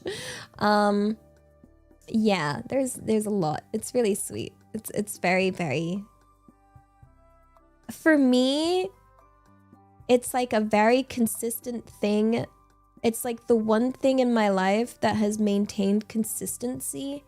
Because obviously I can't go back to, like, my parents' home or whatever. And it's not very nice, but it's always somewhere. It's just a nice, consistent, warm place that, yeah, has good memories. Good place, good place. Yeah, I hope you guys have a place like that. Just somewhere really nostalgic that you can be like, dang, I remember being here as, like, I don't know, as a super, super, super small child. And yeah. And the fact that none of the decor has changed at all in the slightest. Like, the furniture is the same. The walls are the same. Nothing has moved. All the furniture is placed in exactly the same place as it was when I was, like, a little tiny kid. It's actually, like, obviously there's some improvements technology-wise, but overall, like, obviously the TV is, like, a newer TV, but the whole thing is just, timeless. Timeless. Yeah, this place. Don't worry, I'll always be Elia. I'll always be Elia. Yo, I'll be your nan. I'll be the nan that my nan is to me, but to you. Sound good? I'll be your comforting British grandma. Don't worry, I've got you. We'll have tea and biscuits and a wonderful time together. Just consider visiting these streams as if you're going over to your grandma's house for a little chat and a cup of tea. Indeed. A little catch up, as one would say. Also, wait a sec, where did I get to? Yunes arigato, Elia's accidentally tragic backstory. TM writes again. It's not even the tragic parts. Guys, no, I censor my stories so I don't include the tragedies. Ah! These are the nice stuff. I give you the nice things, okay? Accept the nice stories, okay? Accept my nice, lovely stories that are as wholesome as they get, okay? I don't worry. I make sure not to include any bad stories, horrible stories, rough time stories, like none of the really, you know. Yeah. No, of course that's without the tragedies. Do you guys not believe me when I tell you that I'm giving you the happy stories? Like, huh? This is the nice stuff. If I tell you the bad stuff, you'll give me the look the hecking doctor gave me of completely freaked out and terrified. And I don't want you guys to feel like that. Yeah, no. We only keep happy stories here. Only the nice stuff, okay? None of the scary bad stuff in life, okay? We don't like scary bad things in life, so... Yeah. It's all good. Daijoubu. I feel like that would be too sad for stream. No. Also, Anandevsa, arigato. Happy 27 months of tier 1. Daisuki dayo. You're very giving, so it's okay for you to be greedy. Is it though? No. Yes. I will eat all the chicken nuggets.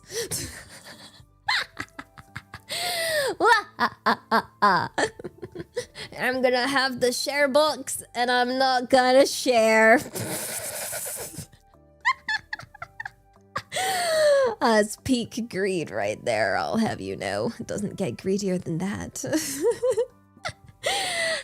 Skittles, arigato. Friend said sorry, tags your wholesome puck. Yada! Oh no, dayo. Oh no. In Japanese, na is equivalent to British in it. It's like in it does. Teehee. I won't finish. That's what makes the greed extra, is the fact that I'll have the share box by myself, but I'll struggle to finish it. That is like multiple levels of greed right there. It's like, wow, you can't even finish that, but you're taking it all. And I'm like, yes, I'm gonna save this for later and put it in the air fryer and reheat it. But I'm not gonna finish it right now. I'm gonna have 2 nuggets and be like, yeah, that was kind of filling. Look, I have eyes bigger than my stomach, guys, okay? I have a greed and desire to try lots of different food, but not a stomach that can handle eating that much. Like, I'm surprised when I asked for my card to tell me about future soulmate that it didn't include would help me eat all my food, okay? Because that's I feel like that would be probably something that would be really cool. Would be if there could be somebody that could finish my food for me. I just need someone in life to finish my leftovers. Like, that's all I want. I just want somebody to would chill with me and eat my leftovers and let me order my all my different foods and not finish anything. Is that too much to ask for? Oh my goodness gracious me. It's like when people visit the US and they get a box to store the rest. Yeah, sounds like a dog. No, you can't feed the dog leftovers. Dogs have sensitive... They can't eat leftovers. They can't eat all the people food. You know? Like... Yeah. What if you don't order food, but they get it for you and cook for you and...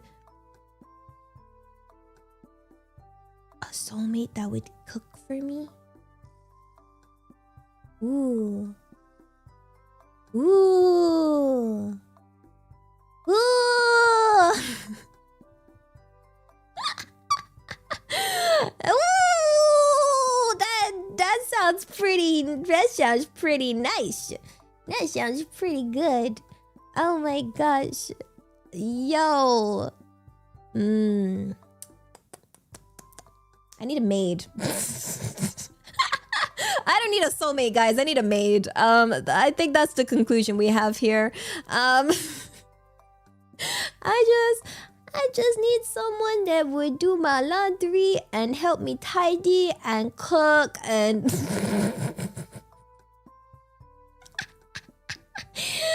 oh god, I'm so cooked. It's okay.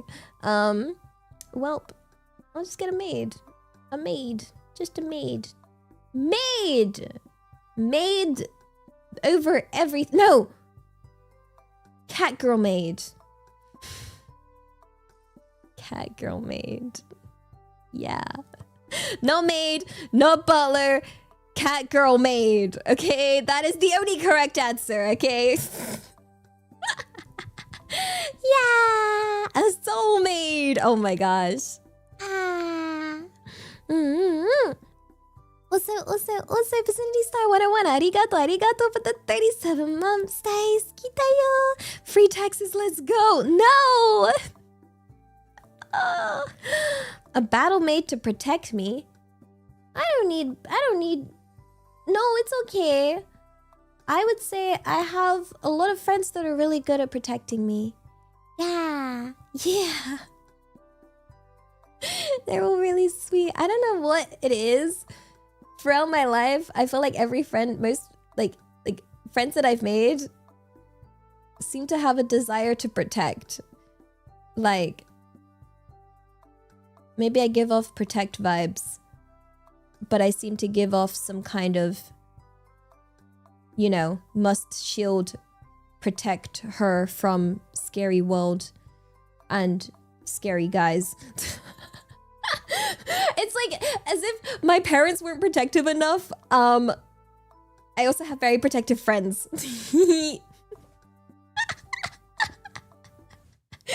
Oh, bless them. They're so sweet though.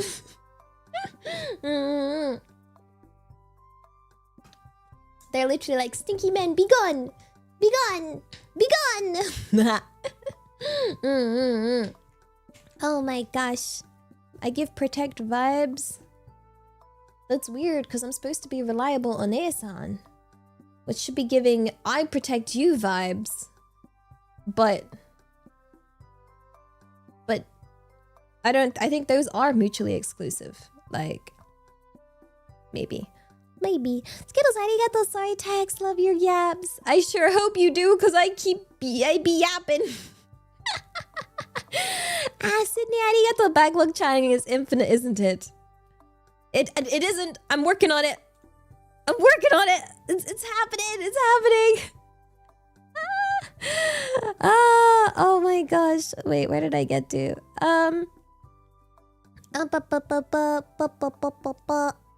Wait a second. LVD, arigato. Did find some green papers in bag. They're green, so free. And wanted to share some for the greater good, for the greatness of the cult of the Holy Goose. Green? Grass? What? No. If a VTuber touches grass, they die. Koi! Koi na! No. That's how you scare VTubers. You get a bag of grass and you just like throw it like confetti at them and then they're like, oh god, the grass! No, it burns! It burns! Yeah. Oh my gosh. Jesus loves me? Then why didn't Jesus clean my room when I was like 5? That's the real question. Things I'll never get over.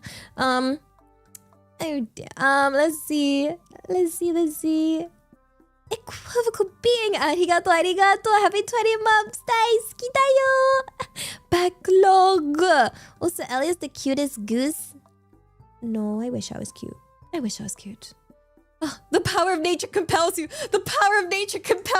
Throws grass.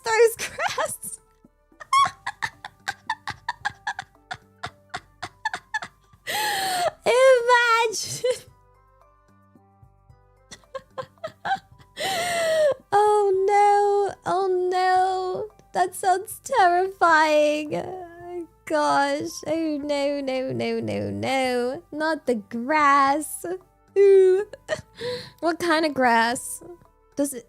Not that it matters. I feel like any kind of grass. We did a class on grass, guys. We talked about different kinds of grasses.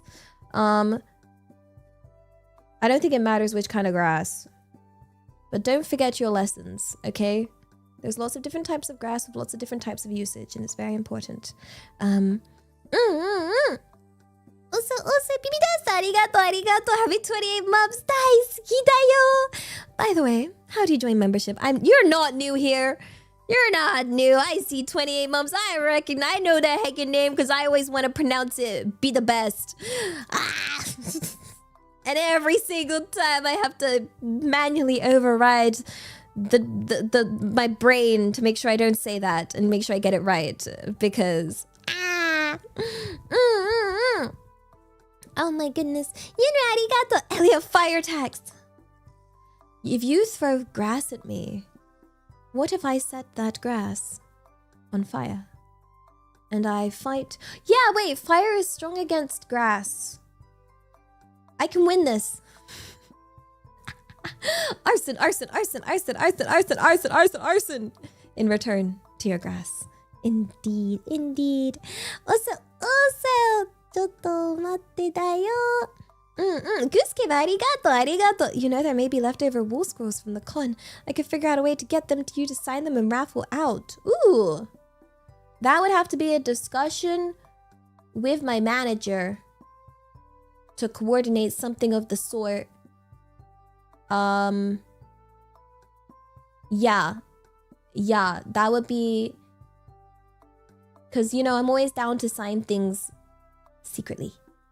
It's just getting the logistical part of that done.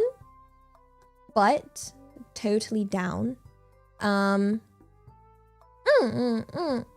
But, yeah. Difficult, difficult. Lemon difficult.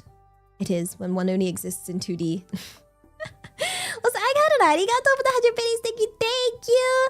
By the way, have you gotten any new updates on the Vexpo gifts? I don't imagine much has happened, but I'm keeping hope. Also, have you looked at any of the ones you've already received, or are they locked away until all can be opened? I am sneaky. I already looked at all the other ones I had. Yeah. And I will try and update you on that ASAP. It has been too long. It's been too long indeed. But yeah, we'll figure it out. Don't worry. I'm working, and the main thing is also working on things so that like stuff like this doesn't happen again. You know, that's the main thing. I also want to make sure when it comes to all future conventions is nothing like that happens again. But now we have manager that will help and we'll make sure things are facilitated. Yeah, correctly. Yeah, I've been enjoying the gifts I've been having. Yeah. Oh my goodness. That's why I need to return the gifts by making little gift bags for you guys to give out when I can. Okay? It's only fair. It's only fair. Yeah. Anyone want free arigato payment? I'll organize your room for free. Oh my gosh. I heckin' wish. I just want to close my eyes and everything around me be tidy. That's all I want. But I know I have to do it myself. Because I'm a strong, independent woman. Doing strong, independent woman things. So, yeah. I will do it. I'm just waiting for... Do you ever just, like, wait for the motivation to kick in? Like, it's on your... Like, I can clean and it can happen at any point, but I'm just waiting until I reach a point of getting fed up where I'm like, oh, fine, I'll do it. Like, yeah. How's the experience of streaming on ADHD meds? It's good so far. I was kind of worried because I was like, wait, what if my ADHD is my superpower behind yapping? It's not. It actually makes yapping easier and less draining because as I'm yapping, I'm only maintaining this nice train of thought. And my brain is, as you can see, I can stream for a much longer period of time and yap for longer. Because yeah, it's just less tiring on the brain right now. I don't know how to describe it, but normally my brain is like really loud and like a lot of different trains of thoughts will happen.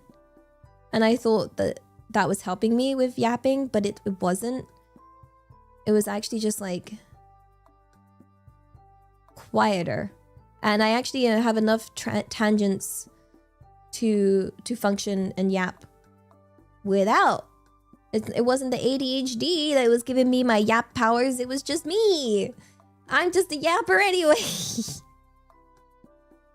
I'm just a yapper anyway. It wasn't ADHD. Some topics could be ADHD inflicted, but most of them are just me yapping away.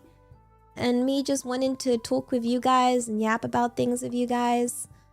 So at least I hope it's okay. One worry I did think actually was, yeah, is it been okay for you guys for the last 2 yap streams where, you know, has it felt much different?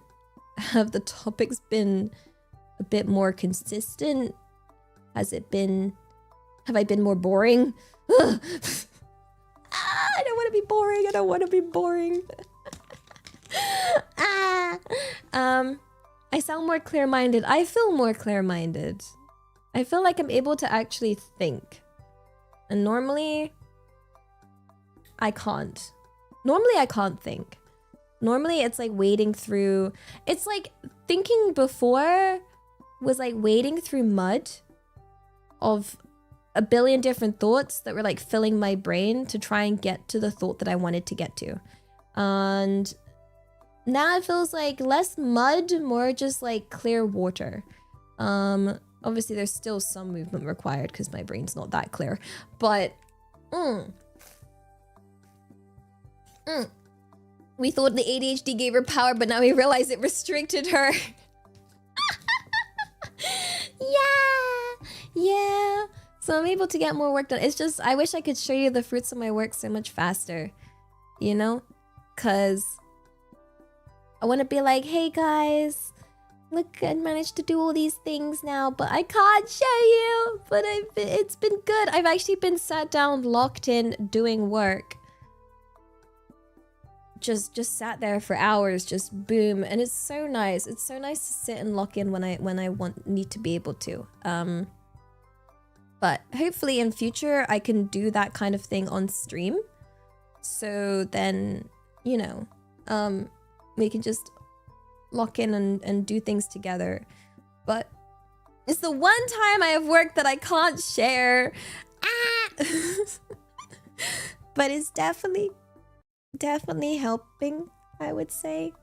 My main worry is always you guys and whether it's okay for you. Yeah.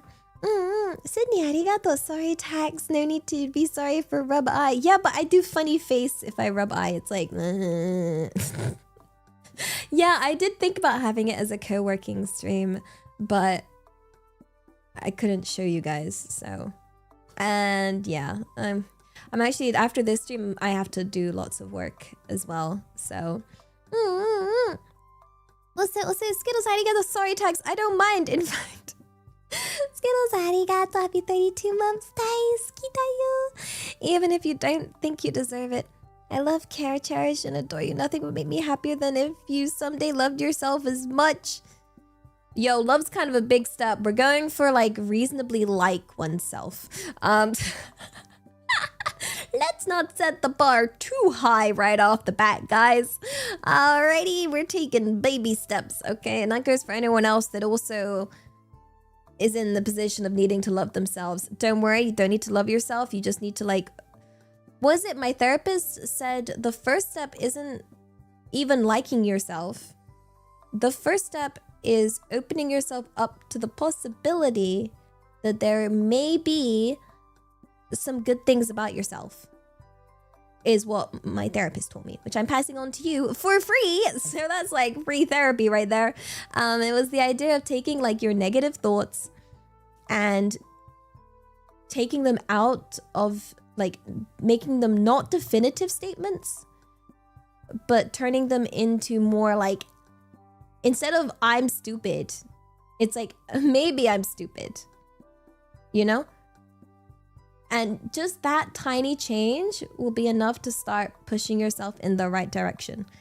Even though it won't feel like a big step, just changing it from, yeah, definitives to maybes can be a big help on, yeah, tolerating yourself. And we take it step by step. So I hope you guys can start doing that too, that you're not writing yourself off completely. Just slap a maybe on there. Slap a maybe on there. And then if you do it, I'll do it too. Okay? Good negotiating? Yes. Yeah, I might be stupid. Might not be. Yeah! Also, skills comment taxi cute punk. Yada! And Sydney, arigato. What do you mean we can't? Backlog chan are beloved. I'm getting rid of backlog chan. I am. You need to be comfortable with living with yourself, because unfortunately you're stuck with that. No! Yeah, no, that's so real. That's so real. Because guess who I'm stuck with? Me. Darn it. Oh no. Oh dear. Actually, I think I've said before, one of the reasons I really respect my nan, like a lot, is that she is the definition of a, like, strong, independent woman. Like, yeah, because technically my grandpa passed away when my dad was young. And so my nan has been alone since then. She's never been with anyone else since. She's had pets. She's had like dogs and cats that have kept her company. But yeah, she is the definition of a strong, independent woman that's just done everything herself. Yeah, that's why I think she deserves all the respect and all the love. Because I feel like that must have been lonely, you know? But she powered through. And I think that's really heckin' cool, you know? Because we all get lonely and life feels lonely. And life is lonely. But we get through it. We get through it. Yeah. Yeah. She is awesome. And she's old. She's so heckin' old. She heckin' was alive during the World War II, I believe. So dang. She heckin' be living through it. Am I lonely when I'm not streaming? Yes. I'm a very lonely person, guys. I don't know if you got that vibe. But like yes. Yes, I'm very lonely. I am a very lonely person.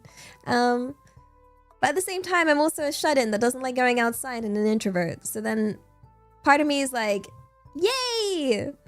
And then sometimes I'm like, oh no! But also, yay, I'm a complete contradiction. It's like, what do you want? And I'm like, I don't know. I don't know. I want to be alone, but not to be lonely, if that makes sense. Like, yeah. So it is the contradiction of life, of someone wanting to, you know, have their own space while also, yeah, it's a weird middle vibe. It's like I'm an introvert, but there's still a desire to you know, socialize. Like, yeah. But yeah. Also, what is this little flush? Sydney, arigato. Skittles, arigato. SCP, arigato. And also, Unadabs, arigato for the 100 biddies. Hi, YouTube. Introvert doesn't mean antisocial. Yeah, introvert is the energy. It's like, yes, I'm shy. Yes, I'm scared of people. Yes, I get tired of people very fast. Yes, I like being alone in my place. But also, I don't know, it's hard. Because people scare me. So I feel like a lot of the reason why I don't mind being alone is because I'm so scared of people. You know? Like, yeah, because people be scary. I was raised by a cat. I was raised by a cat and a computer, okay? That's just what happens. I mean, I don't feel lonely when I'm streaming. I feel the complete opposite of lonely when I'm streaming. When I'm here with you guys, I feel very happy and chill and I don't want to go ever, you know? It feels nice. Yeah. How's my agoraphobia lately? I haven't left my place since I've got back. Yeah.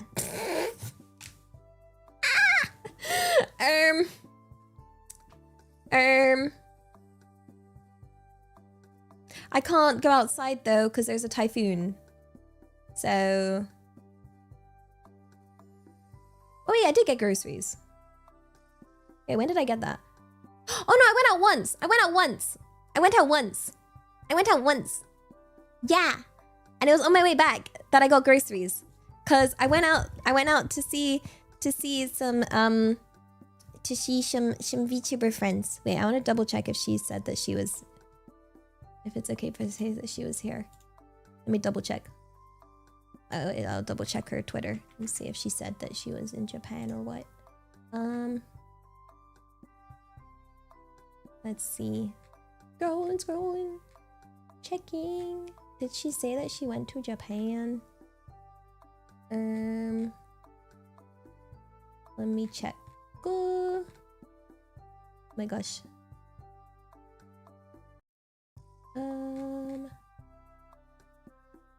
I always get worried with VTubers. I always get confused. I'm like, can I say?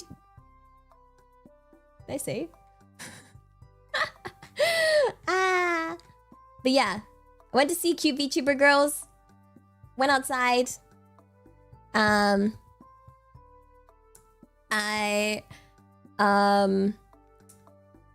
went to Chikawa Park.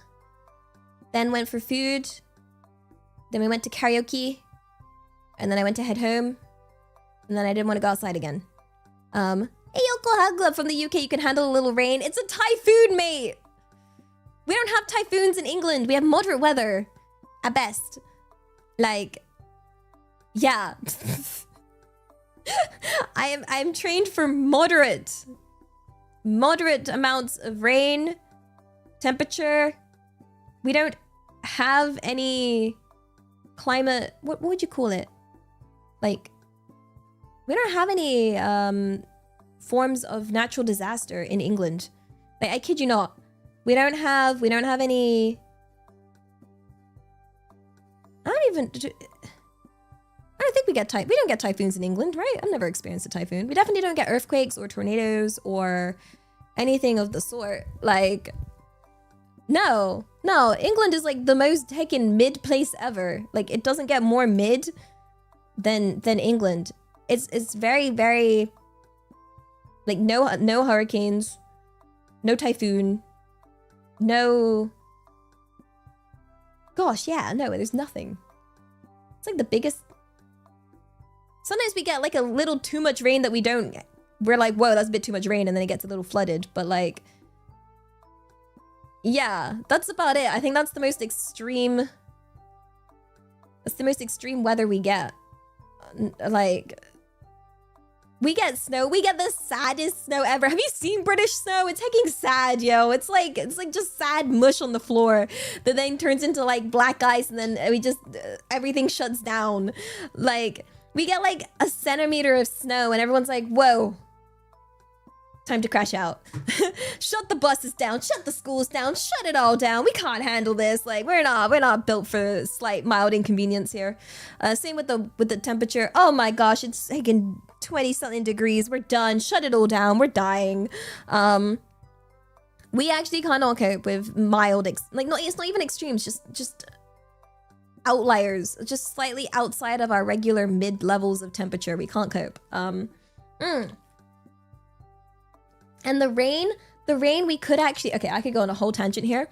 The rain, we could cope with England if people weren't so hecking greedy and the corporations weren't so greedy that they would build on stupid wetland areas that weren't designed, like literal floodplains, okay? If your cheap ass wanted to build on a floodplain and then complain about flooding, then that's on you for building on a floodplain, okay? Like, I can't. The amount of like wetland areas, like these beautiful wetland areas that would like look after all of these beautiful birds and beautiful nature that would then get absolutely destroyed for a stupid ass car park that then would not survive because guess what? You built it in the wrong place. Yeah, that's why we end up with a lot of flooding. We end up with a lot of flooding because they get a lot of warnings about, hey, this area floods really easily, and they're like, yeah, but it's cheap, yo, so I'm gonna build on it. Okay, and then they're like, yo, we recommend you build something to deal with the flooding. And they're like, ooh, that costs extra money. So like, no. And then they're like, ah, dang. What do you mean it flooded? Like, there's just so many levels of stubborn corporation crap that it just tilts me. It tilts me. It's like, it's the definition of I told you so. I told you so. It's so much I told you so's kind of pain. Like, yeah. Oh my gosh. Ugh. Would you know the place you buy would have frequent floods? I feel like they would do their best to hide it. A lot of new builds kind of suck in England. Like, they're heckin' built flimsy. Ugh. I don't know. I don't know much about, I don't know anything about house buying. I just know about the house building part. Like the pain of it's just silly. It's kind of like the same annoyance that I would get when I was working in IT and they would be like, yo, everything sucks, why is it so slow? And I'd be like, well, maybe you need to upgrade from Windows 98. Please? Hello? Like, have you considered upgrading your server? And they're like, no, that costs money. And I'm like, but you're gonna, you have to. You don't talk about us. I didn't mean to offend Windows 98. It is a banger, but it's not a banger to run your entire company through. Like, and it's like, you don't have enough memory on this to run it. And then they're like, so you can't fix it. And I'm like, you're the problem. You're the problem. It's you. I kid you not, I remember loading onto someone's... Okay, it was really weird, actually. I loaded onto a server once to fix it, to fix some stuff. And first off, it was Windows XP. And second off, their entire desktop was flooded with stuff. Okay, you know, like one of those really messy desktops where the entire screen is just filled with files? And I was like, okay, well, that's not the worst thing I've seen. I wonder if it was a prank. But like, it was all photos of himself. It was all photos of the guy. And I was like, what? Dude, what? I was like, this has gotta be a dumb prank. Yeah, now that I think about it, that sounds like a, yeah, I think that was a prank. It's gotta be a prank, because that's not normal, right? Like, yeah, it was just, I was trying to find a file, but I was like, god darn, there's a lot of crap on here. And I was like, wait, it's not a load of crap, it's a load of selfies, the F. Oh my gosh, it's hecking crazy.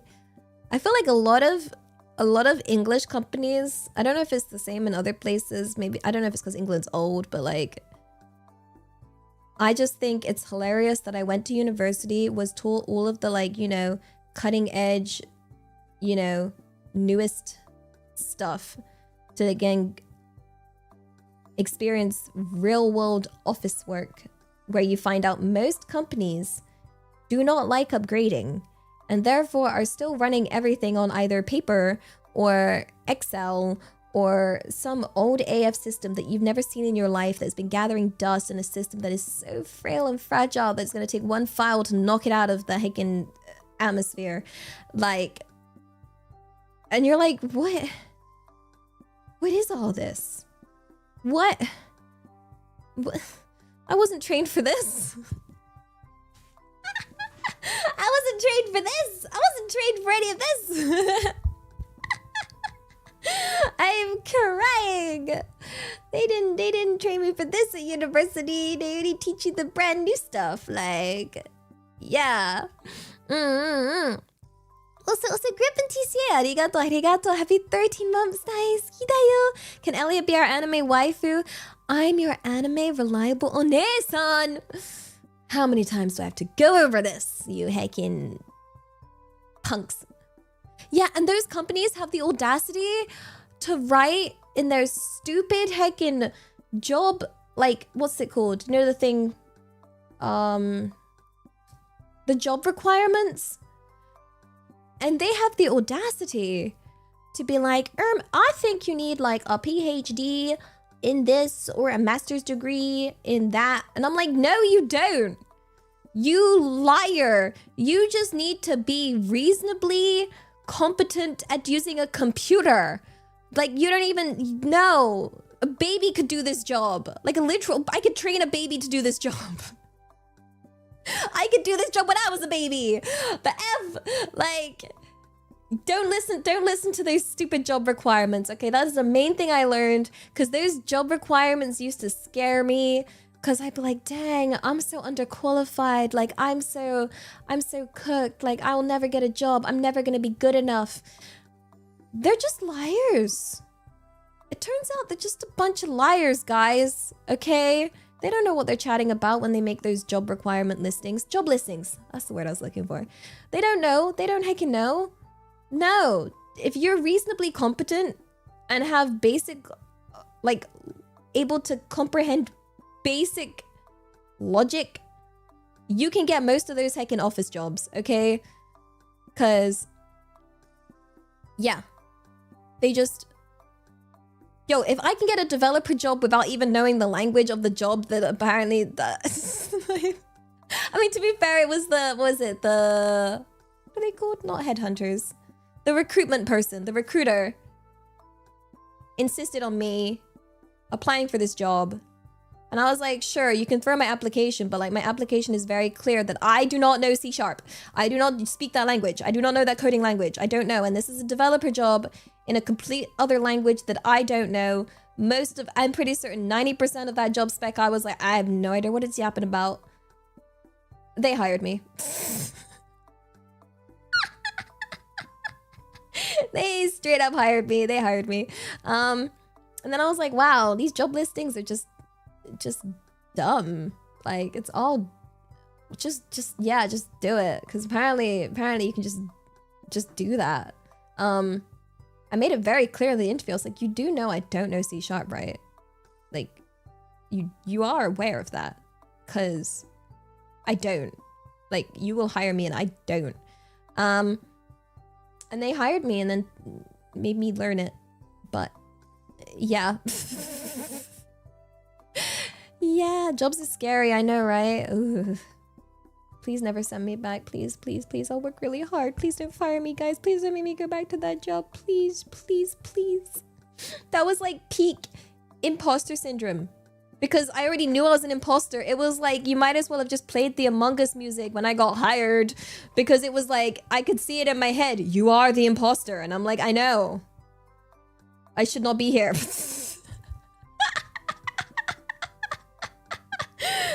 Yeah, I was like, dang, I'm literally signing up to be an imposter right now. And then I figured, what's the worst that can happen? And I literally had to go through like this mental thing through myself of just being like, okay, let's think about my imposter syndrome here. What's the worst that can happen? I get fired. Okay, then what happens? I get a new job. Oh, then that's fine. Like, have I trick them into hiring me. No, I was as clear as possible. I have already made it. I literally walked into the room like, hey, I'm an imposter. And they still chose to hire me. That's on them. It's not even, I didn't even know a language that was close. I know Python. Just not very similar. Taking rough, yo. Like, taking rough.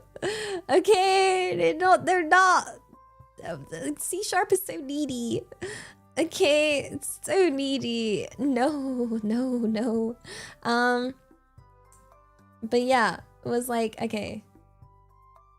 So, worst case scenario, I got fired. Best case scenario, I just do what I can do. And that's all I can do. That's it. Yeah. And I was like, I'll just live my life as an imposter. Worked that job. Did what I could. And I was like, well, if I get fired, I'll just know that I did what I could. And it is what it is. And then I just embraced my new imposter lifestyle. Not even faking it, I was just straight up honest. I was like, yeah, no, I shouldn't be here.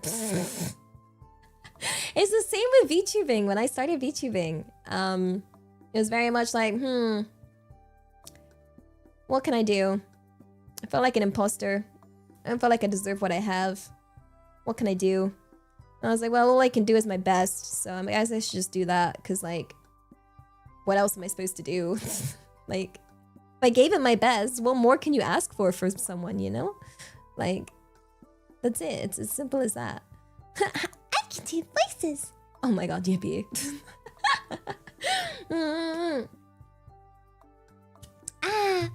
Also. Let's see. BB des arigato. Solution. Get your name legally changed to Elia. Well, then you guys can find me. Then I'll definitely get doxxed. You know? Like... yeah. That's just speed running. Find me, yo. With my... yeah, no, that's,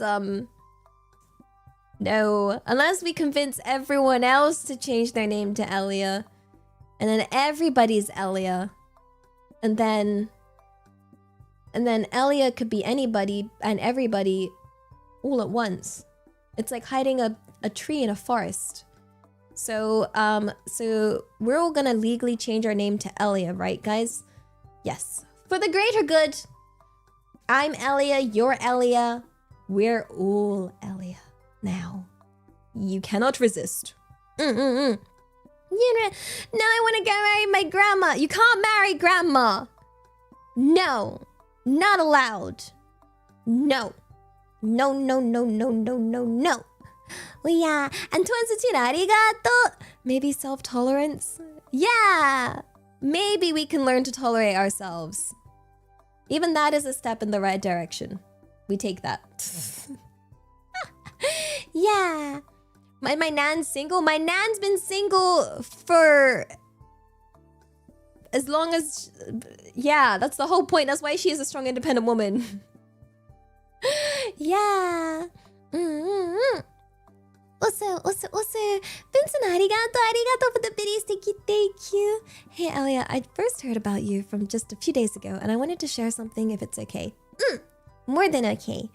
Let's see. Your stories today really connected with me and shows how no matter the situation, no matter how bad things can get, there's always a way to go forward and look into the future. I mean, I think I'm just really stubborn and annoying and I don't like giving up. You seem like such an incredible person with such really honorable goals, which can sometimes be hard nowadays to find. I wish you the absolute best in obtaining a house and all of your dreams. My dreams are house and making you guys happy. That's it. I don't have many goals. Literally it. That's literally it. But yeah, no, I think I just have a very stubborn streak in me where I think even in school, if there was like a subject I wasn't good at or something I wasn't good at, I would then aggressively learn it because I'd be like, wait, no, I can normally pick up things really easily. Like, I'm one of those, you know, washed up gifted kids.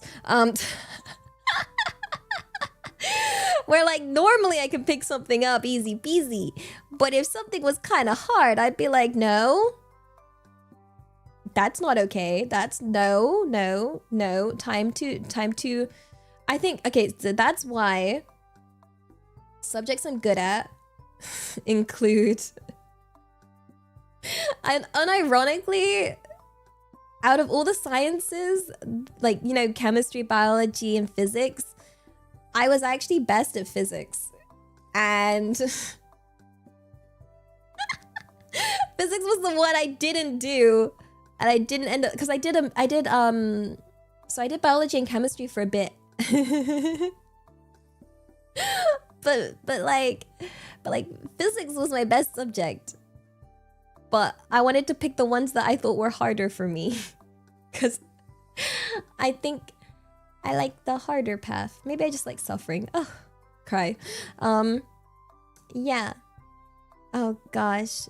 Remember being stubborn like that in high school? Not every chance I just accept. Yeah, mediocrity was very villainized in my life by my parents. They basically told me it wasn't allowed. So yeah, and then I learned, wait, why was it villainized so badly? Why? It's not that bad. Like, it really messes with your head if you're taught that. So I feel like one of the lessons that's really important to learn is it's okay to not be the best at something. It's also okay to have ambition. I think it's a balance between the two that's really, really, really important. You know?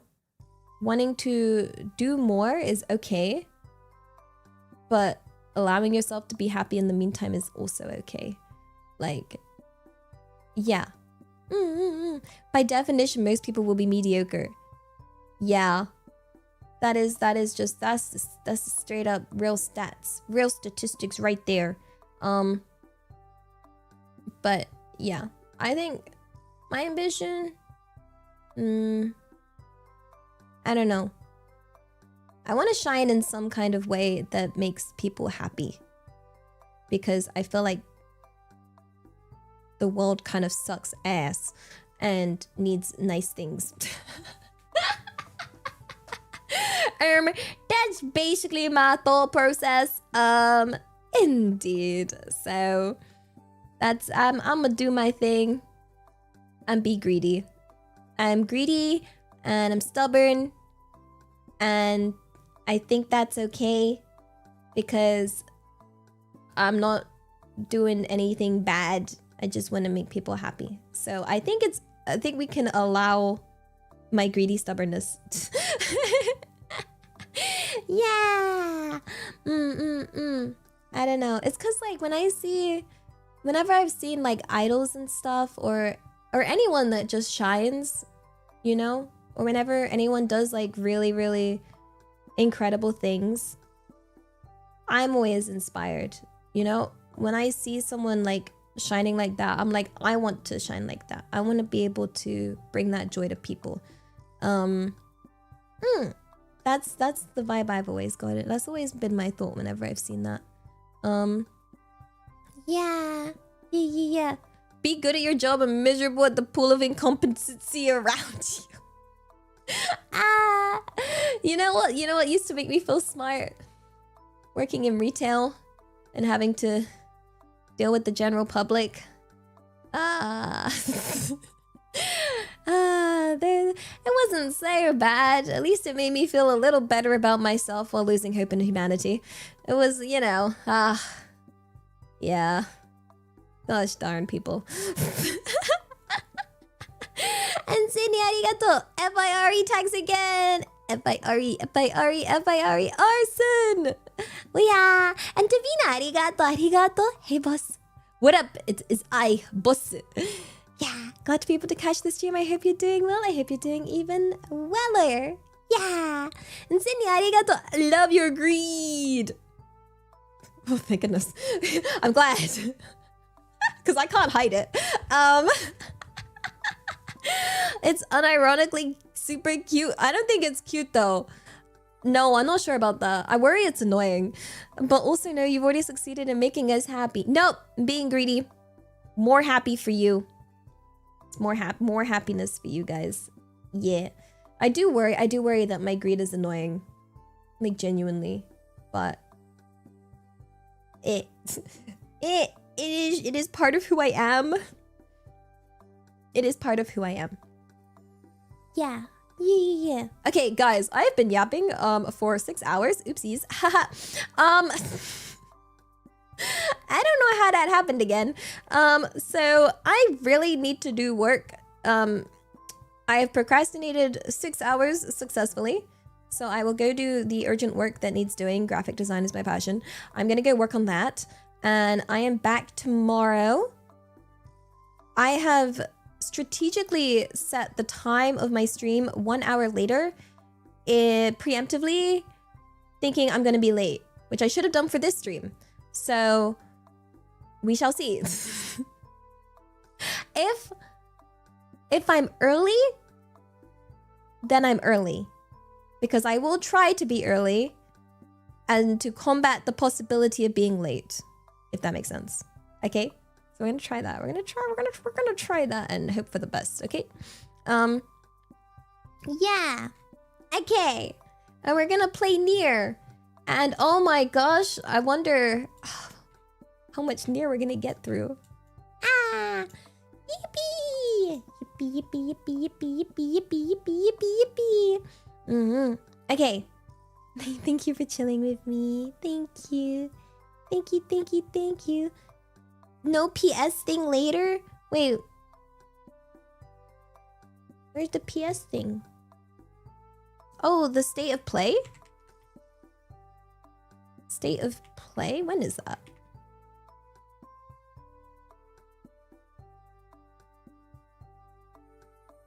Wait, no? Wait. When? Huh? I'm lost. When? Did I miss it?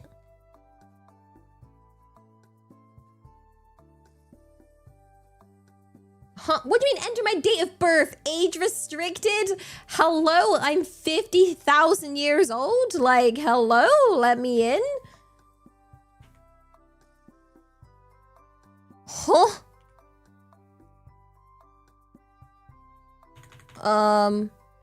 What if I put in a dumb year? I was born in... What do you mean the year 1000 is a legit year? The F? Okay. What? I'm not allowed to be 1026. That's kind of crazy. You want me to put 1st January 1970? Okay. Bet. I was in 5 hours? You want me to stick around for 5 more hours?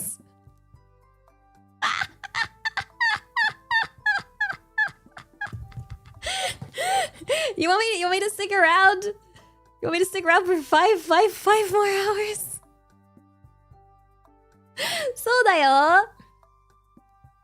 I don't know about that one, Chief. Yeah, I'm not sure about that one. Cause it's already been 6 hours. Yeah. But we can talk about it. We can talk about it. We'll talk about it. We'll talk about it when we have our stream tomorrow. Yeah. Yeah. Yeah. We'll talk about it in tomorrow's stream. After it's happened, you know, as opposed to a live react, it'll be a post react. Okay, so for tomorrow's stream, it's gonna be, we'll start off with yapping and then go to Nier. Okay, so it's gonna be like, it's gonna be yap then Nier, yap then Nier. Okay? Okay.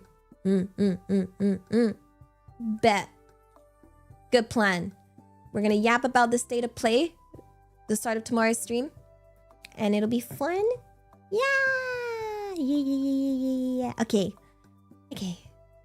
For now. No bye-byes. Bye-byes suck. Bye-byes make me cry. May that never, ever happen again. Okay. No bye-byes. Okay? Only see you later. It's a see you later, okay? I'm not going anywhere. I don't wanna. Okay? And yeah. For now, have a wonderful morning, afternoon, evening, good night, wherever you are. If you're in Japan, be safe with the typhoon. And yeah, make sure you take care of yourself. Thank you for being here. Thank you for existing. I fucking love you guys so much. トイスチラありがとう。プッパー。プププププパー。プパー。all of the honks, all of the poops, all of the 大好きだよ。大好き大好き大好き大好き大好き。うわー。